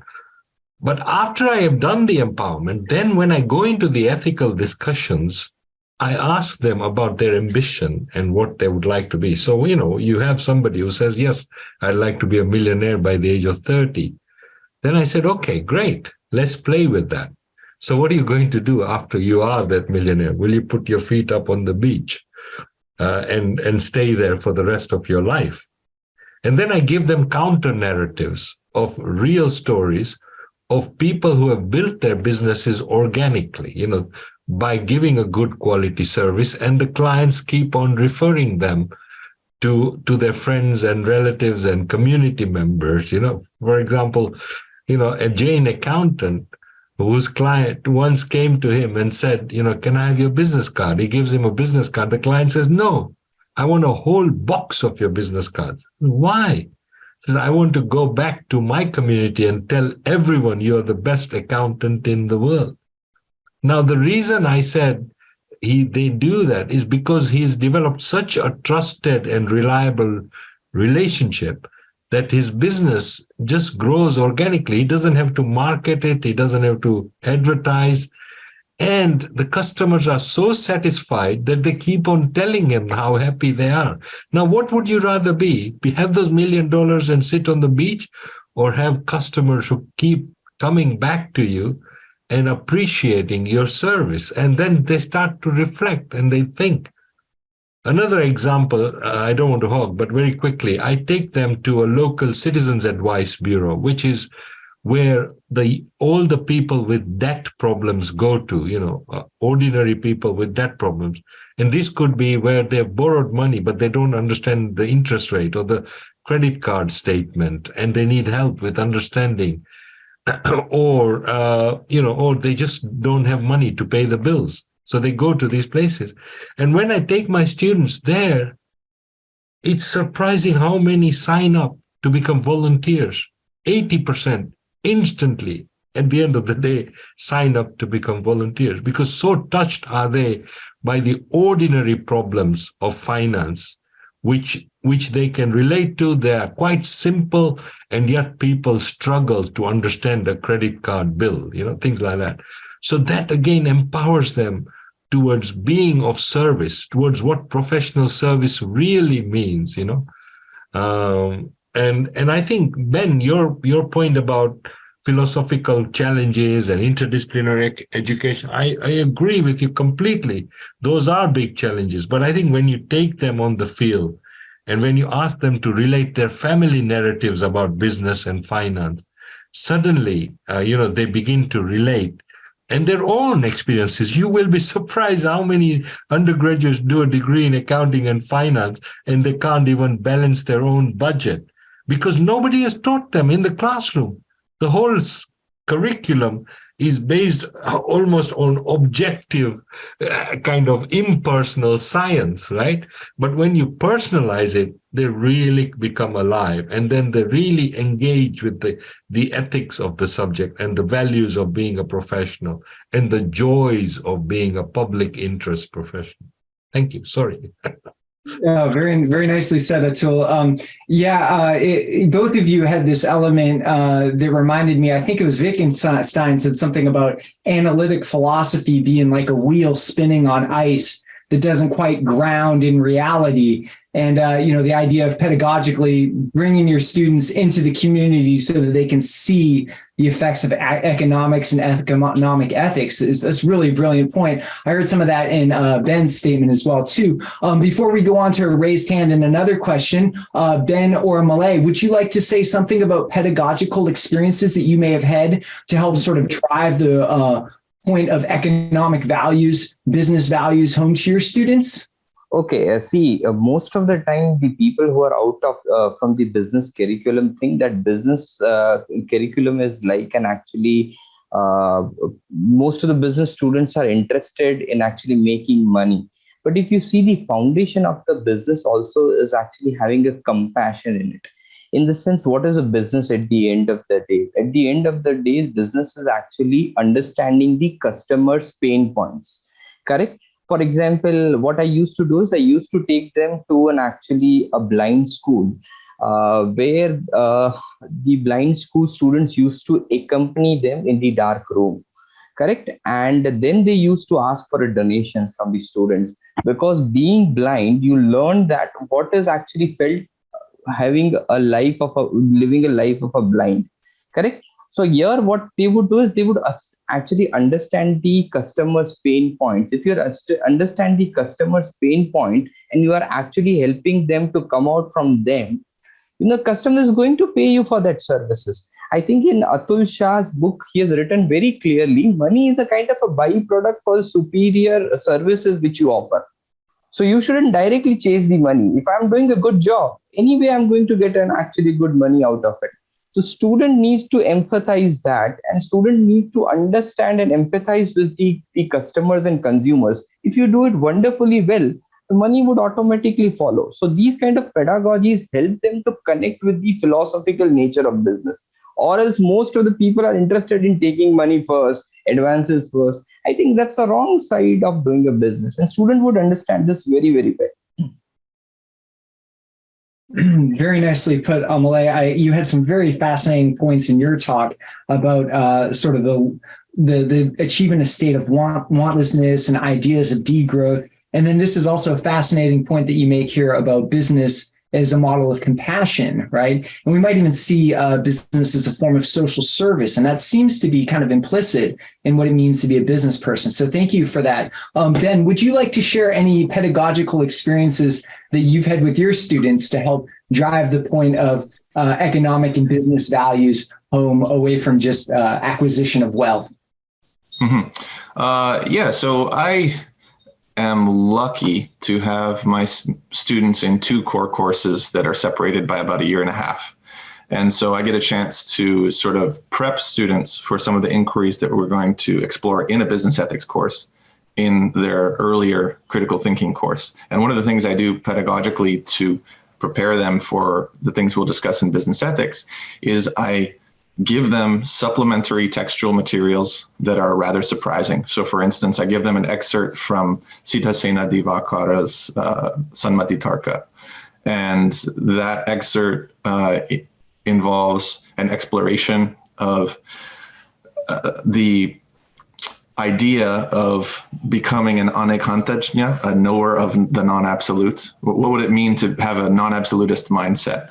And we explore that in the context of perspectivalism and in terms of reading texts. But one of the things I like about doing that in terms of prepping students for business ethics reflection is that it gives them a sense that regardless of what historical context, cultural context, or intellectual context an idea comes from, they build some confidence in being able to read that text and gain some insight from it.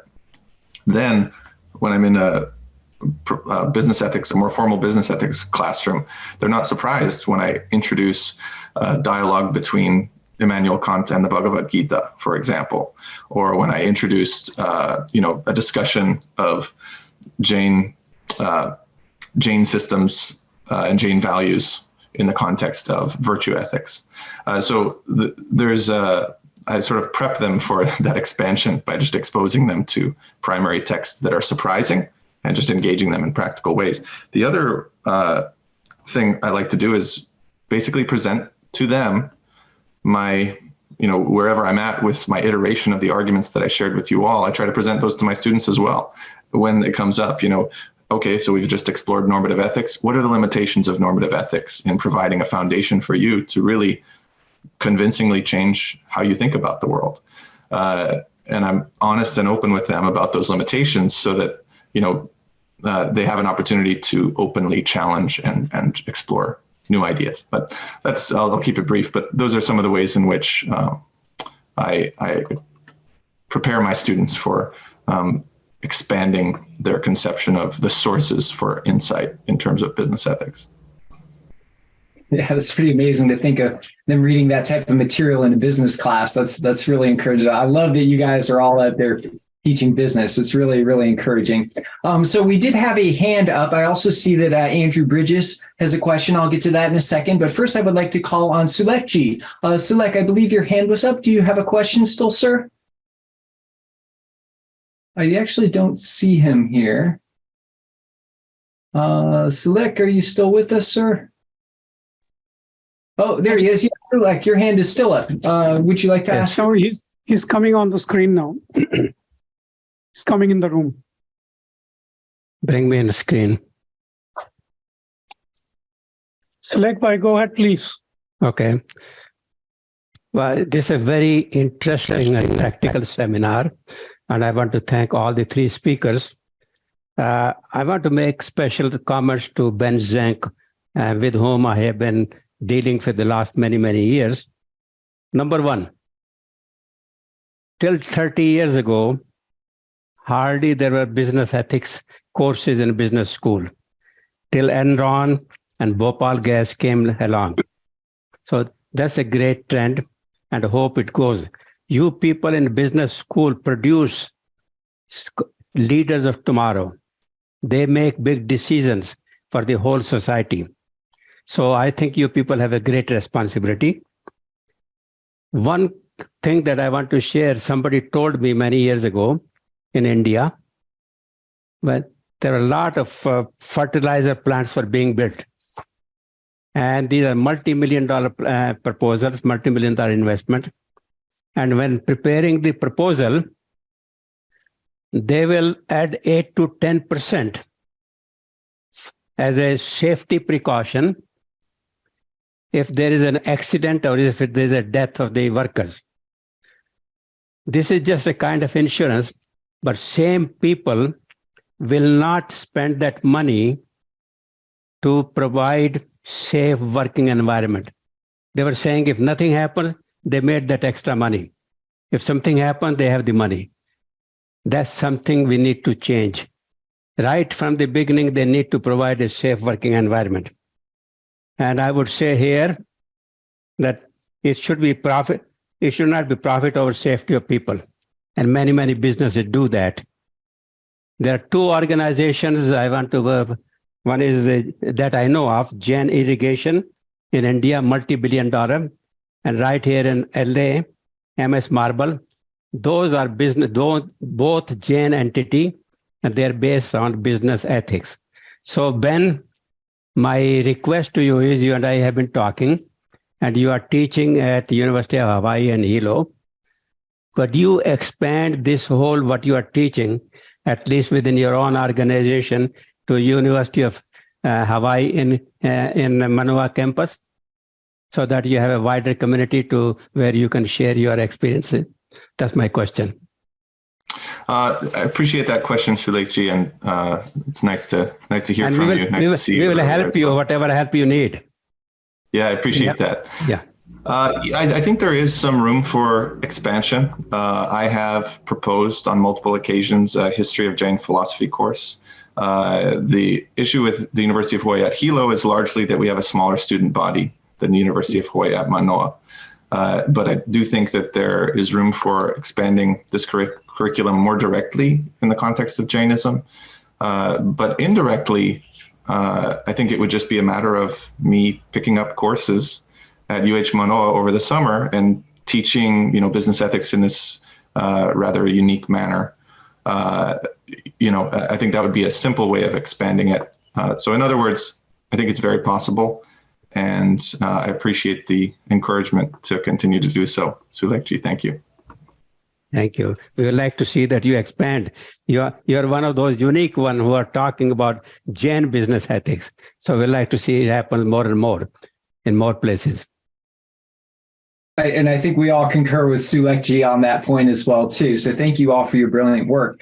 So we have another question here from Andrew Bridges in the comments section. He asks, do any of the business ethics teachers discuss the nature of capitalism?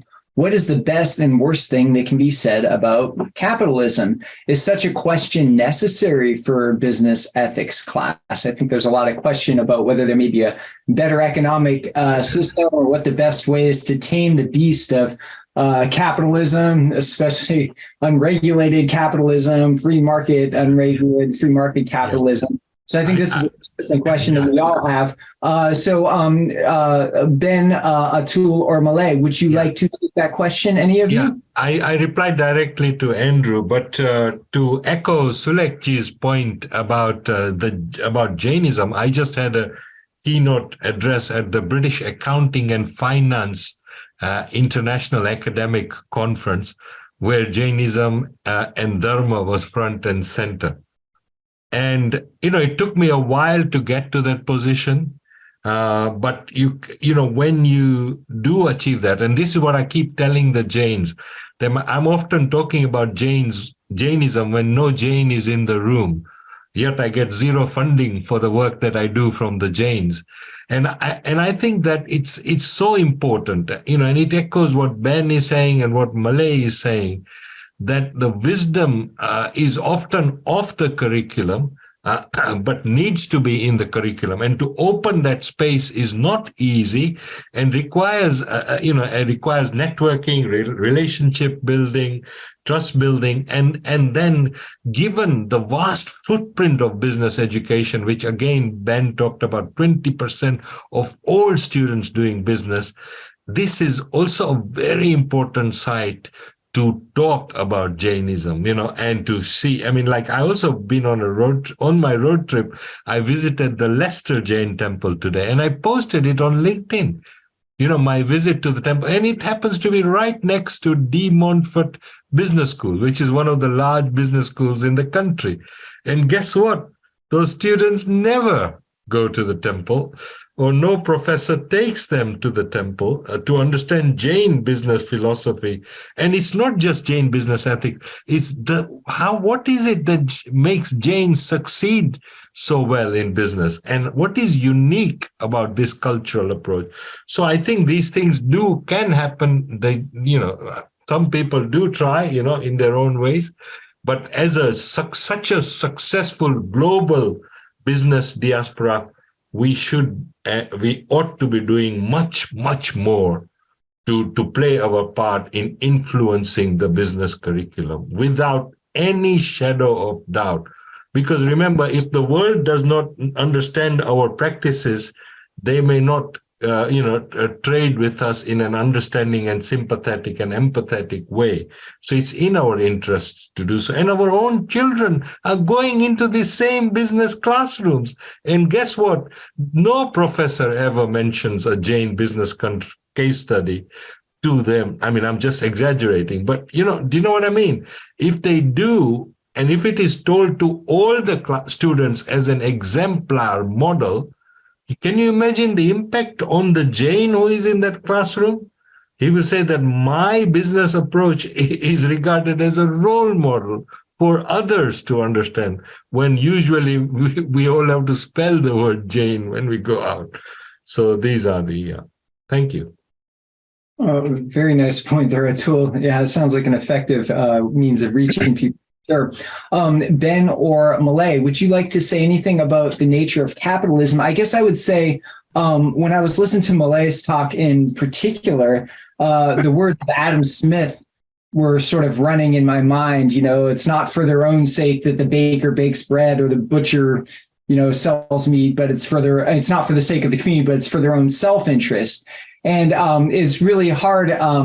There seems to be the sort of fundamental formative concepts in modern Western capitalism is self-interest, and acquisition of wealth. And as Malay is talking about achieving a state of wantlessness and this sort of like consumer satiety by providing too many choices, and the ability to cultivate voluntary simplicity for economic reasons that sort of dovetail with happiness. I find myself also wondering about the nature of capitalism and how it is that capitalism can speak to that rather than Adam Smith's material acquisition and bare self-interest. So Ben and Malay, would you like to comment on Andrew's fascinating question about the nature of capitalism?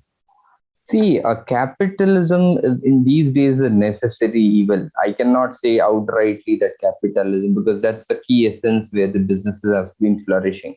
The major problem which I see is most of the time, most of the businessmen are actually having a controlling mechanism, in the sense, especially in India, if you look into, Indians are very bad in succession planning.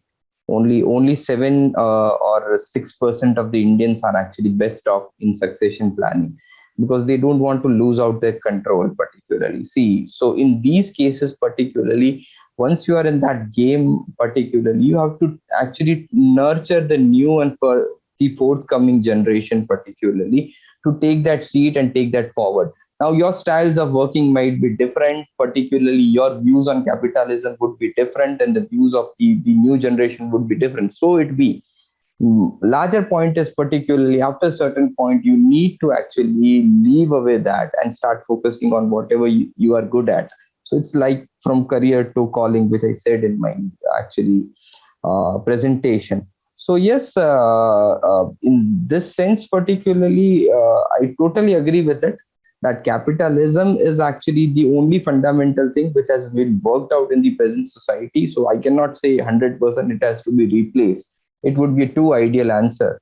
But yes, particularly looking into and try to understand capitalism from the multiple perspective is which is needed. So for example, we are focusing on the wealth creation, but your culture is also your capital. Your spirituality is also your capital. Other actually things, your relationships are also your capital. So you need to actually look into these from a multiple perspective. That is a more philosophical angle to a business ethic course. So basically having a broader sort of understanding of what capital is than just finance and acquisition of property, I think is what you're getting at there, LA. And that could maybe rectify some of the deficiency of a more material-based capitalism, because it's the economic model we've inherited, whether we like it or not. Yes. Okay, very nice. And Ben, would you like to add anything on the nature of capitalism and how we might sort of rectify some of the deficiencies in our current capitalistic models? Yeah, I mean, I might not be able to address it in the way that you just expressed it there, Kojin, but I do think that questions about the nature of capitalism and the viability of it as an economic system are certainly should be a welcome part of a business ethics classroom. So that Andrew's question about whether it's necessary for business ethics class, I think the question of whether questions that seem outlandish in the context of business activity, for instance, questions of whether we should do business at all. It might sound outlandish, but I think it's one that, even if it is outlandish in the sense that very few people might say no to that question, I think that students should be exposed to it nonetheless. And so I guess what I'm advocating as a result of just consideration of the limitations of various approaches to business ethics education is that through an interdisciplinary exposure to philosophical inquiry, students will break down their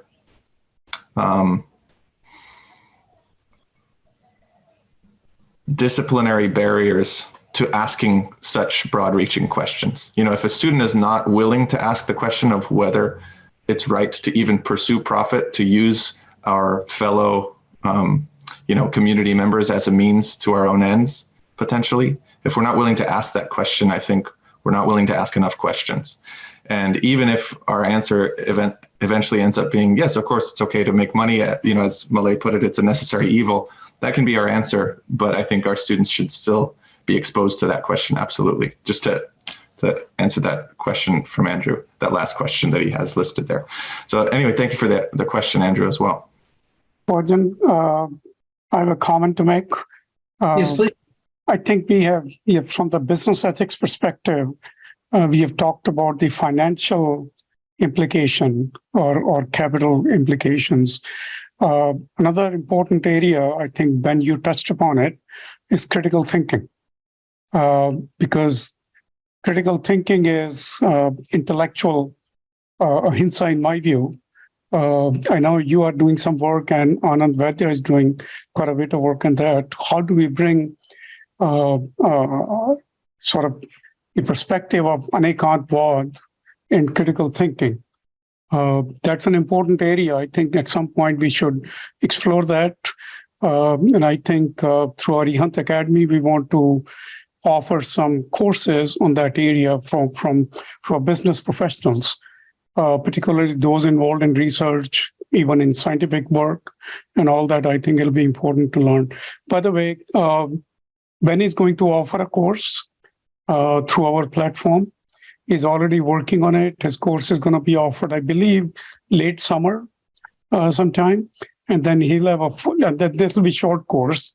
And then he'll have a full-length course for graduate degree program later on, once we start offering that program. This is just FYI for everybody here. All right. Thank you for that addition, Parveen. Yeah, what you're saying about critical thinking as intellectual ahimsa, I think that really sort of dovetails with Ben's sort of presentation of outlandish questions. I mean, isn't that really what a outlandish question is, or breaking down interdisciplinary barriers, is being able to ask questions that seem self-evident in one discipline, but maybe from a different discipline don't seem quite as self-evident, and the ability to be able to question the unexamined assumptions of our own disciplinary training, and the ability to sort of step outside of that. I mean, and what is more interdisciplinary than the mix of business classes and ethics and philosophy, and then bringing in, broader humanities such as different religious traditions. You mentioned even having Bhagavad Gita, but Jain texts as well too. All of that seems to be an exercise in Anekantavad perspectivism, in a way of shaking people out of their unexamined assumptions so that they can think critically, which is Parveen is pointing out, seems really at the heart of what Anekantavad is all about. So that's a very nice dialogue. But Kojan, you read my mind, and glad to have you on our faculty. You can take little idea and explain into a big one. So that's thank you. No, that's exactly what I meant. I think Jains have a lot to contribute to critical thinking. And that area, to a large extent, even in academic community, has not been addressed adequately. So I think it'll be really good to address that area. Yeah. Arihanta and critical thinking sounds like a future course for Arihanta for sure. Yeah, thank you for that lovely dialogue. And and I'm getting better at reading your mind with all of our years of association. So I'm glad that my efforts are paying off. Maybe I'm excelling to pratyaksha jnana a little bit. The good thing you reading my mind is you can explain it better than I can. That's very gracious of you. I mean, on the point of Anekant in business, what I found is actually the teaching of economics and finance is very often removed from context, and culture is context. You know, Siadwad is saying that truth depends on your perspective. So there is also a fantastic philosophy of science, intervention waiting for the Jain scholars to come into. I just came from the SOAS Jain conference last Saturday, which I attended, which is the annual SOAS Jain conference. And, I did say to them, I said, you Indologists, you're spending too much time talking to each other. You need to go out, and outsiders need to come in too, and then you really open. So, for example, when finance in its equations directly destroys culture, and then these regulators say we need to reform banking culture, all they're doing is applying a sticking plaster. The real problem is that the science is saying that culture is irrelevant, or the science is directly demolishing culture, behaviors, characters, beliefs that Jains and others bring into the business, they bring into the society. Those are completely ignored, and then you create a business ethics course as if it's something out of thin air, when you instead ask students, what are they passionate about, what do they believe in, what kind of economics is a belief system also, capitalism is a belief system also, And so when you do that, you realize actually that there is potential. And I was quite surprised by the reaction I'm having when I talk to these very secular audiences, right, about how, in a sense, secular and non-secular divide is completely false and fuzzy. And in reality, culture has entwined belief all the time. Even the atheist often believes in something when they say. Excellent. So getting those ideas through are getting across, because the existential crisis is so real. Excellent. Yeah. Kojan, we should recognize the fact that Malay is in India and he's probably stayed awake all night. Are you getting sleepy, Malay? Do you want to add anything to the conversation, Malay? Thank you very much, Malay, for staying up. Yeah. Thank you very much. It was very interesting to actually learn from these stalwarts like Atul. I was just listening patiently. So, thank you. Okay, thank you. We can keep the conversation going on for another couple minutes because Chris had the foresight of building in a 10-minute space between, so we can continue to discuss. If anybody here has to go, any of the presenters or anybody else, please feel free. And thank you for being here. Thank you for the fascinating ongoing conversations. But if you can stay for a few more minutes, we can continue discussing this topic before we go into the next one. And Kojan, there is a question in Q&A from Sunil Mehta, if you could read that. Okay. Sunil Mehta. Thank you all for sharing wonderful thoughts in a simple way. Question I have to Atul, Ben, and Malay. Philosophy, what you are presenting, makes so much sense to us as Jains. What sort of feedback/reaction do you get from non-Jains or non-Indians when you present these types of concepts?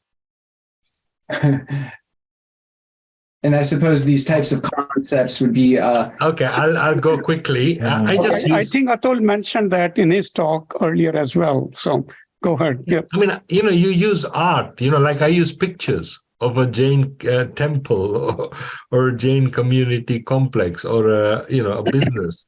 Once I used a picture of the ancestors of Abhay Firodia, whose father founded the three-wheeler auto rickshaw.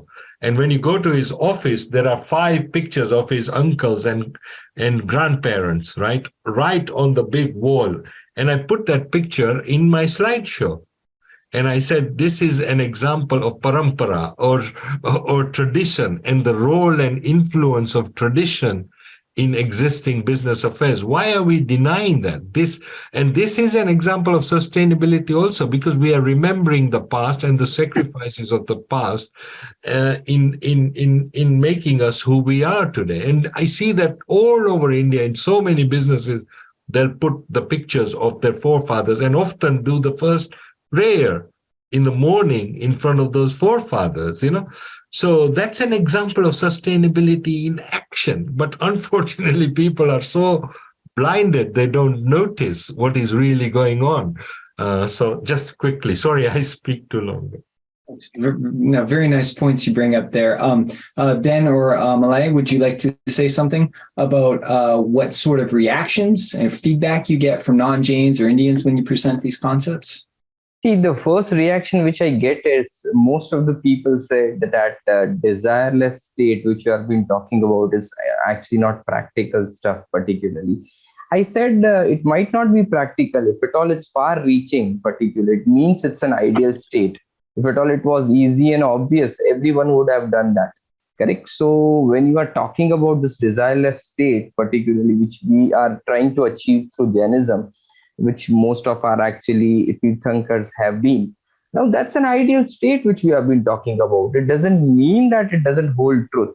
Correct? It's very difficult for us to actually get into that state particularly. So most of the people would outrightly reject that it is very difficult to find a person without a desire. Secondly, the wantlessness state which you have been talking about would ruin the whole economic discipline particularly. If every person, but in another way, I say them particularly, just hypothesize. You have actually already made this consumerist economy which has been working, but still we are not getting a sustainable and suitable answer. So it means it's not self-sustainable. So there is something which is else, which is not very obvious, which is something which is beyond obvious. So if at all we have to try some beyond obvious rules, let's try this for a while. So this kind of reactions would generally come particularly because they don't disagree outrightly. There is no logic they would disagree to it. But once you say that the end of the economics is particularly having that state when there is no desire left, and that's the end of economics. So say that whole discipline actually of the economics would be threatened, and if you actually take that kind of route. But so it be, but it's still logical. Okay, lovely. I'm sorry, Ben, I wanted to give you a chance to respond to that as well too, but we are at the end of time and I'm trying to be real stickler about time. Not the least is my own self-interest since I'm presenting next and I'd like my whole time. But there's so much more. I have 1,000 more questions. And I like what you just said, Malay, about ideals may still hold truth. And that might actually be the thesis statement for my presentation, which is coming up next. So I'll do a little exegesis on that. So thank you to our brilliant presenters here, Atul Shah, Ben Zank, Malay Patel. That was just a fascinating, top-rate, 5-star, highly recommend presentation and lecture and panel discussion. Really, conferences do not get much better than this. So I'm really, really excited. Thank you all for joining us. I hope that you can still continue with us for our next section as well too. So thank you very much. And without further ado, I'm sorry, I'm trying to be efficient with the time. We will move on to our next panel. This is panel number 4, entitled Jain Approaches to Animals and Animal Advocacy. And yours truly, that's myself, Assistant Professor Dr. Kojan Bohanik from Arihanta Academy. I will be presenting first. I didn't set it up that way. It just happened to be that way. So you can't accuse me of self-interest there.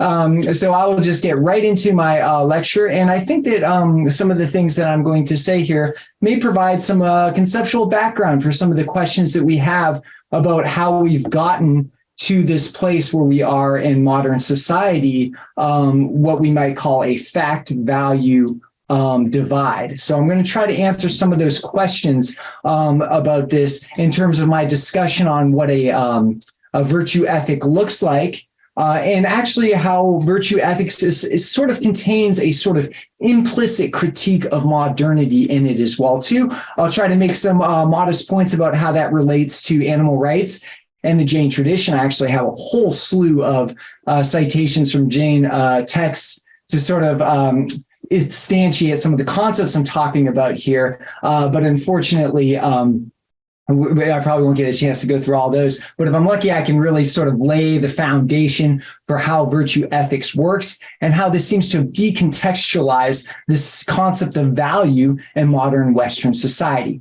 So, and then also, if I'll shout out to my supporter there, Jesse Weaver. Please give me a 5-minute and a 2-minute warning because I tend to get carried away when I talk about these sort of things because of my enthusiasm. So, there's 3 main normative ethical theories. You know, we can think about meta ethics, normative ethics, applied ethics is the broader sort of field of ethics. And then normative ethics talk about what you should do, hence the term normative.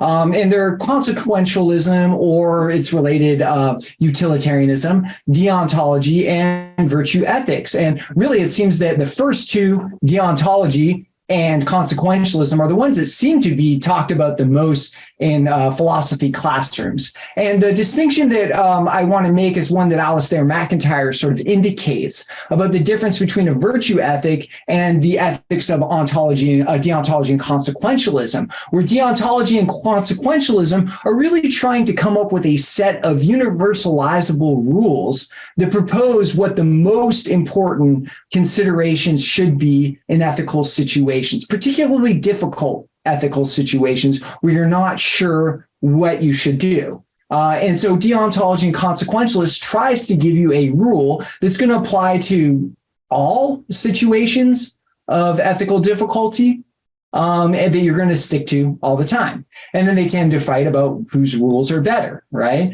Consequentialism favors consequences. It tries to weigh what the most favorable outcomes are. Critiques to that is that it can be situational because, you know, the right thing just depends on situation. And if you're just going to change your ethics every time the situation changes, do you really have ethical integrity? Another important critique about consequentialism is how well can you really predict the future? How do you know what the outcome will actually be? So that's consequentialism. Deontology is more like sticking to certain moral rules. A lot of these are related to sort of the golden rules, do unto others. You know, as Immanuel Kant says, the kingdom of ends, which is something that's sort of been in the background in some of the conversations we've had today about not treating people as instruments to an end, but treating people as having intrinsic value. And of course, the second you say that somebody's not just an instrument, like, you know, you're not just an instrument to like society harmony, or you're not just an instrument to the needs of the government or the needs of the many, right? That you actually have intrinsic value that can't be violated, irrespective of whatever good it might have to greater systems, right?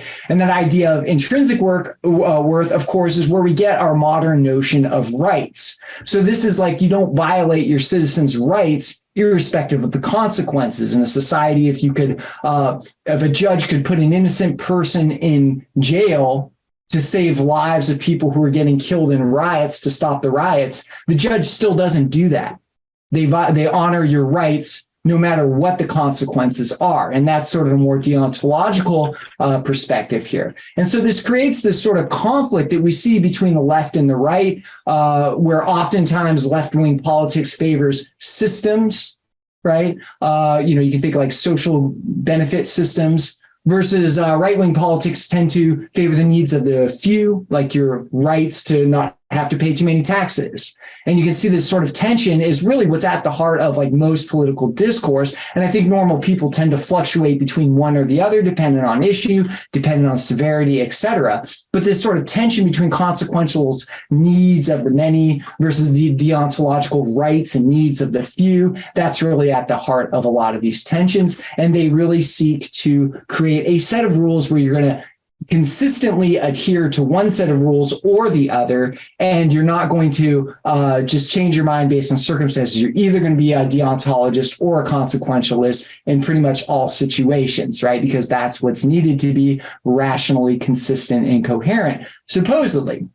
Now, those are rule-based ethics, as opposed to virtue ethics kind of turns the whole question of ethics on its head, and it's not really so concerned with having a universalized standard for making all types of decisions. What the main consideration for virtue ethics is the character of the person who's making the decision, right? And if you think about it, if somebody has cultivated themselves as a compassionate, caring, loving person, they're going to be more likely to make an ethical choice that's the best ethical choice, even if sometimes they lean on deontology or other times they lean on consequentialism, which, you know, all normal people do. I mean, let's face it, every time we come into an ethical situation, we tend to weigh, then, you know, should I do the wrong thing for the greater good, you know, or should I do the right thing irrespective of the consequences?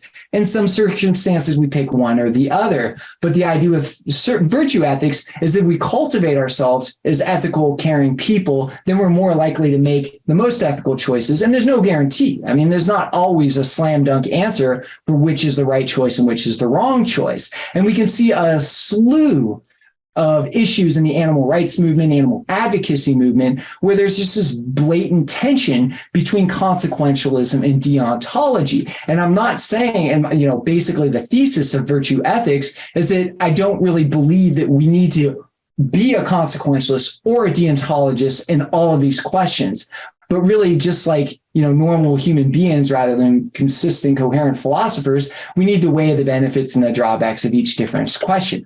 So some of these questions that come up in animal advocacy: should environmentalists accept money from organizations of hunters so that they can further the greater goal of protecting the environment, right? The greater goal, that's consequentialism, irrespective of the individual animals who are killed, the rights of the animals, deontology. You see this like happening in Africa, where conservation organizations, they have safaris where people go out and they kill like elephants and, you know, rhinos and animals that are not necessarily safe from extinction. You know, they may not be technically endangered. And then the environmentalists will then justify that because then they use the money for a greater good. And then the deontologists will say, no, you're violating the rights of animals. You're propagating paradigms of oppression and domination. And that doesn't just justify the greater good. Actually, doing the wrong thing for the right reasons is still the wrong thing. Or should environmental groups focus on saving the lives of a much smaller number? Oh, here's a different question. Sorry. Should animal activists focus their energy on minor systematic improvements of living conditions of numerous animals with welfare reforms, like, you know, getting rid of battery cages or farrowing crates? But this is operating in collaboration with the financial interests of the animal agriculture industry. So, for example, if you're an animal welfare activist and you ban battery cages, then the animal agriculture industry gets to then use that as a marketing label, cage-free, and arguably they may make more money. So it's a collaboration. Does that, you know, justify the fact that you've helped so many animals? Or should animal advocates focus on saving a much smaller number of animals, 10, 20 animals? There's billions of animals a year killed for livestock agriculture, something like 70 billion, right? But if I just focus, instead of helping 100 million animals with battery cages free and such, if I can just rescue 10 or 12 animals with that same amount of effort, should I do that? And this becomes an important issue with funding, because these two approaches are in competition for funding, and you find that one is starving out the other. So this has very real life consequences of whether somebody's taken this consequentialist approach or deontological. And you see this with effective altruism, for those of you who are familiar with the issue, Jonathan, and maybe a couple other people. Is it ethical to kill a single animal to feed a larger number of humans? That would be consequentialism. Or should we respect the life of the individual animal, irrespective of any possible greater good? We see a lot of this with urban slaughter situations, where the justification is if I raise and kill a goat, I can feed my whole family for a week. So that justifies the death of the goat. It's a greater good. idea, consequentialism versus the individuality of the goat, deontology. Is medical testing on a few animals to help a lot of people justified, or should we not violate the rights of the individual animals? Should environmentalists kill invasive species to protect the system? Killing a few animals to save the whole system from maybe even a larger extinction event, is that justified? These are tough questions. You know, you might have thought some of these earlier questions were easy, but these are tough questions. Should we kill animals in our homes so that we can better function as human beings, operating for the higher purposes of human life? Is it justified? If I get a rat infestation, am I justified in killing the rats because my existence is somehow more important than the rat's existence? Because as a human being, I have greater capacities, I can do more good in society, so therefore it's justified to kill these rats. The needs of the few, the rats, versus the overall greater good of my human capacity to contribute to society, right? If I kill 2 rats now and it prevents like them from reproducing, creating 1,000 rats that will make it so that my house has to be condemned and then 1,000 rats have to be killed, am I justified in killing the 2 rats now for the greater good of not having to kill 1,000 rats? Well, guess what? Those 2 rats that are being killed now, they're not going to think that that's justified. So who are we? And I think that's kind of the next one. In our daily life, we consume all products, transportation, fossil fuels, plastics, our clothing, our food, all of that involves killing of animals. How do we justify that? Is there something about our human existence that makes it return on investment? It's somehow cost effective to kill all the animals that even I as a vegan kill, you know, through just basic consumption, driving my car, everything. Does my sort of existence somehow justify the death of all of those animals because somehow my existence contributes to a greater good? All right. Really, in short, to what degree should we compromise our values, that is not killing, to achieve a greater good? And then at whose expense? When we decide to compromise the needs of the few for the greater good, who are we deciding is greater good? And do we have a right to determine what the greater good is for other beings? So these are really what happens with consequentialism and deontology. And really, I think what happens here is that for some of these questions, you might have been certain about whether you were a deontologist or consequentialist. If I did my job right, on some of these, you were a deontologist, and others, you were a consequentialist. If I really express this well, you start thinking, well, it depends on the extreme. Yeah, maybe I would kill one innocent person to save 1 billion people, but I wouldn't necessarily kill one innocent person to make 1,000 people's life more comfortable. So there may be situations of degree as well here, and that's how normal people usually think. We don't necessarily stick to one of these. So our rationality and our values are culturally contingent. What we are going to assume is axioms of deontology or consequentialism, or whether we're going to even follow rule-based ethics, is really based on the collective biases of our culture, what we've inherited from the past. What is rational is contingent upon what we take as axiomatic. So if we say this is rational, it follows from this axiom, then the next question is, where are you getting your axioms? Are they just cultural biases of superiority? You know, and that's one of the main findings. You know, I think Max Weber was pointing out how, you know, a lot of modern life, you know, some horrible things happen and they're rational. The horrible things happen not because they're irrational, but because they are rationally follow from a given set of axioms. If you take the given self-evident axioms of somebody born in the Third Reich, for example, then exterminating mass numbers of people is actually very rational. And actually the equipment that you use to do that and the way you order the bureaucracy to make that happen, all of that is highly rational. The problem is not rationality. The problem is that rationality is culturally contingent.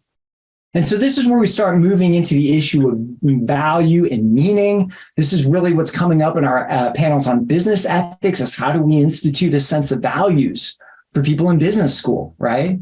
Well, the broader question might be, why isn't value assumed? Why do we have to teach value at all to business students? You know, Atul Shah was saying, you know, when these financial institutions were created, they were surrounded by churches. And the interrelationship between faith and trust was just assumed, right? Why is it that there's been some sort of division between value and the fact of what reality is and the idea of values? And somebody invoked the naturalistic fallacy as well, too, and I'll get to that, right? But in ancient Greece, this is sort of citing some of the work of Leo Strauss, if you want to look it up. Leo Strauss says, well, actually, in ancient times with ancient Greeks, and I would extend this to pretty much any pre-modern tradition, value was assumed. Things around us were assumed to have value. The idea of value neutrality, creating a world of facts where the things around us were devoid of value, that's a function of the European Enlightenment, and that's culturally contingent upon that cultural environment. But in a different cultural environment, there's the assumption that all things are infused with value. So you don't have a question of naturalistic fallacy, because deriving an ought from what is just assumed, because all things are assumed to have value based on teleologies, right? So a teleology is a linear sort of idea where you have an ideal or a goal, and then your value is in relationship to that goal, right? So the goal for me is to be a compassionate being.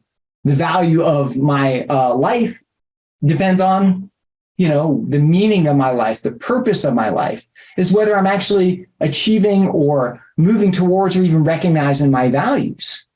If I have a purposeless life, it's because I have no teleology. I have no established end that I'm trying to reach, that purpose, that end, that ideal, which was assumed in ancient Greece. We can invoke the final causes of Aristotelianism, but this is also implicit in Platonic forms as well, too.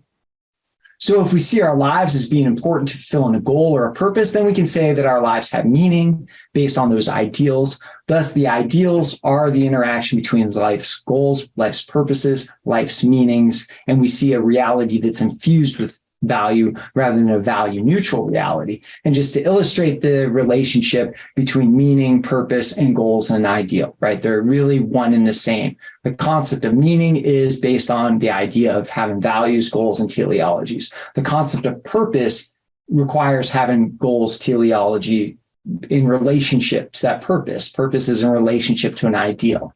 Okay, and since the ancients assumed this, there's what we might call a fact-value synthesis. In the world of facts, all things were assumed to have value because all things had a good towards which they were operating. We might also call this a functionalist definition of the world of facts, where things are infused with value when we perceive them as functional, is performing a function.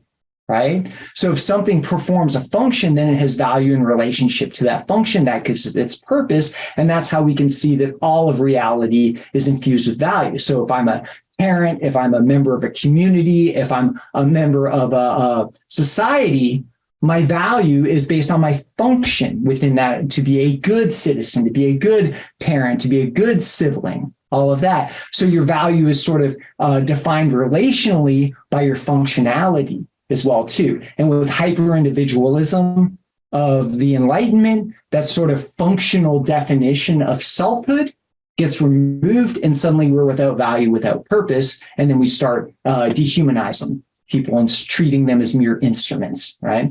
So for the ancients, argues Leo Strauss, the locus of value is in the formal causes and the final causes. Remember with Aristotle, we had like really 4 things that make a thing the kind of thing it is.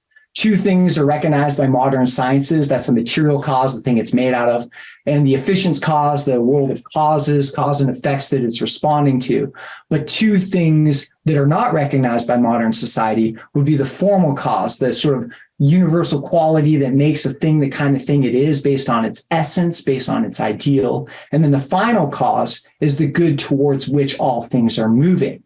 So because ancient Greeks assumed a formal and a final cause, all things were infused with value, and that lasted throughout the Middle Ages until the European Enlightenment. And so if we had a fact-value synthesis in pre-modern times, one of the hallmarks of modern times is a fact-value divide.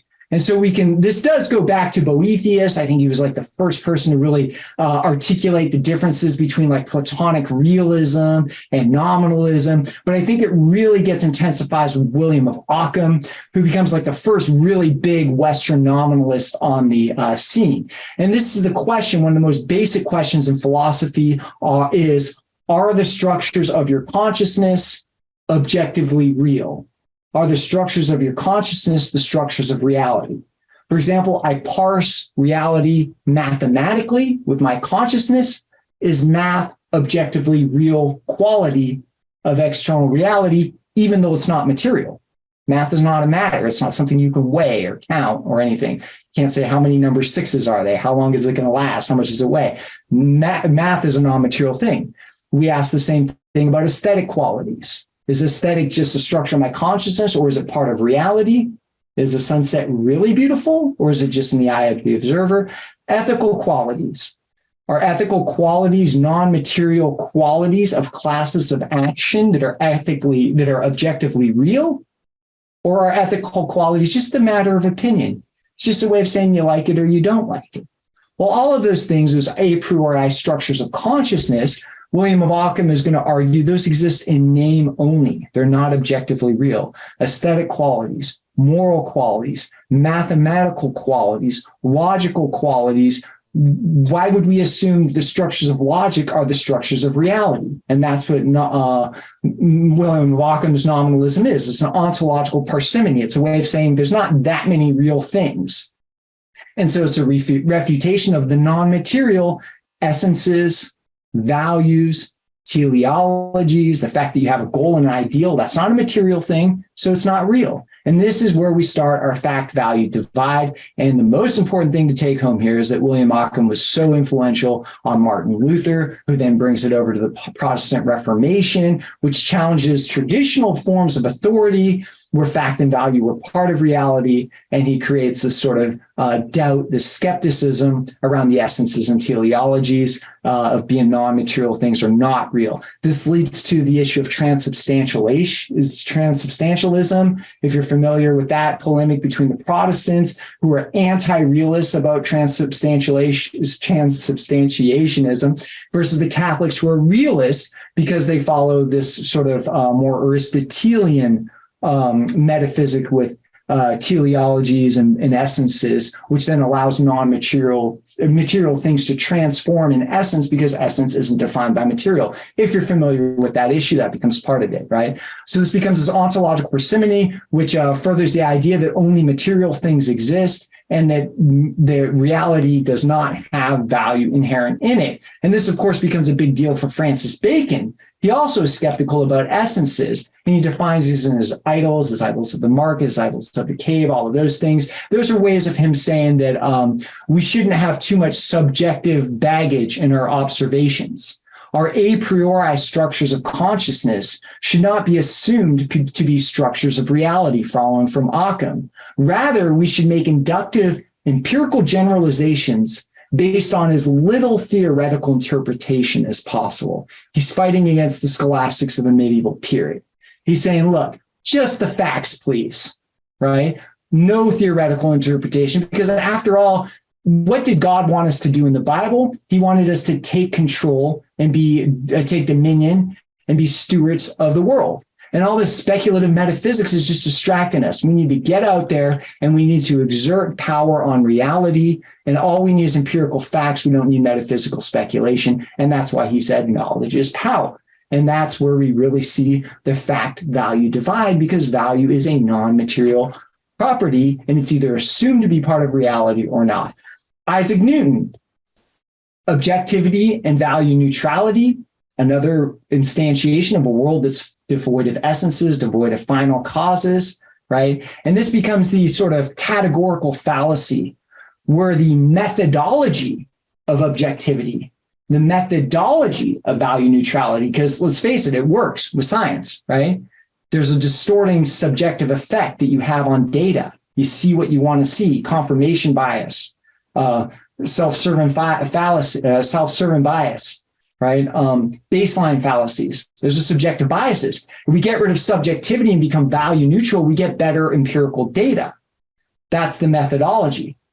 But if you assume that the methodology is metaphysical, because we are using value neutrality, therefore reality is without value. We're using objectivity, therefore we assume that all things are just mere objects without value. So this is where value neutrality becomes the assumption that the world is without value. Objectivity becomes the treating of all things, including humans, as mere objects. Right? And that's why we get the Industrial Revolution, where people are just numbers and cogs in the machines of the industry, for example. So this is very different than the Greeks, who assumed that value was inherent in all things. And of course, you can see Isaac Newton is very much there with the fact-value divide. So this is where the is-ought fallacy comes from. I think it was Ben who cited the naturalistic fallacy. The naturalistic fallacy comes from a worldview, the criticism of a naturalistic fallacy. It is culturally contingent upon the assumption that reality doesn't have inherent value. If you assume that the world of facts don't have value, then you're going to say that the decision of what we should do doesn't necessarily follow from what we ought to do. So, for example, human beings have always eaten meat, doesn't necessarily follow that therefore human beings should eat meat. From the world, the fact that humans have eaten meat, we can't derive the ought that humans should eat meat, right? And which works really good for that particular argument, if we're coming from a vegan perspective. But it is an assumption that teleology's inherent values are not in reality. So, for example, if I say I have a watch, right? Does that imply that the watch ought to work? Well, if you assume that value is not inherent in things, no. But of course, when we say there's a watch, we assume value. If it doesn't work, it doesn't have value. So the statement, this is a watch, implies that if it's a good watch, it's going to function. You assume there's a value in the watch. If I say this is a farmer, that's a fact, right? How do we get he should grow food? Well, you assume that there's a function to the farmer. He's a farmer. He ought to do what a farmer ought to do, and that's grow food. So it really depends on your cultural contingent assumptions of whether values follow from fact, right? And so that's really where it works. So this is where we enter with McIntyre's virtue ethics. I haven't had a time note yet that I know of.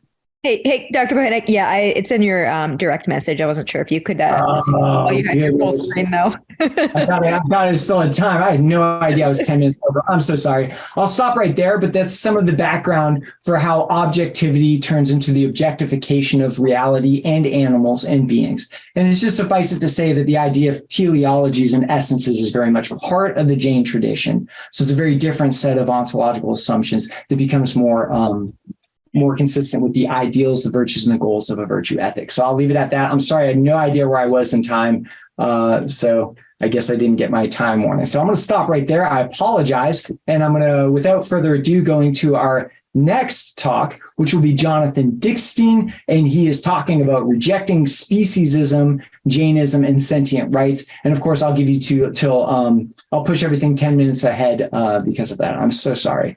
All right, go ahead, Jonathan.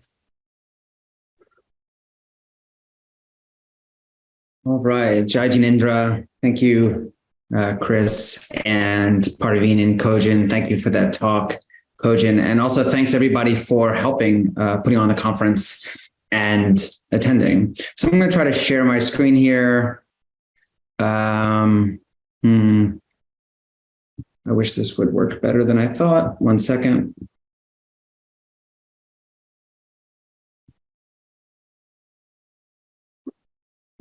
Sorry, let me see. Let's see if this works now.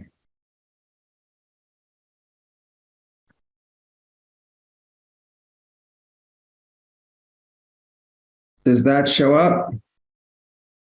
I believe so, yes. You see just one slide? Yes? Just my title slide, because for some reason I don't see it on my screen. I don't necessarily need it though. We see your title slide. Oh, okay, great. And hopefully it will. Okay. So I would like to begin with a passage from science fiction author Octavia Butler's 1993 work, The Parable of the Sower. Yes. I think he wanted to see whether or not I could do it, whether shooting a bird or squirrel would trigger my hyperempathy.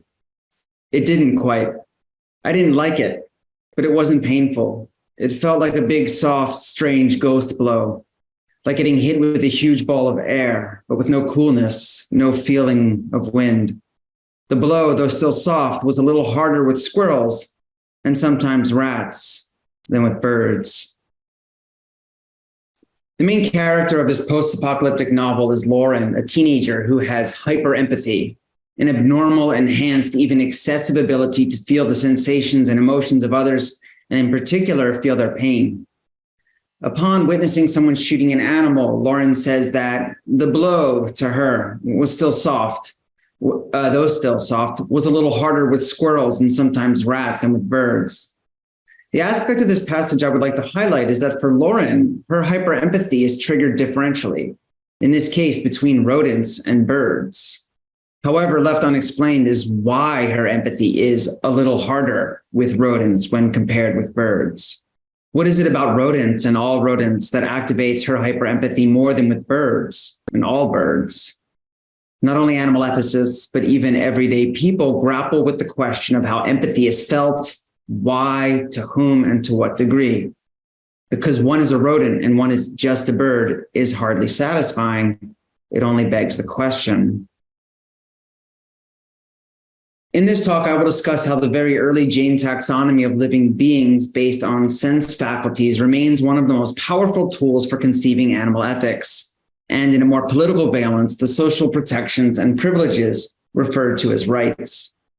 Today, I'm less concerned with the complex and culturally and historically specific concept known as rights, as I am with direct ethical consideration. And by direct ethical consideration, I mean, and following the philosopher Christopher Pramarin, the requirement that human agents morally ought to consider an entity for its own sake in deciding what to do. In other words, what is it about some entities and not others that make how humans act towards them a question of morality, of right and wrong? So I'll begin with the standard Jain sense-based taxonomy. Then I'll pivot to what I see as the allied moral philosophy of Alistair Cochrane and sentientism. And third, I introduce the work of Ronald Sandler.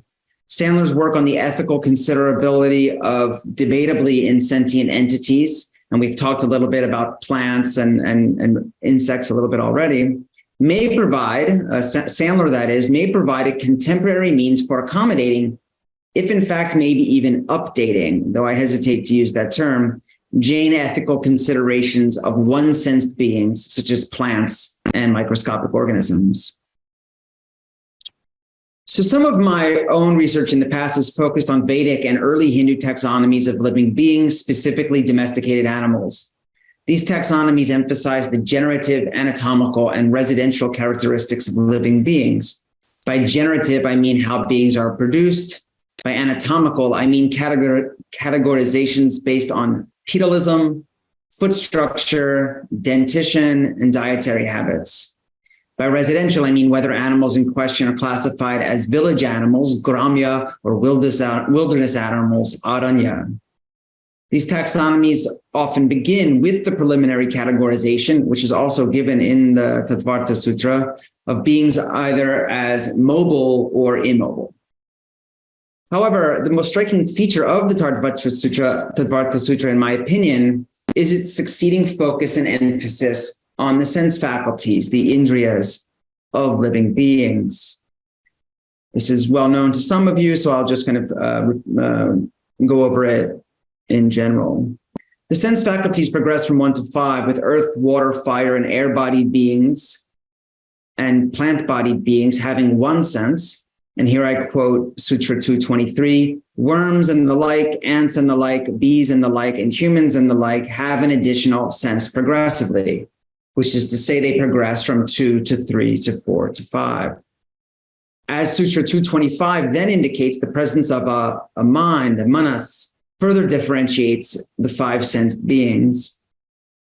Now, time today doesn't permit an elaboration of what having a mind or being rational or intelligent does or ought indicate, and Kojin has done that a little bit already. But in this paper, the focus is on basic sense faculties and specifically sentience. And I mean sentience in the sense of the capacity of an entity to sense, to feel, and more precisely to be capable of experiencing pain, dukkha, and pleasure, sukha. The Jain focus on sentience is the key, however, as I would suggest that it is a virtually pan-Indic religious maxim that if anything is bad in itself and therefore should be avoided, it is dukkha, pain. I find it quite challenging to understand the Jain slogan of ahimsa paramo dharma, right? Non-harming is the highest duty, without the embedded assumption that non-harming is a duty primarily due to the intrinsic badness of the pain caused sentient beings by harming them. Hence, in how I see it, at least, ethics begins with the phenomenon of pain and its avoidance, which implicates all sensed entities from 1 to 5.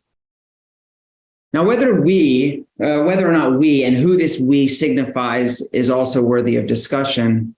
Accept the existence of all the beings given in the traditional Jain taxonomy or the senses so assign them. The sense-based taxonomy itself as a framework remains refreshing given contemporary trends to insist on animal rights or extend human rights to animals.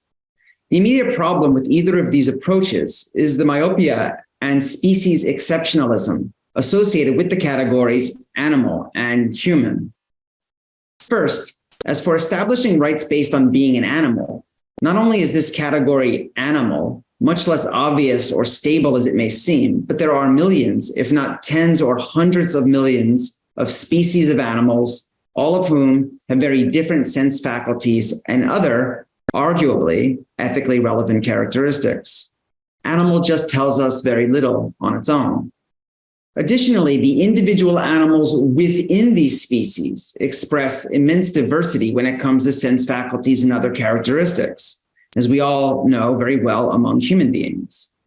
But second, and much more fundamentally, a system of direct ethical consideration grounded in pain and harm begins with whether an entity can experience pain at all. That is, whether it is a sentient being at all. Only from there do we proceed to other potentially ethically relevant characteristics. We start from the ground up. Working backwards from the human or the animal is not only mistaken, but presumptuous about the logics of ethical consideration. So I turn only to the first sentence of the abstract from Cochrane's 2013 article, From Human Rights to Sentient Rights. This article calls for a paradigm shift in the language, theory, and practice of human rights. It calls for human rights to be reconceptualized as sentient rights. Now, much of this article in Cochrane's work is politically oriented and much in line with other theorists like Sue Donaldson and Will Kimlicka, and I'm not really going to go in that direction, but even just this line works fine for today. Now, the reason why human rights should be conceptualized as sentient rights is that philosophically speaking, humans do not initially command rights, or if I have proposed direct ethical consideration, because they're human, but because they are sentient beings. In short, human rights is a subcategory or subset of the umbrella category of sentient rights. If we were to accept, if only for the moment, species as an appropriate standard for subcategorization of sentient rights, then alongside human rights, we could also easily imagine bovine rights or canine rights or feline rights, and even artificial intelligence rights and extraterrestrial rights, or something like Martian rights. However, all of these categories would all be subcategories of an overarching field of sentient rights. But if we were to take the lead from early Jainism, we may want to eschew such species-based categorizations altogether, bovine, canine, or Martian, and pivot in favor of something like one-sensed rights, two-sensed rights, three-sensed rights, and so on. Our ingrained tendency to think in terms of species and designate considerability based on species perpetuates the assumption of the ethical relevance of species categorization. And this is the beginning of speciesism, or the differential and commonly disadvantageous treatment of beings based on species categorization alone. So let's assume, by way of an example, that it's a human right to vote, which is to say that humans, by virtue of being humans, should have the right to vote, and non-humans, by virtue of not being humans, should not have the right to vote. However, not all humans have the right to vote, such as human infants and humans with serious cognitive disabilities. But if voting is a human right, or rather, so is voting a human right, or rather a right that many humans command by virtue of the faculties present in many, but not all humans. And if it's a question of faculties and not being human, then even though non-humans don't currently have the right to vote, we could easily imagine a kind of like super gorilla, I mean, I say it like that to my students, who is capable of understanding the basic structure of an election and the identities and platforms of the candidates, which is to say more than what most voters know, I think, in elections, human voters. But in this case, why should this super gorilla be denied the right to vote? To say because they're a gorilla and not a human isn't satisfactory, akin to because they're a bird and not a rodent.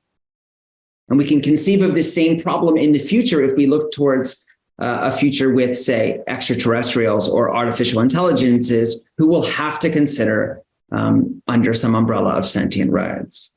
So in the Q&A, if we want to, we can get deeper into speciesism and how I think actually this near obsession with species really colors debates about endangered species and saving species. But I'd like to pivot in this last section to mention some of the work of Ronald Sandler, who is a philosophy professor at Northeastern. And I do this to introduce an avenue of argumentation for Jains or even non-Jains, who, while they may be convinced of this sentience-based framework for ethical consideration, may not be convinced of traditional claims for the sentience of microscopic organisms or plants, but remain curious about how to enfold them into an ethical system, which is to say, what happens when modern science seems to be questioning, if in fact proving maybe the absence of sentience in plants and microscopic organisms, are they still ethically considerable? And what do we do with a Jain taxonomy that has attributed to them basic one-sensed sentience, if we want to call it that? So at the beginning, I stated that direct ethical consideration is the ethical requirement that human agents consider an entity for its own sake in deciding what to do. Put another way, if an entity has value in itself or has intrinsic value, then human agents morally ought to consider it for its own sake when deciding what to do. And many people have put forward definitions of instrumental and intrinsic value, and we've come up with this to this topic a few times already, but I'm here going to give the way Sandler uses it in the Ethics of Species. So first, instrumental value is the value that something, an entity, experience, act, or state of affairs has as a means to an end. It is usefulness value. Final value, and in Sandler's work, they don't use intrinsic value, they use final value, and it's more complicated, but for us, I think it works fine today. Final value, or for our sake, intrinsic value, is the value that something has for what it is. An entity, experience, act, or state of affairs possesses final value if it has value in itself. That is, its value as a means to ends is not exhaustive of its value. Earlier, I suggested that it's a virtual maxim that dukkha or pain is bad, which in other words means that, if anything, dukkha has intrinsic disvalue. And if pain is disvaluable in itself and pleasure is valuable in itself, then the two are to be avoided and promoted respectively, all else being equal. But states or experience of pain and pleasure do not arise, persist, and dissipate independent from their wholes.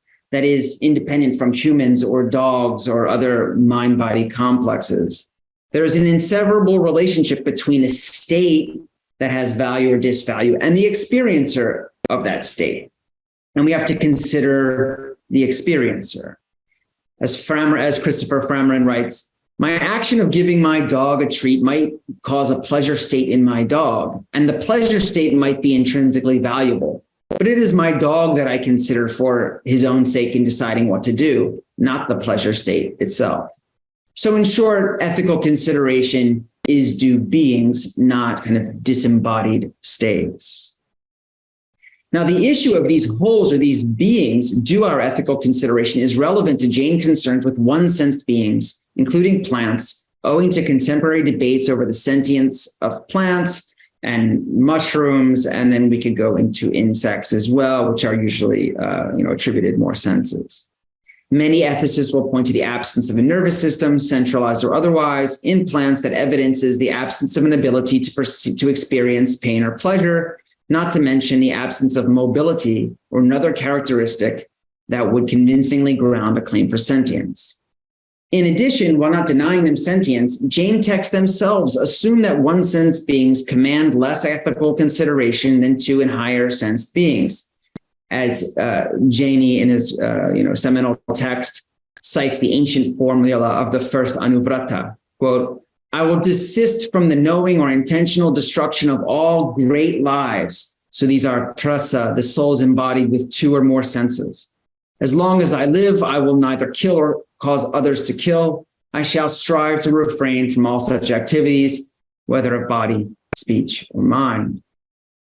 Moreover, while the prohibited professions for Jains include some consideration of plants, agriculture itself is not forbidden, while there are numerous prescriptions regarding the higher sensed animals.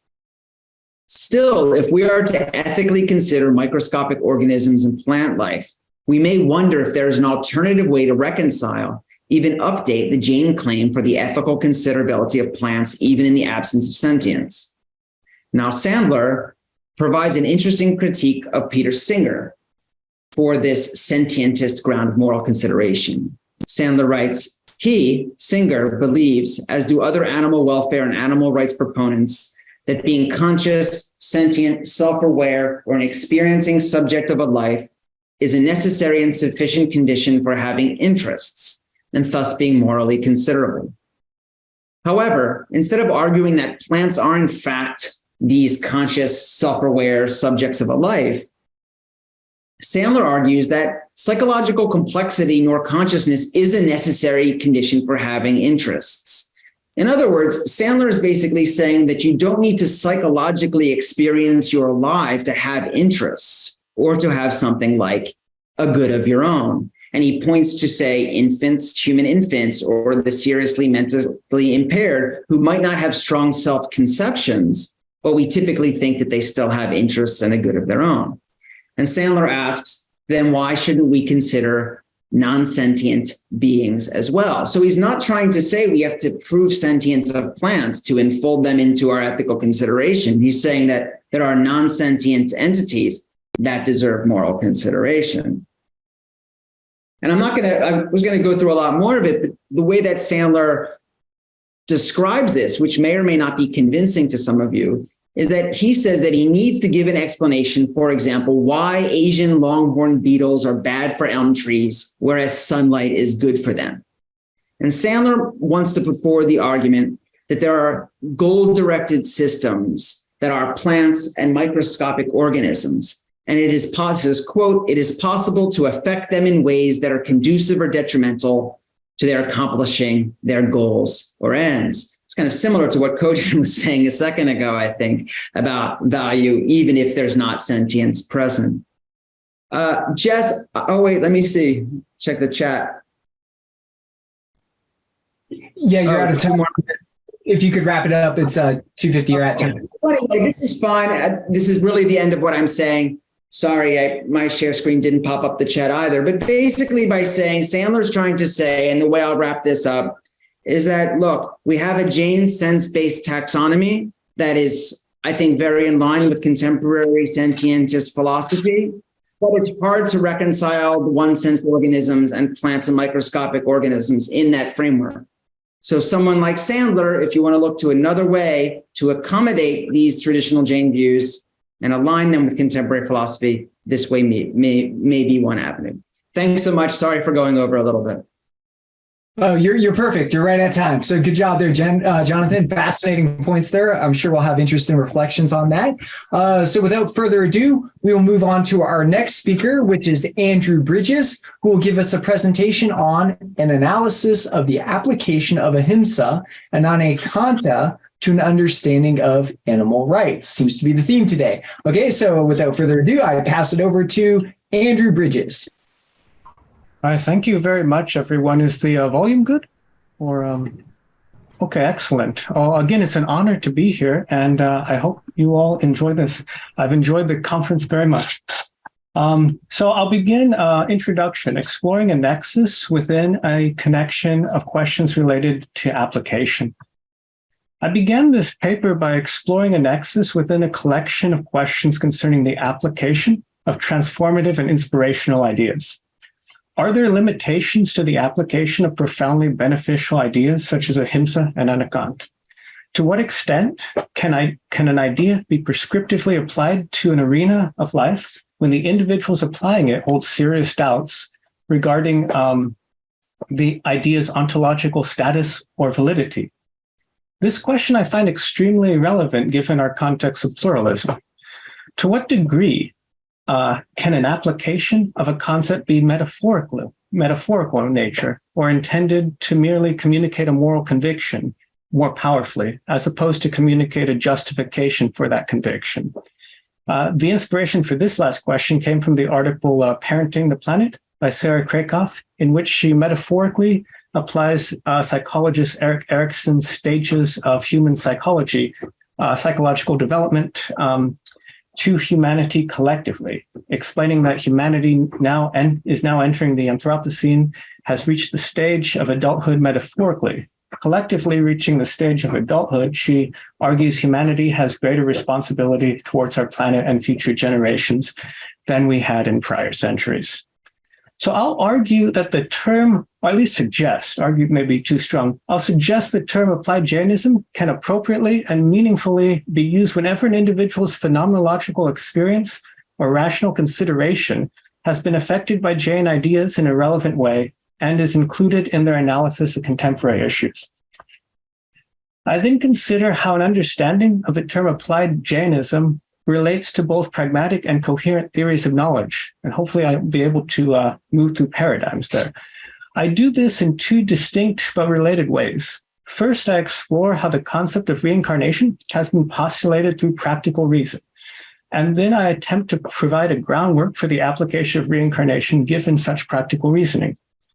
I provide an example of the application of the idea of reincarnation metaphorically to a finite being, i.e. a being that is unable to experience reincarnation. I do this to explore how the application of a concept, in this case reincarnation, can be understood within a larger pluralistic context.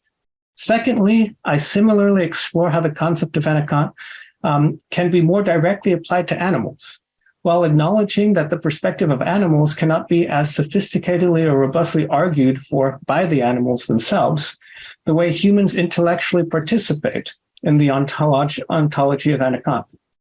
So let's begin with the thought experiment for the metaphoric application of reincarnation.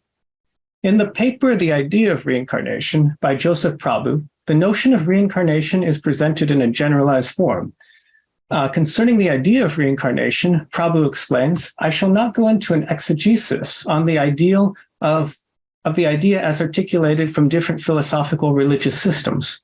Rather, I will borrow freely from these contexts to structure a version of it that is generally, that in its generality seems to me worthy of considering as a view about the nature and destiny of human life, and specifically about the evolution of consciousness, end quote.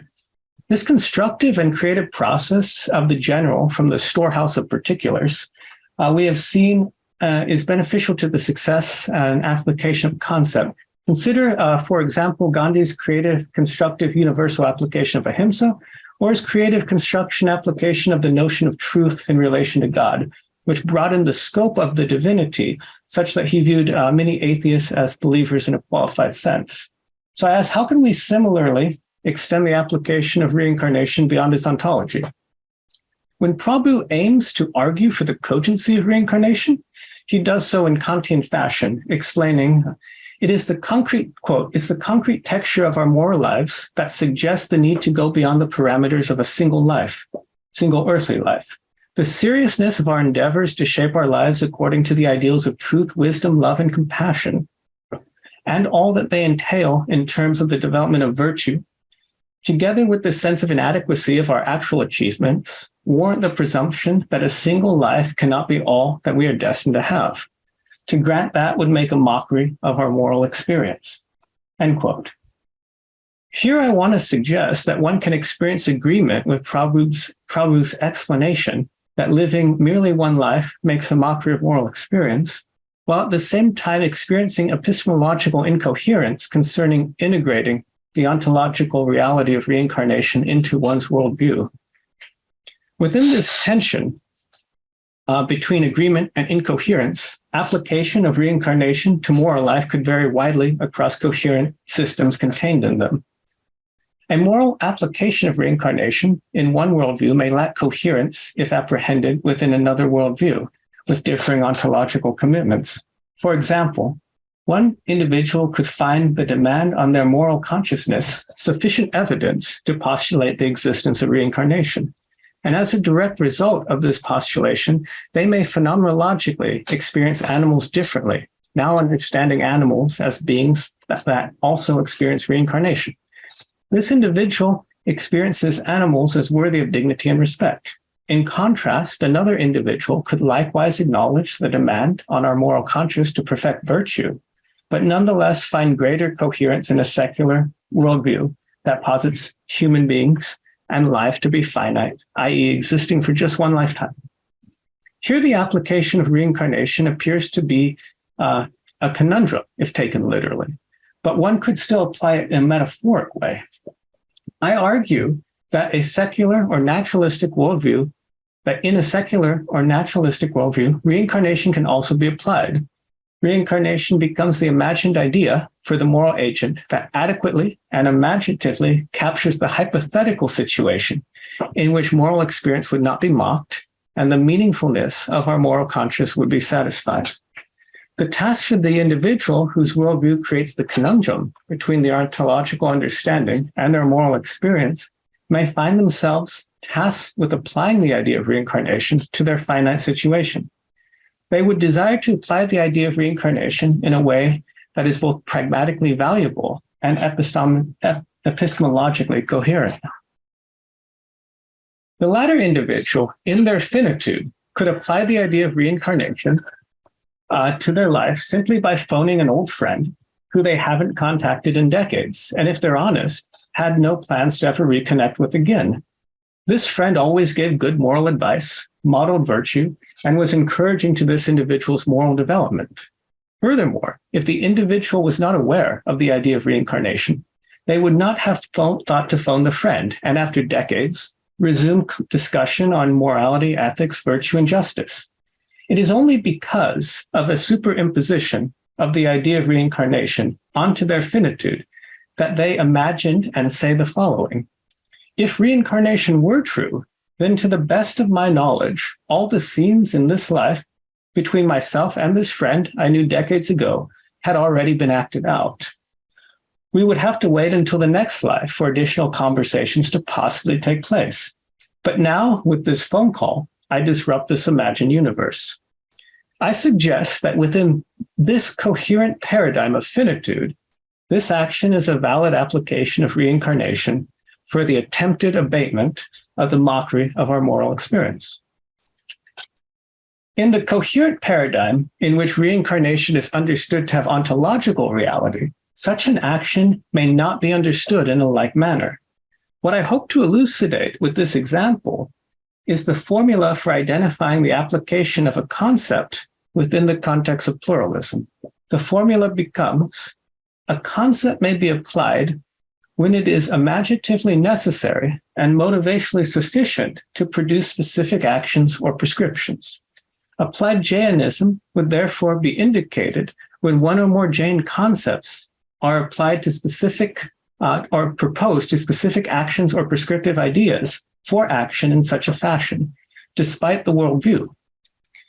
Even if the worldview is incompatible with the literal understanding of the concept, the individual's phenomenological experience and or rational considerations have been relevantly affected by the concept. And here the relevantly will probably be the debatable word. So now I'll move to applying Anekant to the moral status of animals. So in the remainder of this paper, I would like to examine what I feel may be the most encompassing application of Anekant to the understanding of the moral status of animals, given the context of pluralism. When I utilize the phrase most encompassing, I mean to elucidate an application that comes closest to being universal, given the context of pluralism. The application of Anekant to the moral status of animals is also guided by the principle of ahimsa. I provided an explanation of the application of reincarnation to a finite human being conceptually to illustrate how the concept can be applied to a being it was not intended for. As opposed to arguing that a human being is ontologically what a concept being applied to it explains it to be, I find that application is best delineated when we ask how the concept may still be of service within the unintended paradigm. Similarly, Anekant is not a concept which appears to allow animals to participate in as robustly and sophisticated a manner as humans utilize the process to either understand and appreciate plurality or to peacefully debate their point of view. This is fascinating, particularly given that it's an animal, in most illustrations, an elephant, which is used to symbolize the larger encompassing reality of each of the perspectives of the blind individuals in the illustration of Anekant. An animal's intellectual participation in the ontology of Anekant is about as limited as a finite person's participation in the seemingly endless cycle of life, death, and rebirth. Yet it is this metaphoric participation that might have the widest application. The metaphoric blindness the human species collectively have regarding animals is a blindness which possesses a much greater tenacity than the blindness the six individuals have in the illustration of Arihanta. This metaphoric blindness possesses such tenacity that it makes blindness indistinguishable from sight. Collectively, humanity collectively in this metaphorical blindness does not simply say that an animal is what it is not, or is in a contextualized way the blind individuals do with the elephant, but instead we transform the reality of the animal into what we declare it to be. We declare the animal to be food, clothing, jewelry, furniture, entertainment, and the object of experiment, and then we transform the animal into our perspective of it. In such destructive acts, it is possible, though debatable, that we create pragmatic truth, but it is a certainty that we do extreme harm. In relation to this situation, the animal's lack of robust conceptual awareness, at least as far as current science have concluded, to fully comprehending the varieties of commodities humans aim to transform it into or destroy it and make it something else, nor can it make elaborate presentations concerning why it should not be or ultimately is not food, clothing, or furniture. This abstract rationality is what some particular Descartes asserted qualitatively separated human beings from animals. This ability to think abstractly, to abstractly think about the self and the world is what Descartes identified with the soul and consequently understood animals to merely be automatons or robots composed of flesh. In his work, Homo Deus, A Brief History of Tomorrow, Yuval Harari elaborates on and corrects this idea of Descartes. Descartes. Explaining that humans are not substantially different from animals, but qualitatively different in that we have extremely powerful intersubjective realities. Harari writes, quote, "During the last 70,000 years, the intersubjective realities that sapiens invented became more powerful, so that today they dominate the world. Will chimpanzees, the elephants, the Amazon rainforest, the Arctic glaciers survive the 21st century? This depends on the wishes and decisions of intersubjective entities such as the European Union, and the World Bank, entities that exist only in the shared imagination.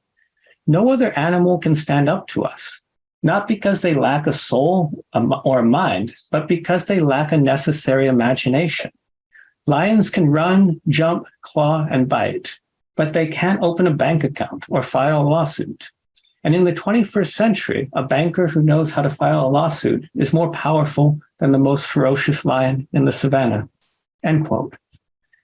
Anakant becomes applicable in this situation because it appears to be the most robust ontological structure in which powerful intersubjective realities can peacefully interact and develop greater understanding and appreciation. Although the animal is unable to participate fully in the intersubjective realities being discussed and debated, the pluralistic structure of Anakant, that other people mentioned this earlier, would insist that the intersubjective realities of the animals still exist as they are and not be harmed or destroyed and transformed into which others would tenaciously declare them to be. The most thorough application of Anakant to the moral status of animals becomes the imperative that they be allowed to exist, to borrow a phrase, I think, from Hegel, in themselves and for themselves, and free from harm.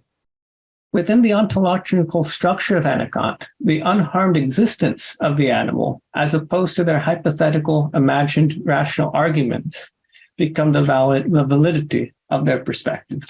And that's all I have. So thank you very much, everyone.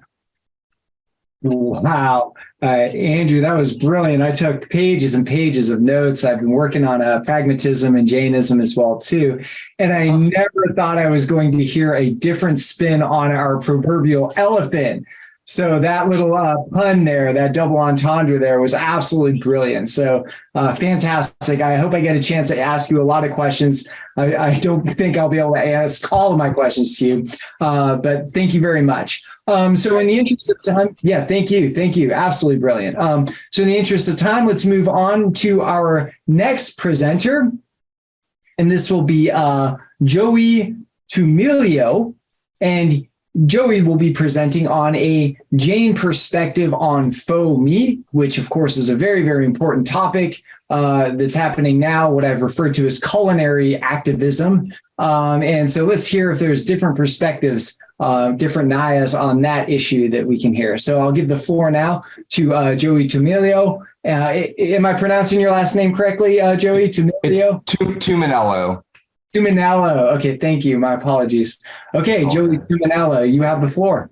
Okay, thank you. And are you able to see the full screen opening slide?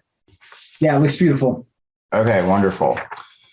So in this presentation, I consider how a Jain philosophical perspective contributes to the discourse on faux meat. Specifically, I focus on the relevance of Jainism's ontology of violence. On the Jain view, violence is not a strictly physical phenomenon. Rather, verbal violence and mental violence are also karmically binding, and people should do their best to avoid violence in all of its forms. Jain Dharma discourages violence in thought, not only because it may lead to physical violence, but also because such thoughts are violent in themselves. Foregoing meat by consuming an intentional likeness of animal flesh may generate many positive outcomes and is clearly superior to the support of industrial animal agriculture. However, this doesn't entail that it's permissible for moral agents to ignore the potential violence in thought associated with such consumption. Though not serving as an absolute argument against producing or consuming faux meat, I argue that Jainism provides further support for taking faux meat's ethical concerns seriously. The degree to which meat substitutes bear a likeness to their counterparts has increased significantly in the early 21st century. Over the last few years alone, companies such as Beyond Meat and Impossible Foods have created, refined, and mass-produced vegan hamburger patties that quote-unquote bleed using ingredients such as beet juice or leg hemoglobin derived from soy in an attempt to replicate the aesthetic experience of consuming actual flesh. Reflecting on the Impossible Patties likeness to meat, Oregon restaurateur Matt Adams claims that, quote, it's actually confusing people. They'll send it back thinking it's meat, end quote. Burger King's chief marketing officer, Fernando Mercado, made a similar observation regarding the fast food chain's Impossible Whopper. Quote, people on my team who know the Whopper inside and out, they try it and they struggle to differentiate which one is which. Rather than merely creating products that strongly resemble meat, entrepreneurs such as Ethan Brown, CEO of Beyond Meat, are explicitly questioning ontological assumptions regarding what meat is. And I have a quote here from Brown. Our obligation is to provide the consumer with a better meat, one that's freed from the animal and capable of delivering more of what consumers want: taste, protein, nutrients, convenience, with less of the downside. Just as few people, perhaps none, railed passionately for or against preserving the landline and embraced mobile phones, if we're successful, we'll see consumers in a relatively short period of time and with less controversy than one might expect, welcome a better meat and one that's made from plants. Given the well-established negative impacts of industrial animal agriculture or factory farming on humans, animals, and the environment, this all seems to bode especially well.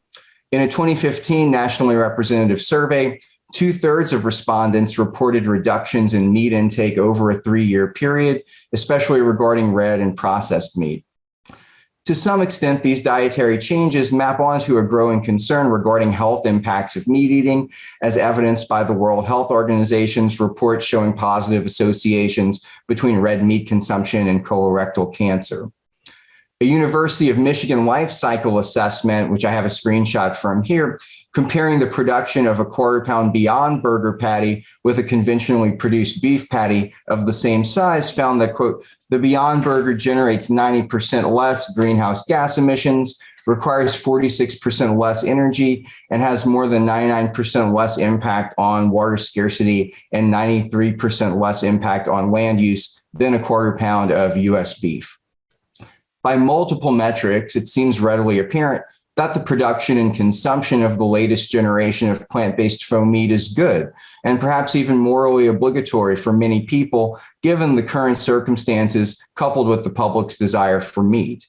While I'm not attempting to refute this view, I do want to call attention to possible ethical concerns regarding faux meat and the representation of animals as food. Though these concerns don't necessarily override the importance of producing and consuming faux meat, I argue that they should be taken seriously and that Jainism provides valuable insight as to why. There's a small but growing recognition of the symbolic qualities and possible ideological function of consuming faux meat. After outlining other arguments against this practice, journalist Maria Chiarando briefly remarks on a possible concern with endorsing the representation of animals as food. Quote, some have questioned whether buying these products perpetuates the idea that animals' bodies are food, hence our need to try and replicate them, end quote. In the article Beyond, The Ethics of Faux Flesh, Fake Fur, and Thrift Shop Leather, Susan M. Turner applies utilitarian and deontological ethical theories to examine, among other questions, whether it's ethical to produce, sell, and eat faux meat. Because of utilitarianism's appeal to consequences in determining an action's moral valence, as well as the theory's emphasis on maximizing happiness and minimizing suffering for the greatest number of sentient beings, the ethics of faux meat's production, sale, and consumption depends on this view on the outcome of engaging in these activities. While Turner observes that the relevant social scientific data was unavailable at the time of writing, she argues that a utilitarian should ideally find out the following information in rendering a moral assessment of this issue. Quote, we need to know if there's a tendency for vegetarians who eat faux meat to lapse as a result. Also, we would need to know if there's a greater chance a meat eater will consider becoming vegetarian when there are faux meat options available. If the overall result is more conversions back to meat than to vegetarianism, then faux meat will be morally problematic, according to a utilitarian like Peter Singer. If there's no difference or more vegetarian conversions, then faux meat might be off the utilitarian hook. If the necessary data were available, these would be the variables to plug into a utilitarian calculation to determine the moral valence of the production, sale, and consumption of faux meat. This theory may provide a strong case against faux meat if it happens to lead to more overall suffering in comparison with other dietary choices, though Turner thinks the reverse of this is likely true. However, from a utilitarian perspective, intentions and motives have no direct bearing on whether an action is permissible, impermissible, obligatory, or supererogatory, that is above and beyond the call of duty. On this view, the representation of animals as mere resources within faux meat is not morally problematic in and of itself. On the other hand, Turner illustrates how a deontological ethical framework may lead to different conclusions on this issue. Recall that the philosopher Tom Regan modified Kantian ethics by replacing a being's rational capacity with the quality of being a subject of a life as the central criterion that determines moral worth. Thus, on Regan's deontological approach, any animal that is a subject of a life has intrinsic moral worth such that they should not be treated as if they exist as mere resources, instruments, or tools to be exploited for others' gain. Applying this deontological approach to her ethical examination of faux meat, Turner writes, by producing and selling tofu, which has the taste, texture, and appearance of regular non-human animal meat, we're participating in the non-artistic representation of non-human animals as mere resources. Assuming vegetarianism is morally correct on deontological grounds, such acts must be morally wrong. While Turner notes that the ethics of eating faux meat is less straightforward than the ethics of producing and selling it from a deontological perspective, she ultimately argues that eating faux meat must be immoral because its consumption relies on the immoral practice of producing it, quote, even though the consumer may not be endorsing a representation of non-human animals as mere resources, end quote. In addition to its innovative application of normative ethical theories to some under-theorized practices, this article illustrates the need to take seriously the ethical dimensions of faux meat, including those concerning the often overlooked act of representation itself. Rebecca Sinclair defends a perspective that resonates with Turner's exposition of deontological concerns, arguing that, quote, plant-based meats are never really free of the animal they intend to substitute, and they therefore reproduce certain frameworks of intelligibility that keep animals edible even if they're not eaten. Sinclair applies Derrida's concept of the trace, the conceptual presence that is inevitably implied by an absence, to illustrate the ways that faux meats, especially those products that intend to perfectly replicate the aesthetic experience of consuming animal flesh, success is dependent on interpretations of animals as beings that it's okay to kill and eat. While not altogether dismissing the promise of faux meat in reducing animal slaughter, Sinclair importantly shows that focusing on this particular material consequence is not philosophically or ethically sufficient. Quote, we must also ask whether or not meatless meats will alter the intellectual, economic, and epistemological conditions that make slaughter and exclusion possible to begin with, end quote. Because the above conditions will not be satisfactorily altered through meatless meat, and because of the importance of recognizing animals as community members rather than as mere food or instruments for human satisfaction, Sinclair presents her case in hopes that we might eventually move beyond these attempts to reclaim the gustatory experience of animal flesh. Here I provide an overview of the recognition of and advocacy against violence through thought within Jain teachings. This discussion illustrates the significance and nuance of Jain ethics, as well as the importance of Jainism in further substantiating and augmenting debates on the symbolic representation of animal flesh through faux meat. Jainism entails the strongest and most thorough commitment to nonviolence of the major Indic philosophical religious traditions, and this is due in part to the Jain teaching that violence is not a strictly physical phenomenon. Characterizing this holistic ontological understanding of violence and its negation, Ramakrishna Puligandla writes, quote, the practice of nonviolence in thought, word, and action is the cardinal virtue in Jain ethics, end quote. In this way, Jainism recognizes thought and its expression through language as possible avenues toward violence alongside physical action. This opposition to violence through thought and word goes beyond a strictly instrumental concern. From a more narrow consequentialist perspective, it would be reasonable to advocate against harmful thoughts only if there was good reason to believe that those thoughts tended to lead to physical violence. Acknowledging but also moving beyond this concern with the material impact of thought, Jainism's triadic conception of violence additionally entails that violence in word and thought can be karmically binding in itself. Subramanya Gopalan clarifies this key distinction. Non-violence and non-killing are generally associated with acts, so that if the individual concerned does not indulge in the prohibited acts, he is absolved of the sins that might accrue to him. But though the act itself has to be avoided, the intention also must be pure. Since an act is always preceded by an intention and a will, mere avoidance of the act may not necessarily mean that there was no intention. Even when one avoids an act of physical violence, this avoidance does not automatically exempt the moral agent from generating negative karma through thoughts or words. The categories of non-physical violence have a moral valence that overlaps with, but is separable from violence in action.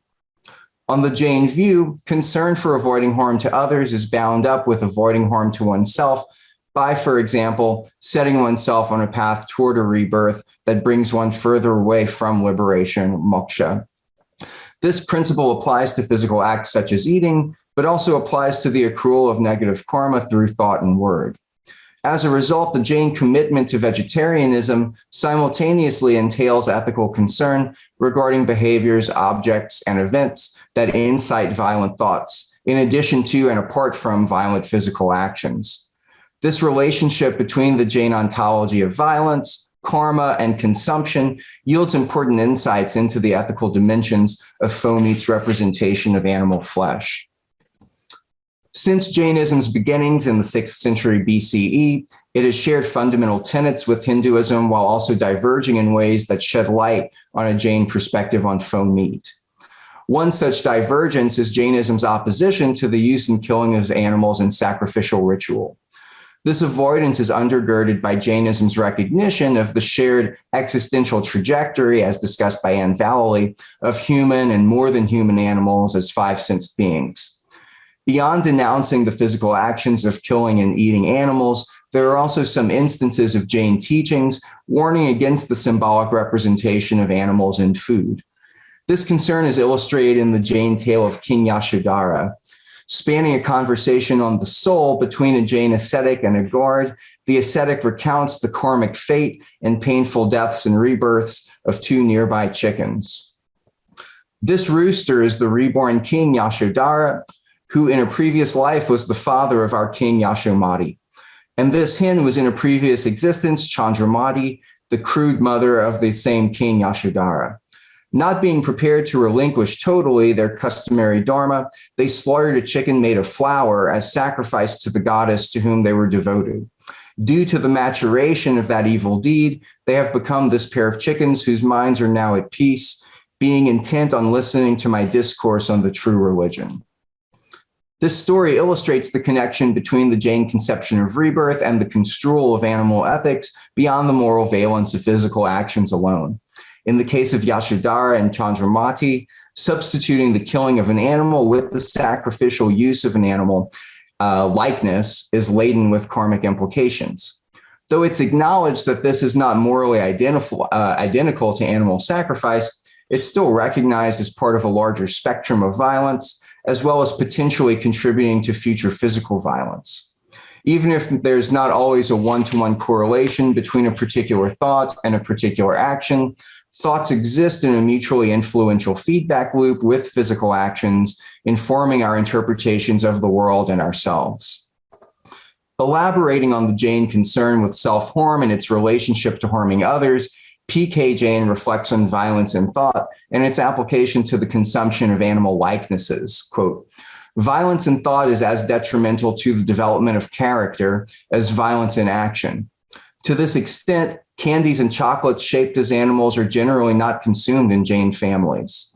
Imagine a child going around eating the head of a rabbit or a leg of a man, in quotes.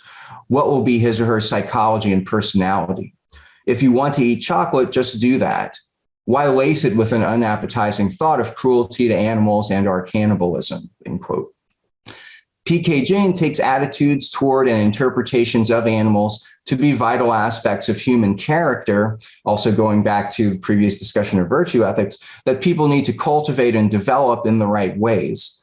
If one continues to develop and embrace interpretations of animals as beings that it's okay to kill and eat, and to generally treat as only instrumentally valuable, this also might indicate a deficiency in one's character. This deficiency of character impacts oneself and others, as old habits die hard, and it can be difficult to break free from deeply ingrained patterns in thought and behavior instilled over long periods of time.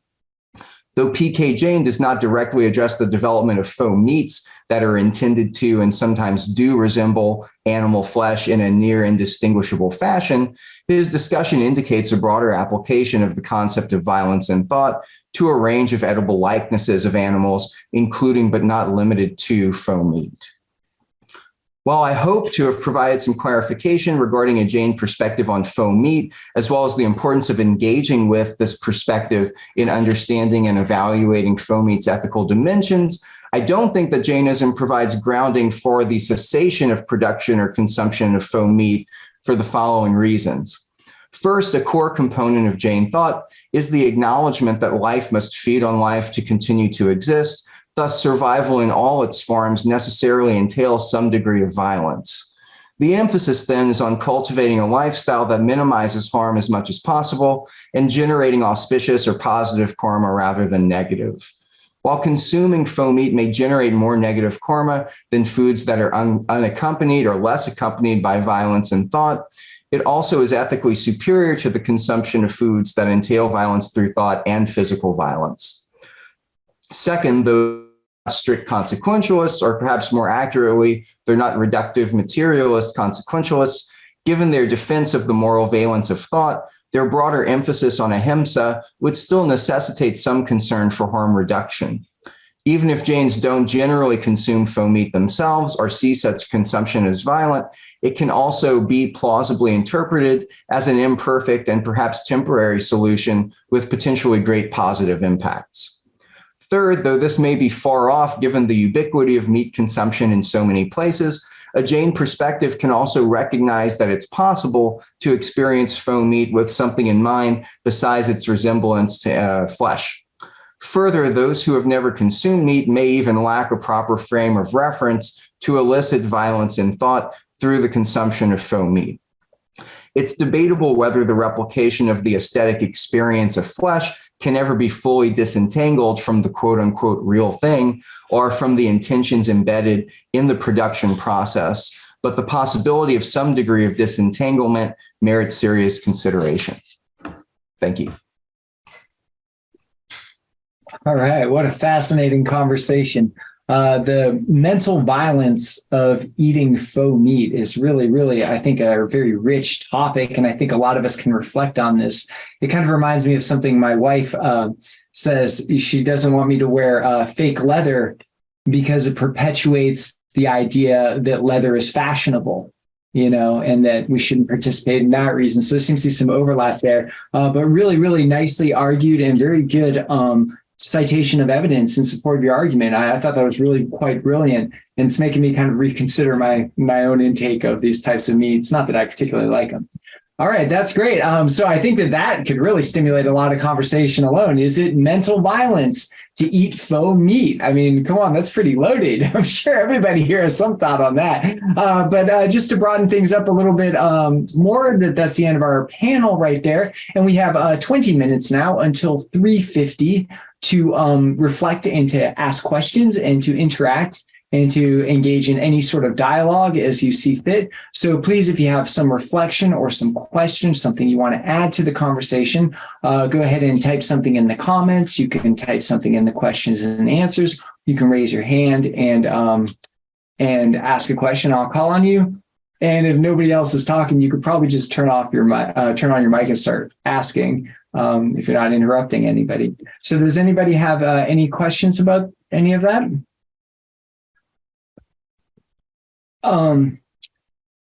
If there are no questions, I will ask one of Andrew Bridges. Oh, there's one from Joey. Okay, so Joey, why don't you go ahead?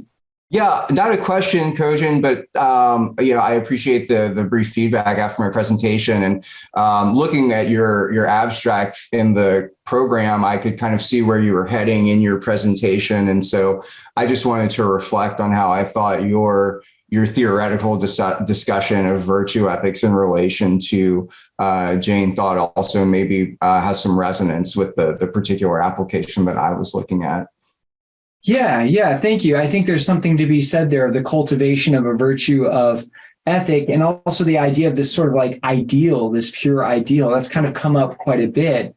I think Malay said that just because something's an ideal doesn't mean it's not true.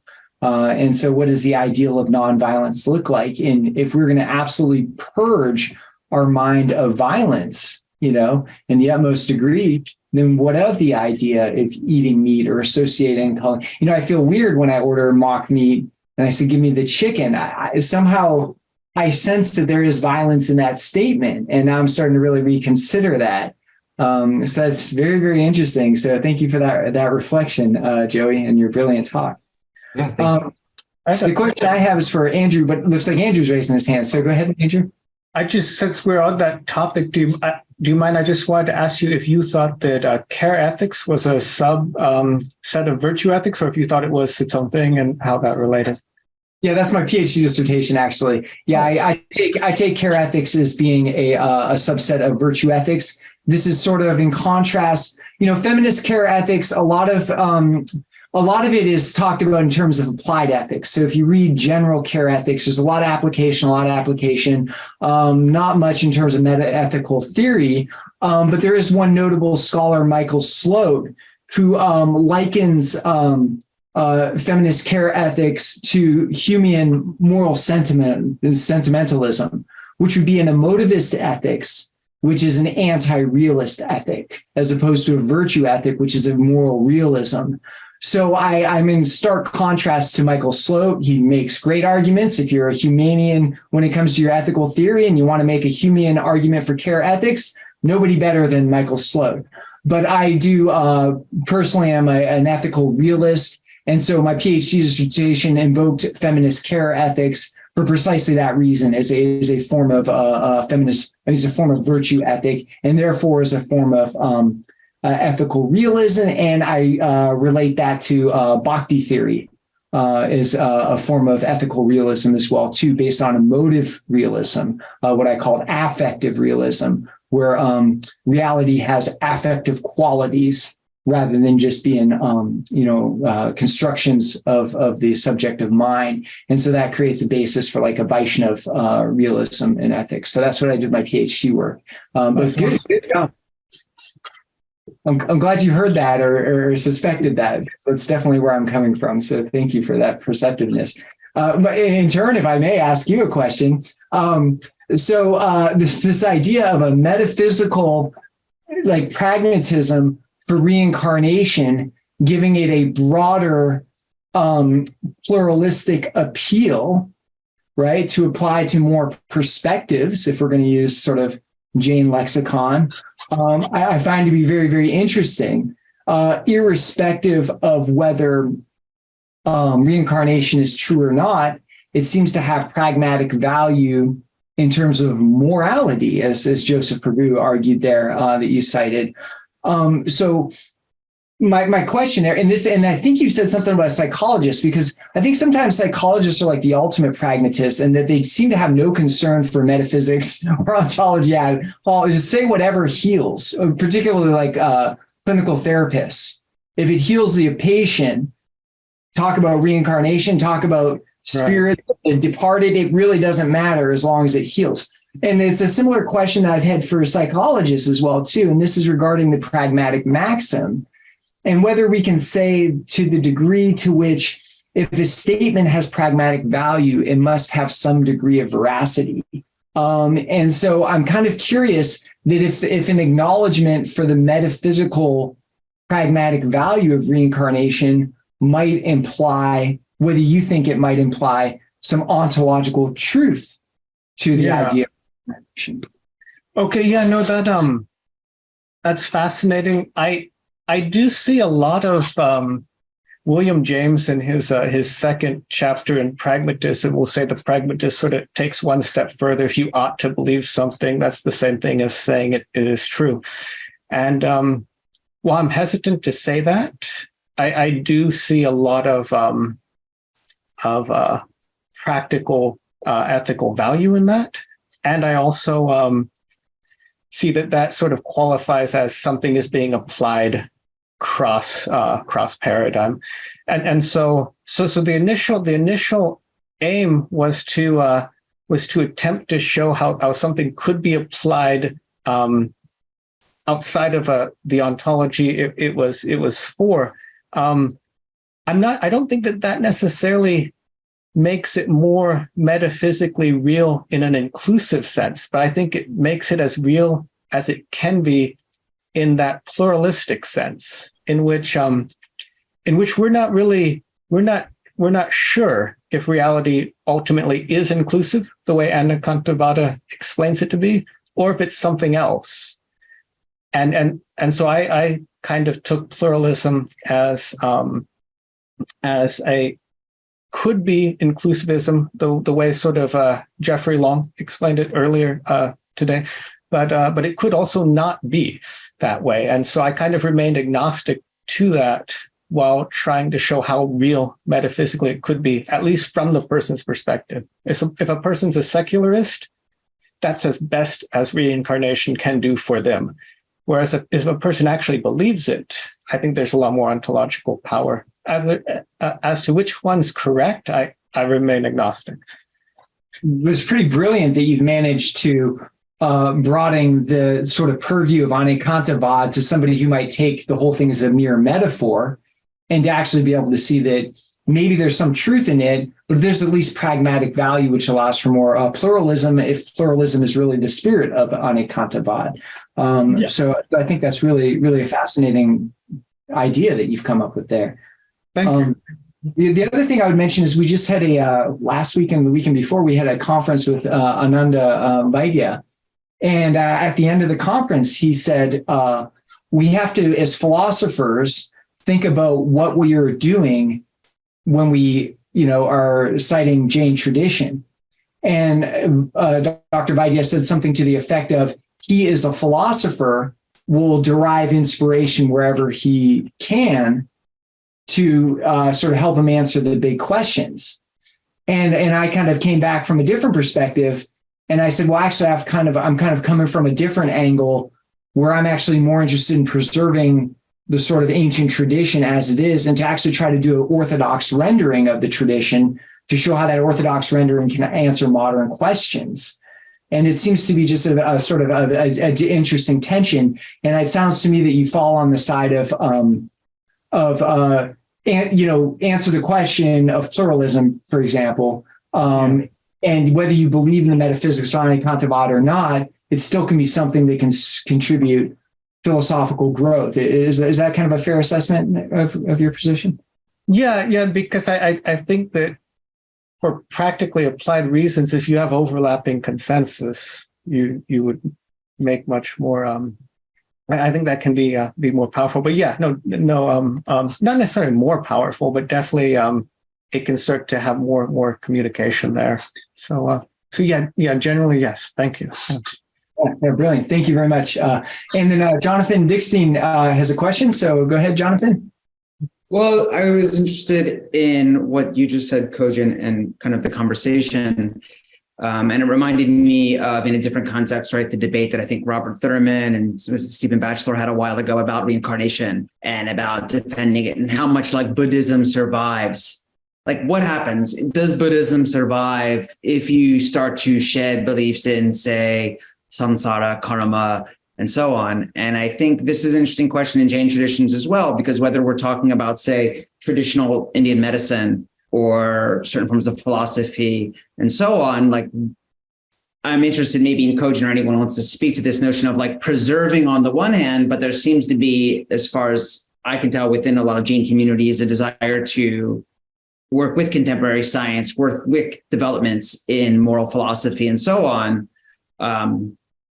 And so in what ways do you as all religions to do, you have to do, they kind of stay the same and change. You can't do one or just the other. So I'm curious how you strike that balance then, Kojin. Oh, okay. Well, since you directed that to me, really as a constructive theologian, what one strives to do. So you have to maintain, a constructive theologian must maintain their legitimacy by their connection to the past.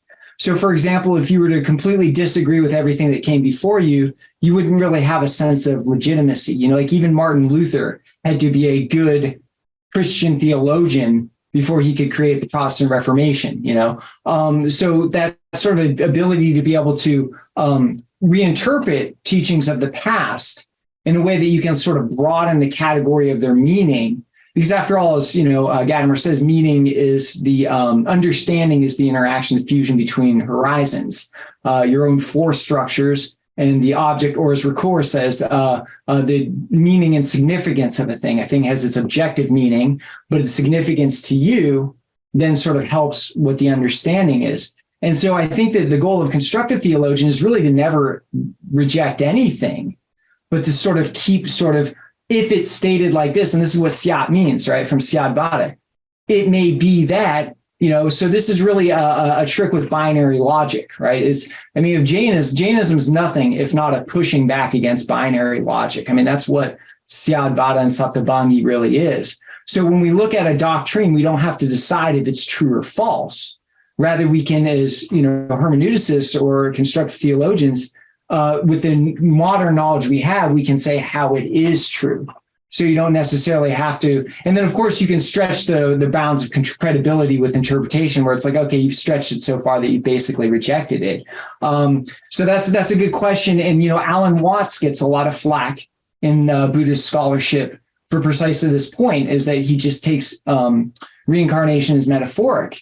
And so a lot of Buddhists and Buddhist scholars just say, oh, well, he has no credibility because of that. And then, of course, maybe the most important consideration here is cultural violence and cultural sovereignty.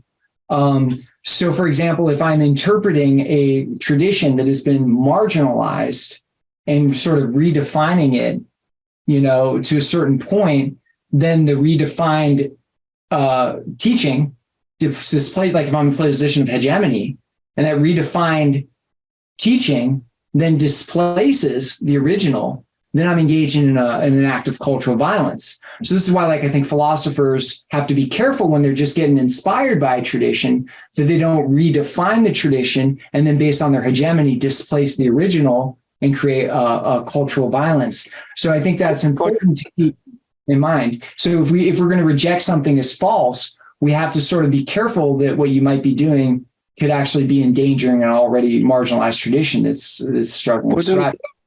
Yeah. Kojin, may I suggest we have Dr. Narendra Bhandari. He just came in our room. Narendra Saab, are you? Yeah. So I think on this subject, Narendra ji has done a lot of work. He was a scientist at NASA. And now he's doing a lot of scholarly work related to Jain philosophy. He could shed some light, his views on this. Narendraji, do you have something to contribute to this idea of to what degree can you maybe reject Jain teachings in lieu of modern knowledge, perhaps without doing cultural violence, accepting modern teachings in a way that is or is not antagonistic to traditional teachings? You are muted, Narenji.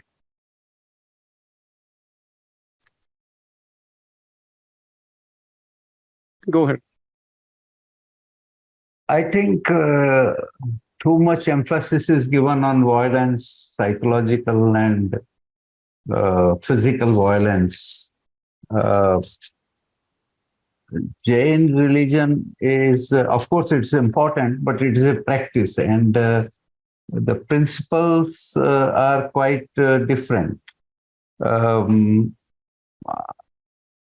I think we have to look at the Jain theory of knowledge, Jain theory of matter.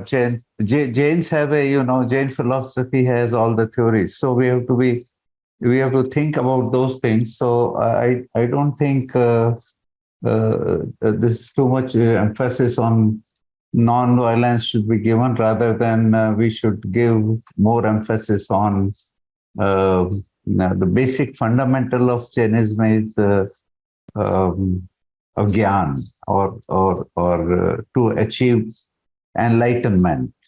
So this is what my view on this point is. So, okay. All right. Thank you, Narendraji. That's important to keep in mind, that we can't pursue one element of a tradition at the expense of another, get so obsessed with nonviolence that we forget that we're looking for wisdom as well, too, that they should really go hand in hand. So I think that's a good reminder. Does anybody have any more questions or comments or reflections for our panelists? I'm not missing anybody, am I? No, I think it's pretty much right on time also, Kojan. Yeah, we have maybe about 4 more minutes on this panel. Yeah. So I'm just going to throw it out there. Really, nobody has something to say about the idea of faux meat being contributing to mental violence. Is everybody really? I was persuaded by Joey's. I see a couple of comments in the Q&A, I think. Oh, yes, we have. Okay, so we have Sveta Jain. The faux meat topic was very interesting. I feel it can be seen from 2 different angles, as for Jainism, right? One from the Jain philosophical perspective, and the second from the sustainability perspective. From the Jain philosophical view, a big emphasis is on one's thought process. So if one is looking at a meat texture in food, then one has still not completely embraced the nonviolence. However, it should still be encouraged as a transitional path, because the thought of not killing an animal was still behind their action and effort. And from sustainability, environmental impact perspective, it's far better than real meat. And I think Joey made those points pretty clearly. Joey, do you want to add something to that? Yeah, I would just say that resonates with the position that I'm taking. The main concern that I wanted to address is that we may not want to, completely disregard, the question of, the ethical dimensions of, foods that are made to resemble animal flesh, while still recognizing their, comparative benefits in terms of things like sustainability. Kojan, there was a question before that also from Kirti Jain. That one was from, I'm sorry. I thought that was from a previous. Okay. From Kirti Jain. As for faux meat, we should take a 2-pronged pragmatic approach, and Jainism should take a stand on it. It should be prohibited for people who want to lead a Jain way of life. However, if it possibly allows a meat eater to transition to vegetarian or veganism, it should be allowed or advocated. I would like the panel's thoughts as to whether a pragmatic stand should be taken, or if we should simply continue to debate the contemporary issue. And I think that Joey's position was very much in line with that. Do you want to add something there, Joey, or any of our other panelists to that? Yeah, I think that also, that's pretty much the approach that I'm taking in terms of illustrating a Jain perspective on faux meat. In general, I would, this is part of a larger project that I started working on several years ago. And so in preparing a 20-minute version of the presentation, I cut out a large portion of the paper. And some of that included examples from Jain laity, from householders. And some of that, I haven't done my own empirical social science research, but I would love to directly get thoughts from the Jain community here or in other venues about and some of that's already come up in these comments, which I'm very appreciative of. I've seen conversations on the website Quora, for instance, among members of the Jain community, where there's also concern expressed regarding faux meat, either because of concern for violence through thought or just reflecting on a general aversion to that, given maybe that many, or most or all Jains are have not eaten meat or are raised vegetarian from birth. I think this is a good thought, Kojan, if I could just take a second. I think this is a good thought, Joey. let's work with Kojan and Chris to really look at how we can maybe take up a project to do some study regarding that. Most of the Jains I speak to, and you have already articulated that, most of the Jains I speak to, they think by eating any substance, plant-based or whatever it is, but under the pretext of an animal product, it just brings those negative thoughts, and Jains try to stay away from that. But as Shweta said earlier, if it helps to bring some real meat eater to transition to plant-based products, it's a positive step in the right direction. Okay, but Jains in generally, the ones I know, they usually don't eat those products that are given animal names, although they are plant-based. Yeah, very nice. Thank you for that addition and for the final word on that. I guess in synopsis, don't let the good be the enemy of the perfect, but don't get so fixed up on the good that you forget your ideals as well too. So that was very nice. Thank you. It was a real honor to be part of that panel and that wonderful discussion. Unfortunately, I have to keep things moving along just to be diligent about time. So we are now starting our fifth panel. My goodness, is that 5 today? This is the roundtable. Okay, so we made it to the roundtable. This is applying Jain principles in everyday life. So we've asked our panelists here to each take 10 minutes to talk about how they apply Jain principles in life. I mean, it really makes sense that we should have some representation from the Jain community and what the lived experience of being Jain is, because otherwise, maybe we're not really even studying Jainism if we're not listening to the lived experience. So our first reflection, we've already heard from Narendra. So Narendra ji, if you could kindly start us off with a 10-minute discussion on how you apply Jain principles to your daily life. Okay, so before I talk about how I apply Jain principles in my life, I think we ought to be clear about what Jain principles are. And you see, as we have heard in the previous talks and whole day, I think too much emphasis on non-violence and, food habits and so on. But in my opinion, that is only a practice. The basic fundamentals of Jainism are, as I understand them, are different. If I just go and eat meat, it doesn't mean that I cease to become a Jain, I think. But if I don't believe in the theory of karma, if I don't believe that I'll have to go through consequences of my action, then I cease to be a Jain. So there, you see, the emphasis should be on some features which are very exclusively, related to Jain philosophy. And before I come to this question, I would like to, say what these features are. So first of all, let us say that Jain philosophy and Jain lifestyle, they are the same. I mean, it is not that you believe there is some philosophy somewhere and you then try to follow it, because both developed together, grew together for thousands of years. So it is not to say that, love thy neighbor and then go and attack a neighboring country. It is not like that. You practice what you do. So that is one feature about Jainism. And of course, as I said, if I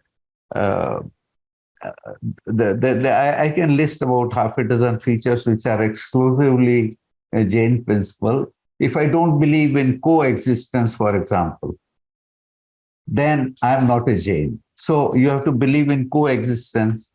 Coexistence is very important in Jain religion, and actually this principle of non-violence emerges from this principle.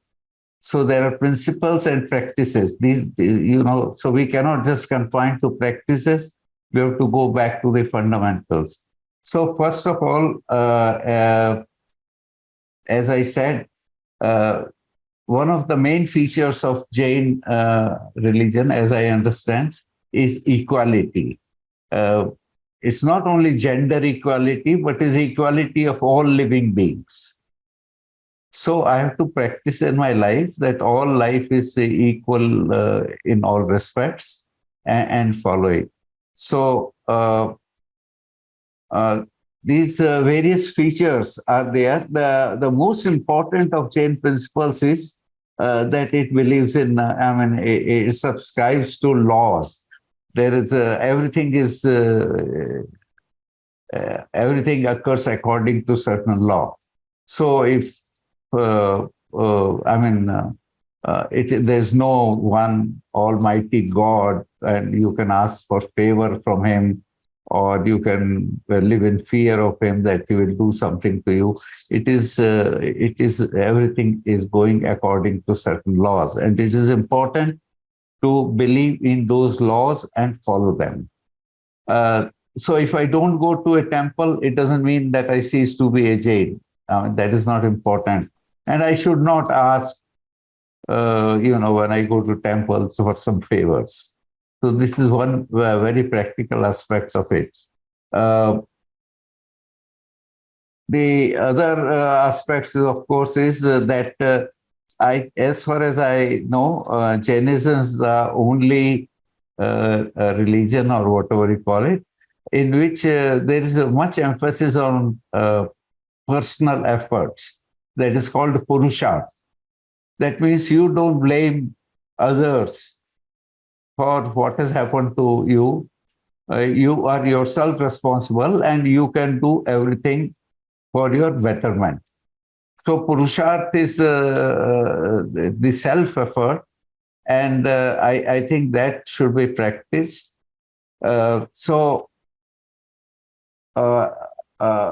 There is also, it gives you a feeling of responsibility that you are responsible for yourself. And then, of course, we have listened to some talks on Anekantavad, and that is the all inclusivity, that everything is included. There's nothing you have to exclude or discard. Everything has some certain values.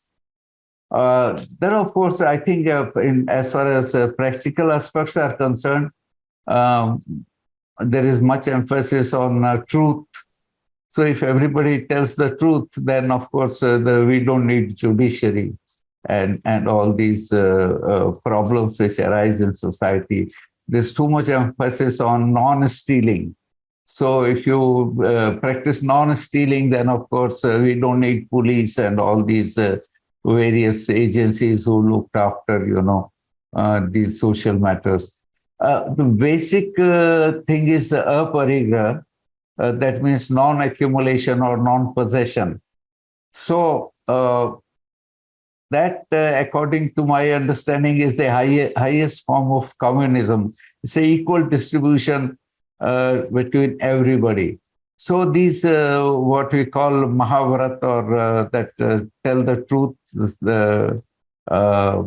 don't steal, don't overexploit, all these are socially useful things. So when one practices Jainism, one has to give emphasis to all these things.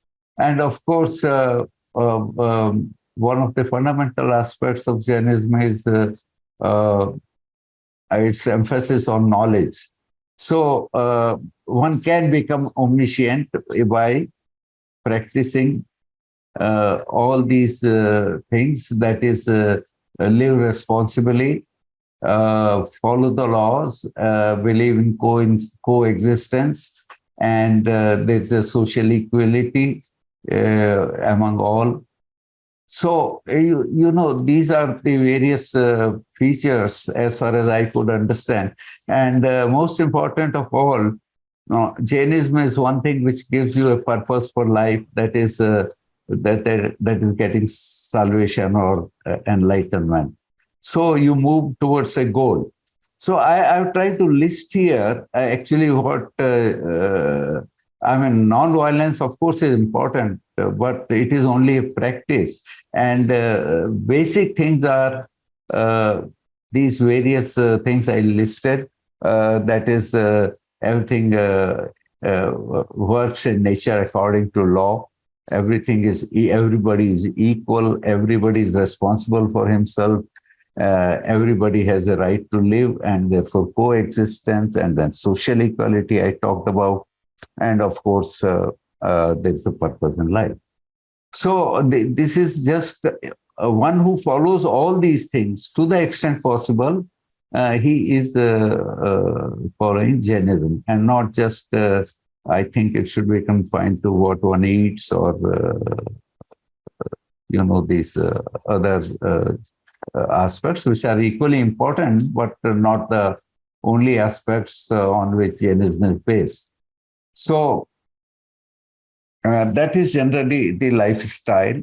And now I come to the main question, that how I follow it. Actually, I must admit, I'm not a very rigorous Jain follower. I mean, of course, I follow to the extent possible, but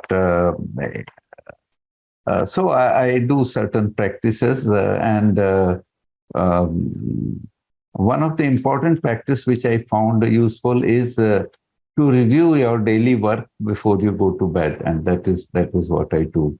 I just go through hourly activities since morning and see if I have done anything wrong. And my experience is that it really helps one improve oneself. So one cannot 100% follow all the principles which I listed, but we try to tend to follow them if we review our daily activities. This is much more elaborate, as you most of you know, pratikramana, everybody does. I, of course, don't do the elaborate pratikramana, but it's only certain aspect of it. Just review your daily activities and see where you have done wrong or where you have gone wrong. And the other thing which is which I practice, because this is a topic given to me, how do you follow Jain principles? I must say, in the morning also, I decide what to do and how best to do in consistent with whatever these 6 or 7 principles I just listed. So I think overall, the world will be a better place if we follow all these principles to the extent possible. In fact, one cannot follow them 100% in practical life.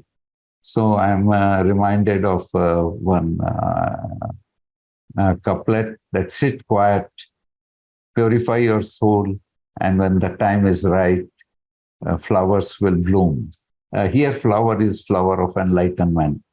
So, or you can say, sit quiet, do nothing, and when the time is right, the grass will grow. So these are the things. But I think one thing in Jain lifestyle is don't interfere with what nature is doing. In physics, we have learned, Arthur Eddington had said, that when an electron, which is of course the smallest particle, when an electron vibrates, the whole universe shakes. So that is interference. So as far as Jain lifestyle is concerned, what I understood is that nature is following a path over last 4 billion years or 3.5 billion years. It has converted an amoeba or a single cell living entity into a human being, Homo sapiens. So that is the path nature has followed, and let us not interfere with it. So the basic... we're running out of time here, Narendra. If you could just wrap it up, please. Okay, so that is the final thing I wanted to say, that a non-interfering life with anybody in this earth and let nature do its job, which it is doing very well, is the essence of Jainism as I understand it. Thank you very much. Very nice. Non-interference. That's a nice note to leave it on. I do realize that we started this roundtable a little bit early, so I apologize for that. So I'm going to split the difference a couple minutes extra for each person. And so that should make up for that. But I forgot that there was a 10-minute gap between each program. We could have actually talked for longer. So let's go to our next panelist, who is Manoj Jain. To discuss, again, the same question of how do you apply Jain teachings to your daily life? How do you see Jain teachings to allow you to be more socially engaged, perhaps?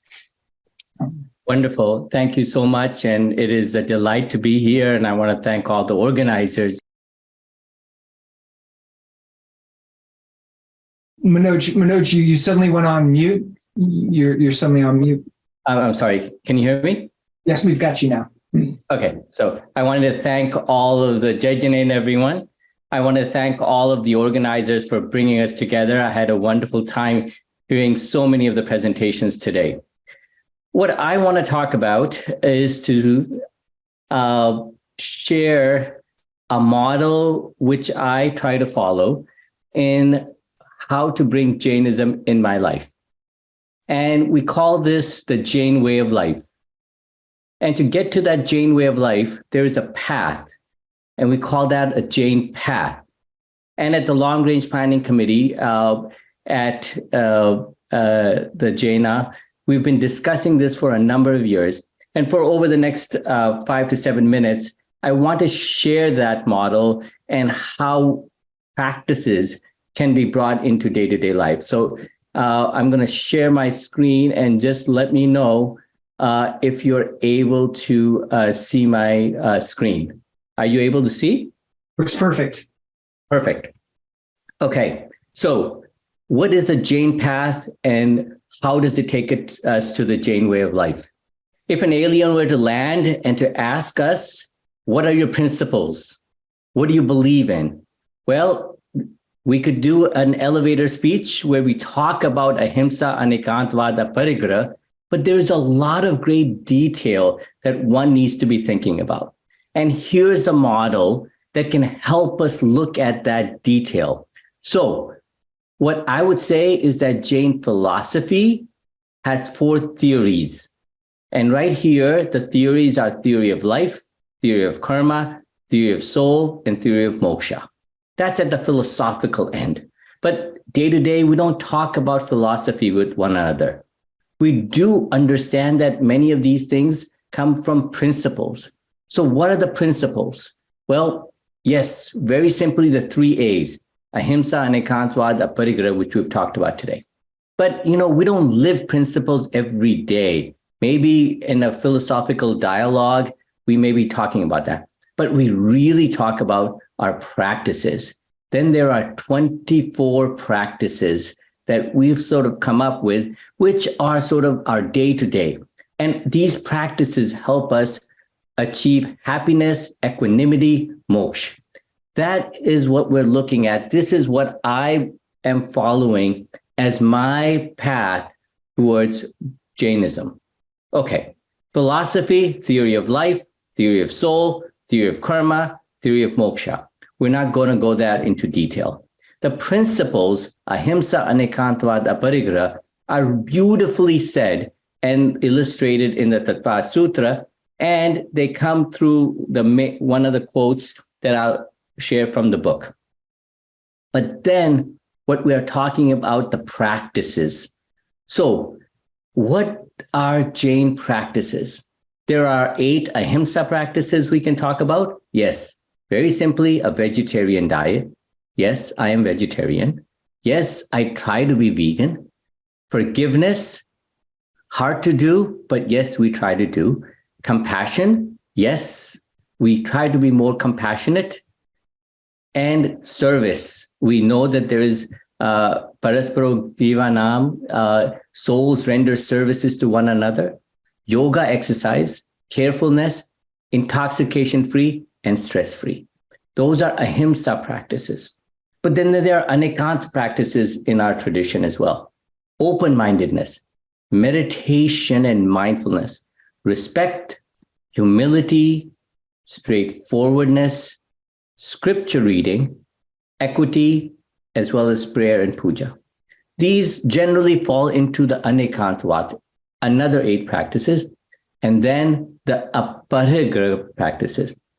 What can we talk about aparigraha? Balancing our needs and wants, being content, fasting, austerities, controlling sensual desire, art of dying. These are practices that affect us and impact us day to day. Charity, and obviously today being Earth Day, environmentalism as well. So in summary, what I'm talking about is that we can take our religion, we can take Jainism, take 4 core philosophies, 3 AAA principles, and these 24 practices. But then how do we take it to the next step? First and foremost, we need to have a source from where all of this is derived. And it's derived from Tattva Sutra. In Natmal Tatiaji's introduction, which I had a chance to be with Natmal Tatiaji when I was in Boston. He was at Harvard. We had many, many conversations together. And he says it very clearly. The central themes of Tattva Sutra are nonviolence, non-absolutism, and non-possessiveness. And then he goes on to describe details. And that's under those, that premise is how these practices are developed. And each one has more details. So you take the principle of, for example, ahimsa, and what does ahimsa mean? We can talk about it, but it first begins with not harming our own self. That's why the practice of not smoking or not using alcohol and drugs. That's why the practice of yoga and meditation. Ahimsa also means not harming others, families, enemies, animals, and environment. So those are the other practices that are derived from that principle. And yet we need to know that we need to transform ourselves. There's a path from anger to forgiveness, hatred to understanding, as well as going from the path of further. Then anekantvad. What are we talking about when we bring that principle into practice? We live in a world where people are having more and more absolutist view. Some tolerate, some dialogue. Few have open-minded, and rarely few are accepting. Anekantvad is in the continuum. And we need to understand that well. Aparigraha is understanding our needs and wants. Our basic needs, our necessities, comforts, wants, and greed. Now let's take all of this and then translate into our day-to-day lives. So if you go on the website, jainpath.org, you will see a very simple chart where you can self-evaluate where you are in your practice of principle of the practice of vegetarianism, vegan, practice of forgiveness. You can evaluate yourself in those 24 practices. You can also look at happiness. Why? Because we're talking about achieving something in Jainism, which is happiness. We will define what is happiness, but for a moment, we can look at ourselves in more detail. That happiness is a way of being, having equanimity as well. And as you see, the path towards that is moksha, equanimity, and happiness. And yes, you remember Maslow's scale, and then similarly, health, affection, security, purpose, and then there's equanimity. Health, yes, affection, these are all elements that are necessary. Security, significance, equanimity, and we can remember those very easily by the acronym HASI, which means laugh in Hindi, HASSE, HASI. I want to finish up in these ideas. When if there's present happiness, we're present or short-lived joy and pleasure. So if I like the taste of chocolate or the smell of rose, there is joy and pleasure. That's present happiness. Then there is lasting happiness, equanimity and tranquility. When I have a meditative experience, I have lasting happiness. And then there is eternal happiness, bliss, nirvana, moksha. I bring these things up is because at different stages of our lives, we may be seeking different types of happiness. I am not seeking eternal happiness. I am not striving right now for moksha. My experience is I'm going for equanimity, my tranquility. So my Jain practices, those 24, which I'll share, are leading to this lasting happiness. And yes, I understand that my children may be looking for present happiness. They enjoy the taste of chocolate, smell of rose, and so forth. And so happiness is different for different people. And yes, our Jain path can allow us to do that. These ahimsa practices, we can see which one works for us, move them forward. And each of the practices, there is a deeper meaning, asking for forgiveness, for example, that there is a context from where it comes from the scriptures, from the Tattva Sutra, and there is a scientific benefit to each of them that we know at present from our research and so forth. Compassion, same thing. There is scriptures, there is scientific evidence to help take that practice. Why is this important? Because many young people believe in science. As a doctor, I believe in science. Faith is good. Science is helpful. Why not combine science and faith together? And like this, same thing, we talked about service. My favorite quote from Tattva Sutra, souls render services to one another. And we know that this improves our health exercise. Same with yoga, carefulness, intoxication free. We didn't know, if you remember back 30, 40 years ago, Ronald Reagan used to do cigarette commercials. We didn't know that smoking was really bad for your health. Our religion was telling us that we shouldn't be doing that. Stress-free, likewise, the same thing. And then the Anekantavad practices, we have evidence to show that each of these practices, there is ample scientific evidence to move that forward. And mindfulness model as well, meditation, and then to take all of this, humility, straightforwardness, scripture readings are beneficial as well, and equity and rituals are also beneficial to us, and putting them all in a context of where we are. So with that, I will pause. Jai Jain, thank you for the opportunity for sharing how I see where we can take Jainism at the next level, which I will simply say, we can take Jainism, look at the 4 philosophical theories, the construct, look at the 3 principles and 24 practices. Thank you so much.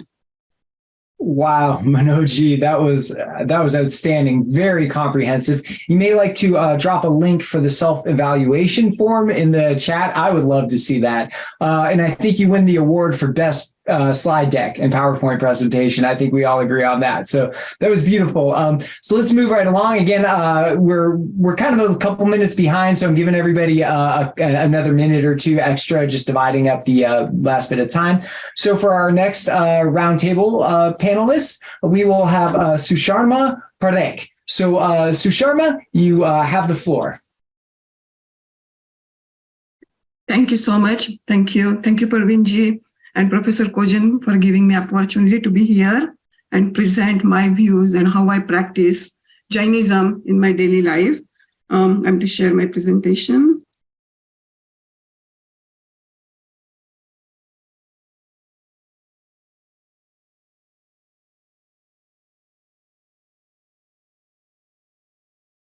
You can see it, right? Okay, good. So I will focus more on the austerity. In Jainism, there are 12 types of austerities, and how I use those 12 types of austerities in my daily life to practice, and why we do it. So as we know, the worldly souls are transmigrating through the cycles of birth and death due to the bondage of karma since time immemorial, and our goal is to get rid of these karmas to attain the liberation. So austerities help us to shed those karmas and speed up the purification process. And also in Tattvartha Sutra, Adhyay 9, it talks about tapasaha nirjara. So when we do this tapasya, we get rid of karmas and we purify ourselves. But then what does that nirjara mean? So it can be done two ways, sakam nirjara and akam nirjara. So akam nirjara is the one where it automatically karma come to surface, gives fruit and goes away. While the sakam nirjara is the one where we do intentionally, we bring the karmas that are in our stock, bring it up and then get rid of it through the austerities. So that's how through austerities we can speed up the process of purification.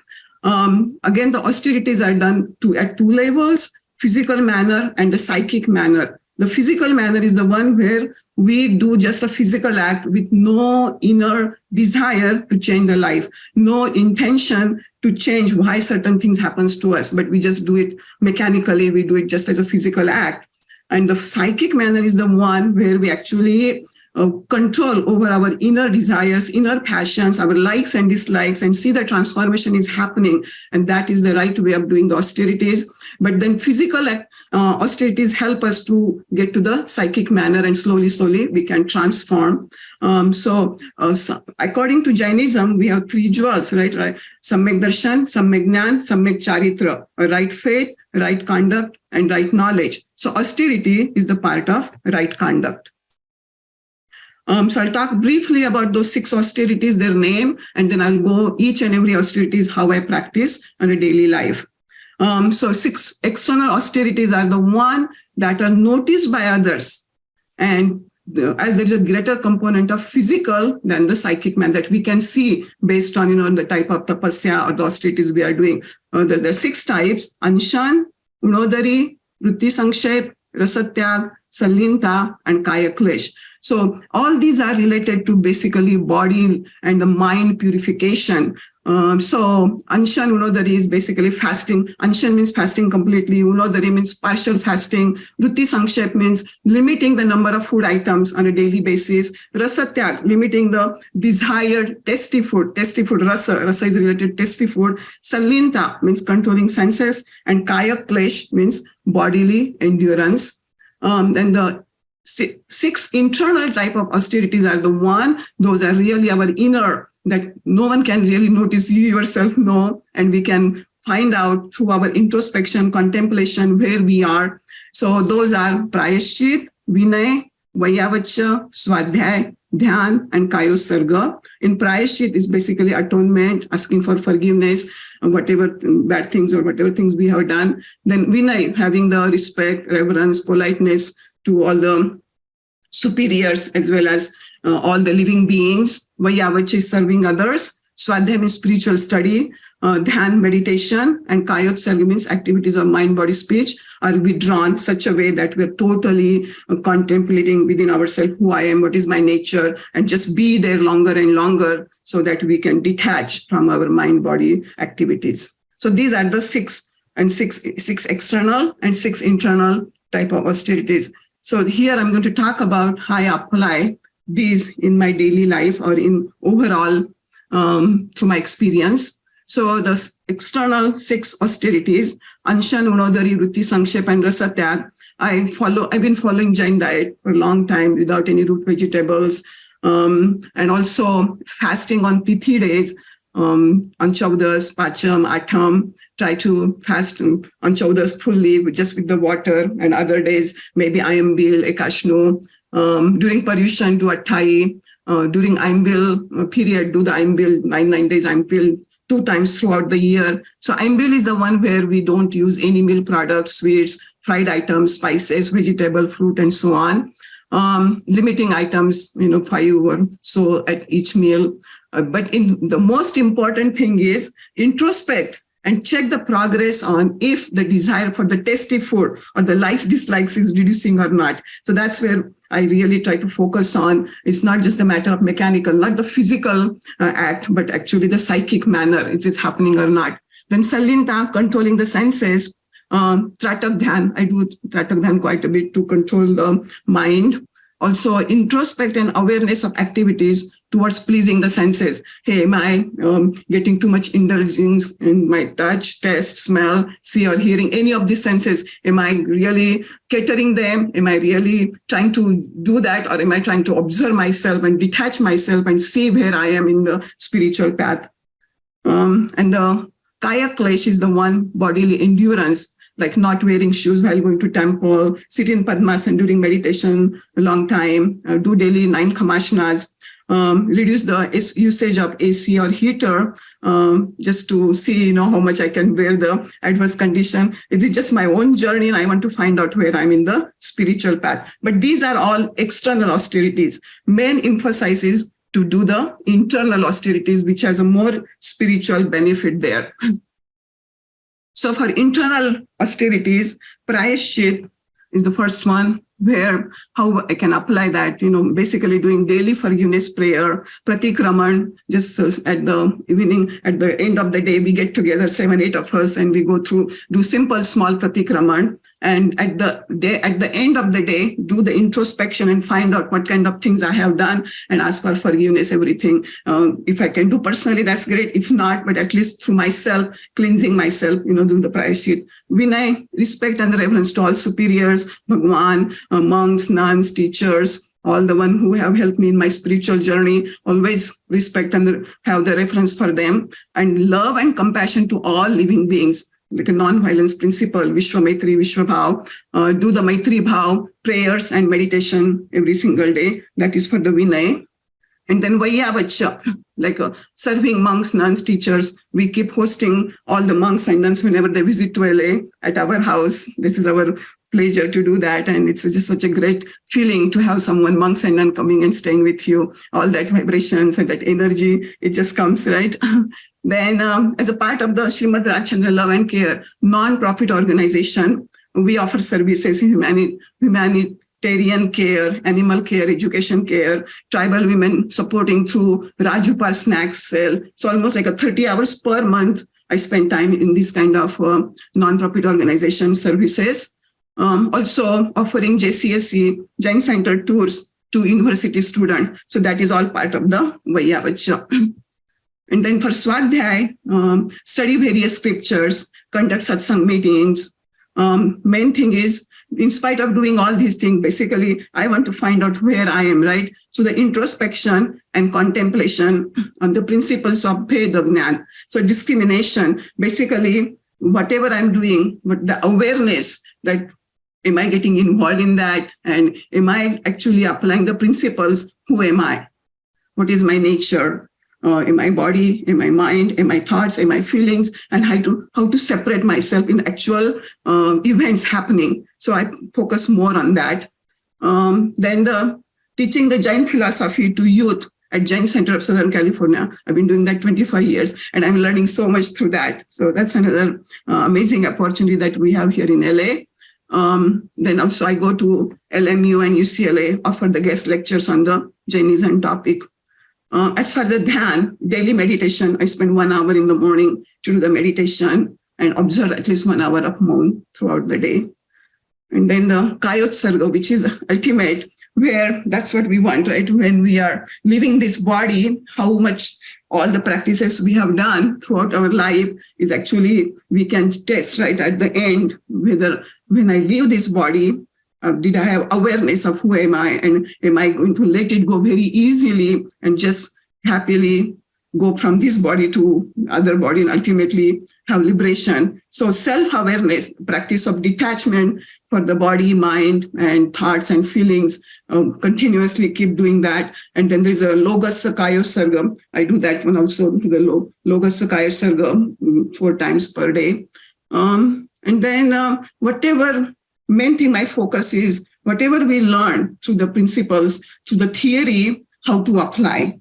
So before I used to do have the 1 hour alarm clock, and whenever that clock alarm goes off, then try to take 1 or 2 sentences that whatever I learned and try to contemplate upon and try to apply it. So for example, I'm a pure and powerful, peaceful soul. So that's true. We learn in theory, but what does that mean? So having that kind of iteration again and again every hour, and then when it comes to some kind of, if it's hurting your body or headache or you are getting too many thoughts, then I can see that, hey, this is all temporary. It's coming and going. That's not me. I'm the pure, powerful, peaceful soul. As soon as that thought come to you, as soon as that feeling come to you, then it just drops everything. So I continue doing those kind of practices. And I hope, one day I will get rid of my karmas and attain liberation. So thank you so much. Wow.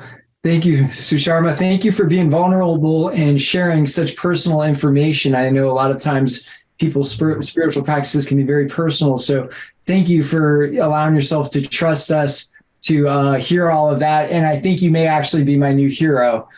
So I'm very inspired, and I'm sure everybody who heard that is now very inspired. So I'm feeling very enthusiastic about my own spiritual practice after that. So thank you for the inspiration. Thank you.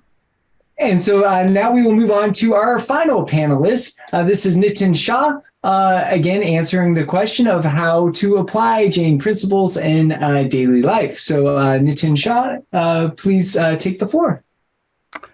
Thank you very much. Jai Jayendra all. And I do not have a presentation by choice. I thought to give a layman's perspective because this is an academician's conference. And I think the perspective that I want to give is what one can do in everyday life. And literally at the end of the conference, you can go and do something if you choose to. With that, thank you, Chris, for this opportunity to share part of my life with you all, literally. I'm a born Jain, was fortunate to spend 4 high school years with my maternal grandparents. They were staunch Jain practitioners, and they have impacted my beliefs and life a lot. My grandfather is my role model. He was a businessman, jack of many trades, and master of kindness. Lord Mahavir said that nonviolence and kindness to living beings is kindness to oneself. The more kindness you spread, the more comes back to you. With that, I have integrated Ahimsa, Anikantavad, and Aparigraha in my life on a daily basis. And rather than separating them around the principles, I will go the other way. I'm going to describe what I do literally in a day-to-day life, at home, at work, and in the community. I will leave it to the experts to determine which part it fits in, which of course is not really necessary. Home, and me and my wife, we both share this for the most part.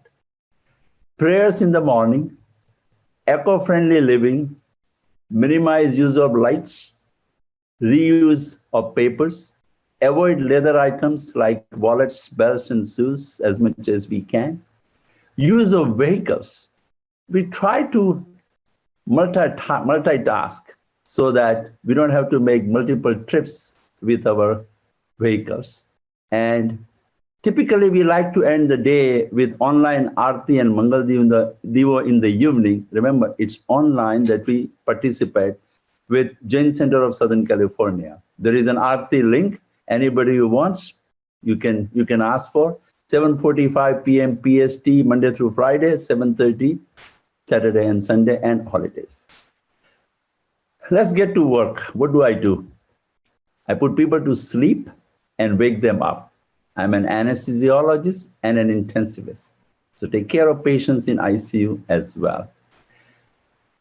Time and again, over the last 31 years, one comment residents have made, who are our students, being calm and accepting others' viewpoints in the management of patients and being kind with people around me. And the residents have said, most calm attending. I should say the most calm attending, especially during crisis. Remember, as an anesthesiologist and as an intensivist, we do deal with people's lives, pretty close to that thing called death too, right? As an intensivist, I have utilized the Jain philosophy of dying, which Dr. Manoj Jain briefly mentioned, Salekna, at my work, literally. My colleagues refer me patients when they are kind of at a cross and the patient and or family are not agreeing that patient has reached the end of life. And I'm feel and say, when I go and talk to the patients, my success rate to accept the ultimatum is 98%.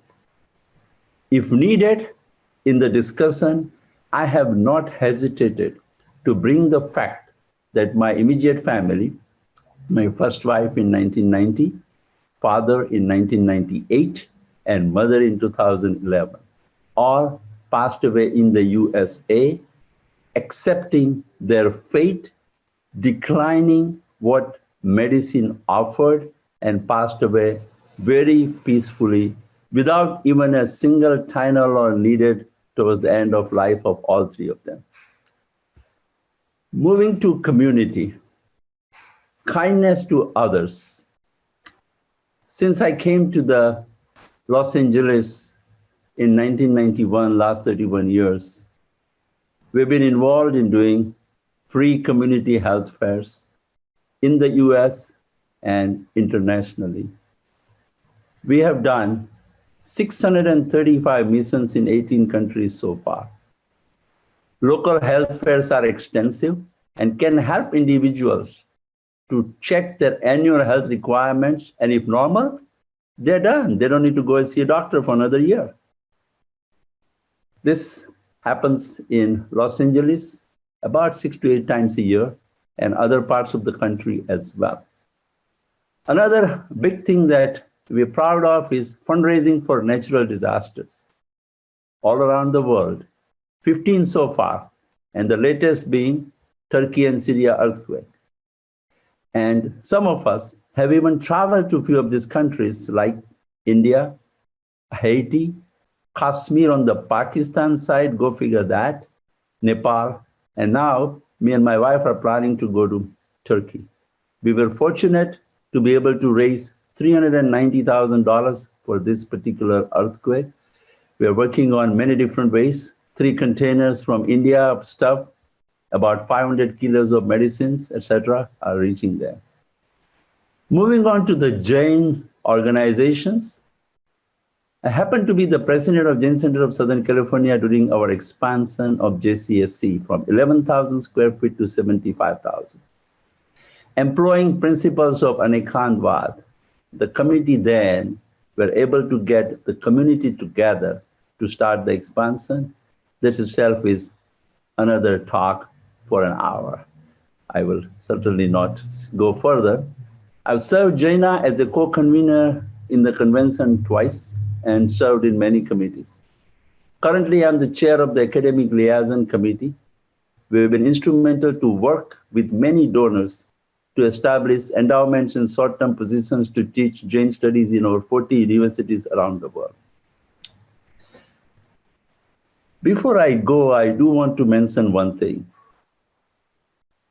Please, pardon me, I'm apologetic if this is felt as a venue to give my glory or our glory or anything. The idea is anything you want to do out of everything that I have mentioned, I'm here to help.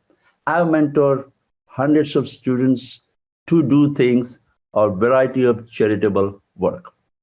Moving on, team member to start fresh hot meals program in Norwalk. So far, we have served 281,928 meals since May of 2020. Thanks to COVID, we started this. Jaina also participated in 21, actually, Christopher Jain Miller and Dilip Parak. They organized a drive to serve 100,000 meals under Jaina, and guess what? 25,000 were served by us. Involved in sending over 13,000 oxygen concentrators and establishing 17 oxygen plants in India during COVID.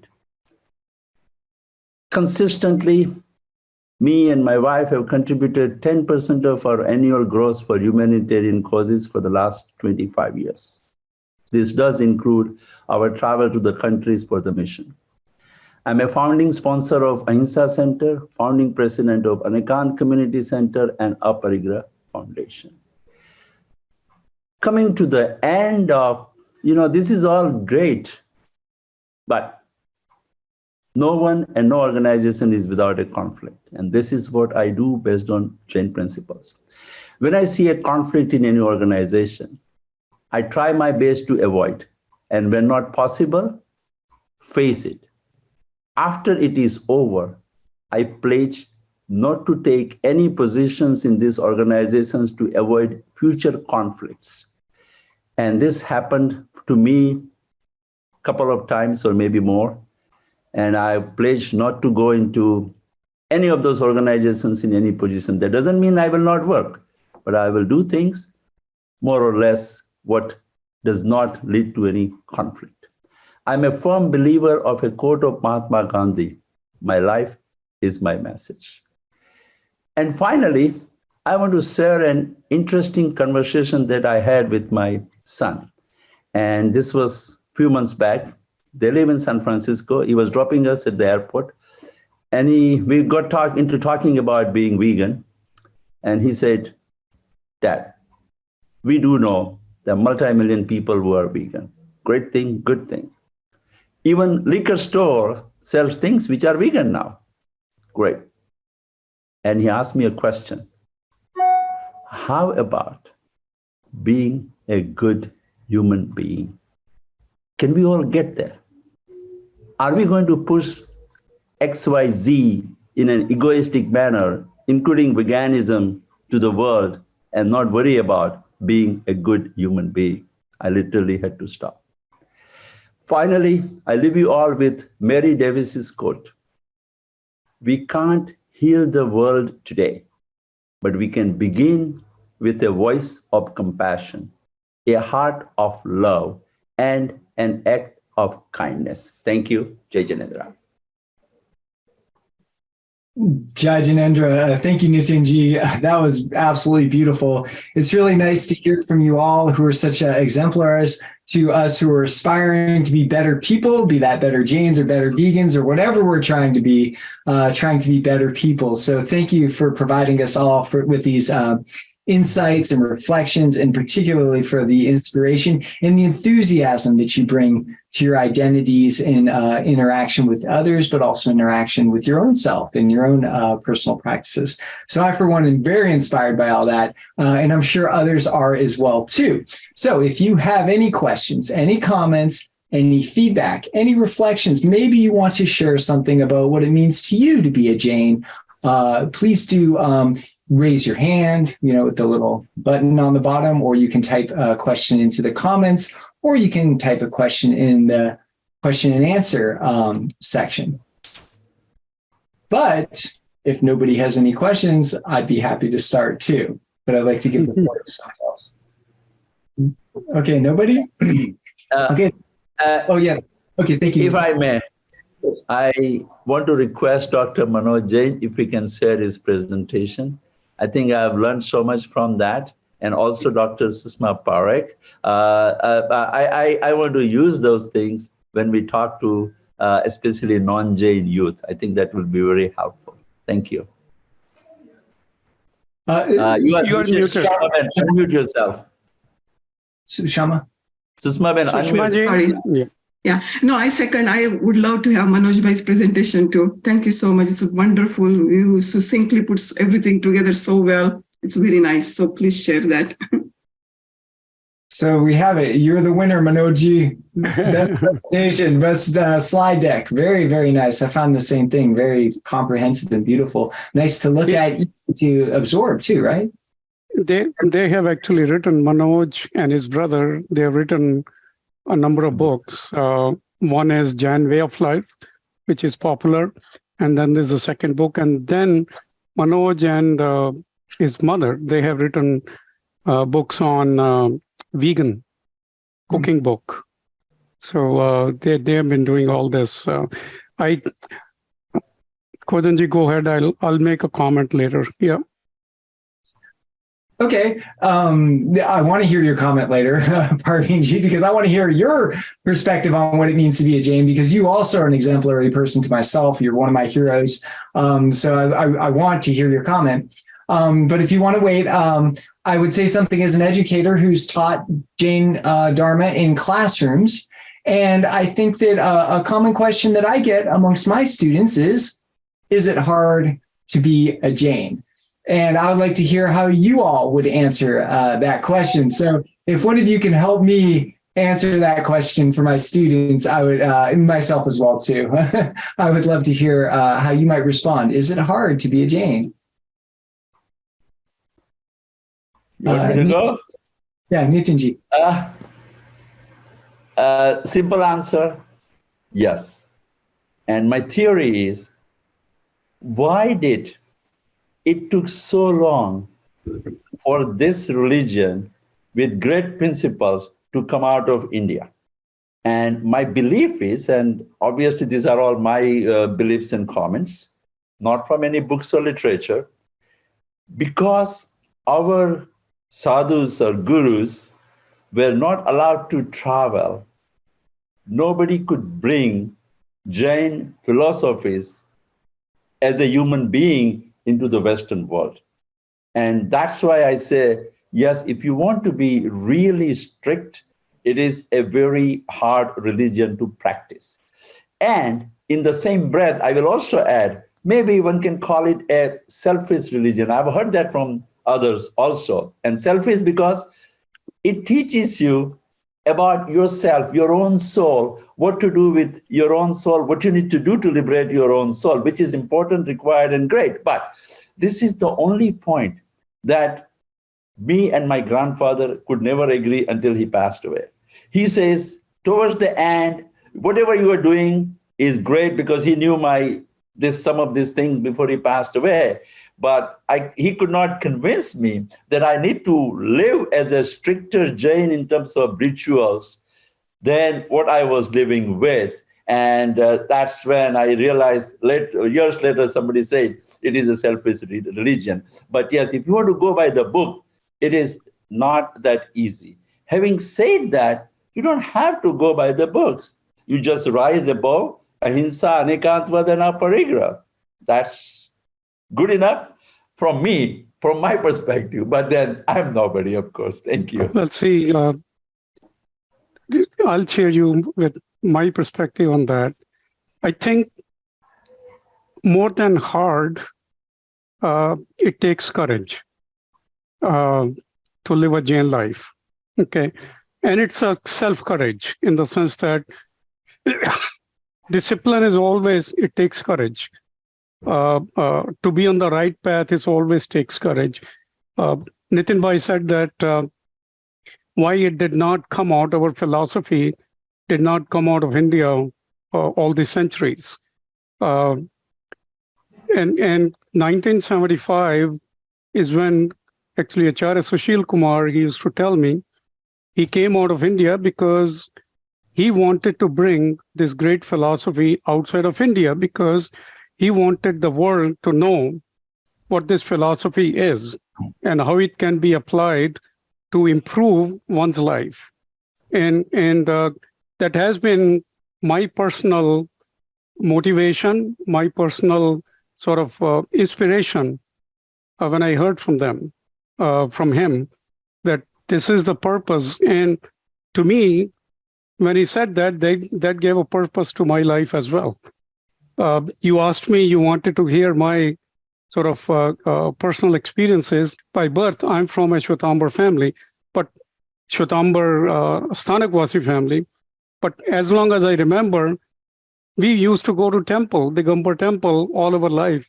And when I started building Jain temple in North California, believe me, I did not even know what's the difference between Digambar and Shwetambar. Okay, so somebody was actually asking me, and one of the Acharyajis actually got a little mad at me. You have come to me and you don't even know what's the difference between Digambar Pratima and Shwetambar Pratima. I said, why do I need to know? I just need a Pratima to stand in front of. All these Pratimas are identical to me. So I think without knowing, I've been following Jainism all my life, except for, I would say, 2 years. I don't want to talk about that. That was my 2 years in the US in college. But other than that, it's been, I mean, if you ask me, I've done a short form of Smayak all my life. I've done all those kind of things, but got into this structured way of bringing Jain Dharma to outside of our community, probably back in 82, 83. And that is when I got involved with Siddhachalam, with Guruji's Prerna. And I've been following that all my life. And his commands in the last hour of his life, his commands were to me too. One, you have done 3 Hindu temples, now go build a Jain temple. And then number 2 command was, you have to keep in mind, figure out a way to create a Jain university. So literally those were commands. And I have been taking those as my commands in my life. I mean, I can keep talking about it, but the greatest learning experience was building Jain temple in Northern California. That helped me to become a better Jain, that helped me to become a leader. Because as you know, in non-profit organizations, you have to get everybody work, but at the same time, you have to work with discipline, which is very hard. In a corporate world, I could hire and fire people. In non-profit world, you cannot do that because anytime you reprimand somebody, you hear, here is my file, go do yourself. So I had to run our Jain Bhavan project as a startup, literally, and we did, with everybody's help. The key thing has been, we have been always able to create great teams that we can work with. And that is the fundamental. So anyway, I don't want to go too much into this thing, but I've learned a lot even today from this conference. Every time we get together with people like we have seen in the conference, we learn a lot. I learn a lot from my grandkids, by the way. Every day I get to learn something new. So, I mean, when they are 2 years old, we get to know how to be pluralistic. Okay, how to respect everybody, how to live like a integrated community. And that's when the learning starts. So I'll just stop here. So it's been a great day. It really has been a great day. Thank you for sharing that, Parveen-ji. And I've always thought of you as very exemplary in terms of how you followed your guru's order and have made that sort of your life service, and the sort of the beauty of having that as a beacon, which you followed throughout your whole life. That, I mean, I think everyone we've heard from today on this panel said some aspect of their life that we can see as sort of ideal or exemplary. And certainly when I think of you, I think of that sort of guru bhakti that really, really inspires me. So thank you for sharing that. I do want to read a question by Arihanta's own Jesse Weaver, one of our MA students in our master's degree in collaboration with CST in Jain Studies. And Jesse asks, when we are trying to be of service, we often wonder how to maximize our impact.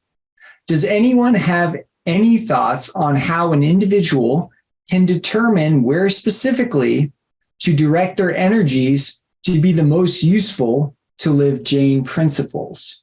So we want to maximize our impact when we're trying to be of service. How do we know where to direct our energies when we're attempting to maximize our impact in service and in service to Jain principles?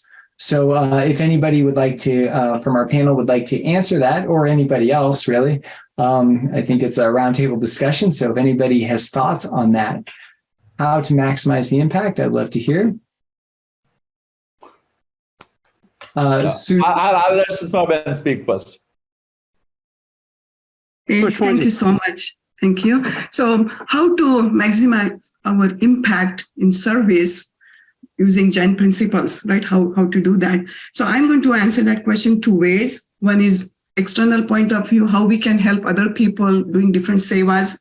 And while doing the seva, what should be our attitude and what should be virtues that we want to imbibe doing that service. And the second one, more important, is how we internalize those principles and bring those virtues within ourselves so that that's the reflective, radiate on others. So the first one, while doing service, how we can apply Jain principle. Like we talked quite a bit, 3 A's, ahimsa, aparigraha, and anekantvad. So when we are doing the service, sometimes what happens is, like Nitin Bhai said, a lot of politics is going on, this and that and that. So in that, during that time, if we can apply our Anekantvad principle, multiplicity of views, listening to everyone, respecting, and everyone is right in their point of view, and total together what we can put together, as a view, that's one way of doing it in the service. The other one is, let's say, for example, if you're doing any kind of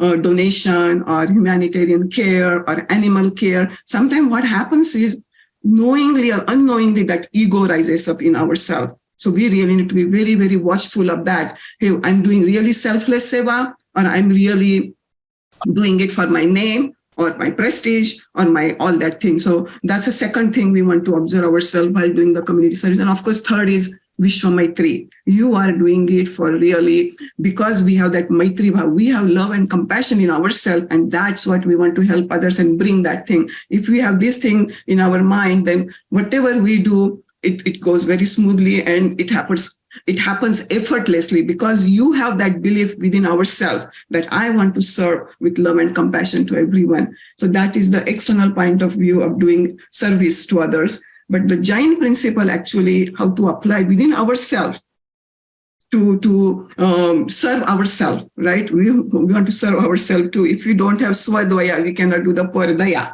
So what can I do to bring that swadaya, the self-love for myself? So those are the things we really need to watch. If I'm not happy to myself, if I don't love myself, how can I bring the love to other self? So how do we do that? So every time, whatever we do, we want to really find out, is it all these things, anger, ego, deceit, greed, whatever is happening, any of those passions, are they arising? Am I doing because of all those things? And if it's happening, it's my fault. I am not at that level yet where I can do the selfless service of others. So we want to work on our passions through the introspection, contemplation, and try to work on that so that when it comes, of course, we have our karmas come to surface, it gives fruit. But at that time, if we can introspect, hey, it's coming to surface, that's not me. I am a pure, powerful, peaceful soul, and discriminate all those impurities we have, all those passions we have. And while doing that, automatically purification will start.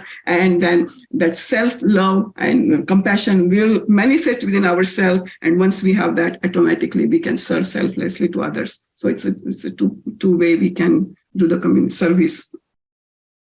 Wow, what a fantastic answer. It's almost like we put our own oxygen mask on first, and the more we purify ourselves, the more likely we might say that we will choose the best possible service if our own intentions and our own ego have been purified. Yeah, very nice. Nicely stated, Sushama ji. That's very, very nice. Does anybody else want to address Jesse's question? Yes, Nitin ji.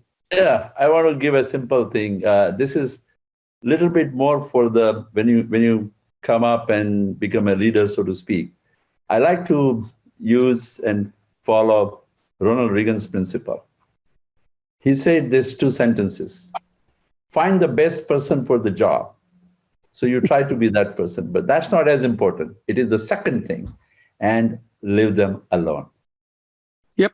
And honest to God, we do so many things, and I follow it to the letter until the person really says, sorry, I can't do it, help me. I say, no, it's you are the lead for that. You got to keep doing it. And it does work. It does work. Trust you me. And now, especially in this cooking thing that we started 2 years ago, there are many new people who are doing different things. We were 3 people, and now we are over 100. And when I come in, which is usually around 9:30, 10, many of them don't even have any idea, and they come and tell me to do this, and I just quietly do what they tell me to do. Same experience at our temple, by the way, Nitin bhai, which is okay. It's better to be anonymous. That really is helpful. Other thing, Jesse, I would want to add is one of the things that has really helped me is whenever something happens or I'm confronted with a situation, I always reverse my role in the sense that if I'm in other person's shoes, okay, how would I want to be treated in terms of one-to-one relations? Okay, That has always helped me because it helps me to calm down. It helps me to think about it. It helps me to contemplate. Other thing is, all of us encounter on a regular basis situations that make us mad about something or the other. And this happens all the times. I just tell myself, I have a 24-hour rule. I'm going to sit on it for 24 hours. And then if my mind says, do something, if I still don't agree with me, I would say, okay, let me wait a little bit more. Because I used to see, and there was a time when I was short-tempered person, I used to suffer because I acted at the spur of the moment. That brought more suffering to me. So I think these are some of the things in our life that we have learned that we can utilize. But other thing everybody's asking for Manoj's presentation, I would say what actually Narenji and Manoj Bhai talked about today, I think there are some very simple, easy ways to follow. I think we should distribute those. I'll ask Manoj Bhai to send us a copy of the presentation so we can distribute it to whoever wants it. He has written a book. Probably he'll give us a book to distribute. Okay. I think 501, Kojanji.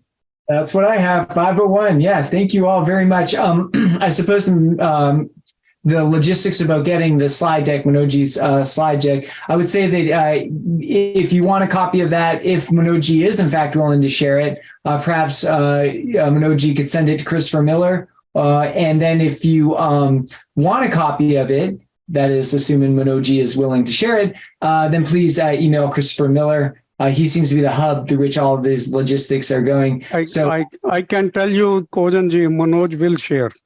He is that kind of a person. Don't worry about it. We just have to ask him. No copyright. Okay. All right. Well, thank you all for attending a wonderful conference. I've really enjoyed this. I know I've grown as a person through this as well, too. I still have so many comments and so many questions, but alas, it looks like our time is out. So I really want to thank all of our panelists, all of our participants, our tech support. Both Travis and Jesse have been behind the scenes helping us with all the logistics. I would like to also thank our sponsors, GTU, CST, Jaina, and then, of course, especially thanks to Christopher Jane Miller for organizing that. The man is brilliant. I mean, the amount of administration that he can do, it's just astounding. I don't know how he does it. So kudos to Christopher Miller. And then, of course, our fearless leader, Parveen Jain here, who without him, none of this would be possible. So thank you for your vision, and thank you for always following your guru's directives, and look at what you've created with that ethos. So thank you all. So everybody, I bid you a good day. I hope that we can see you tomorrow, same time.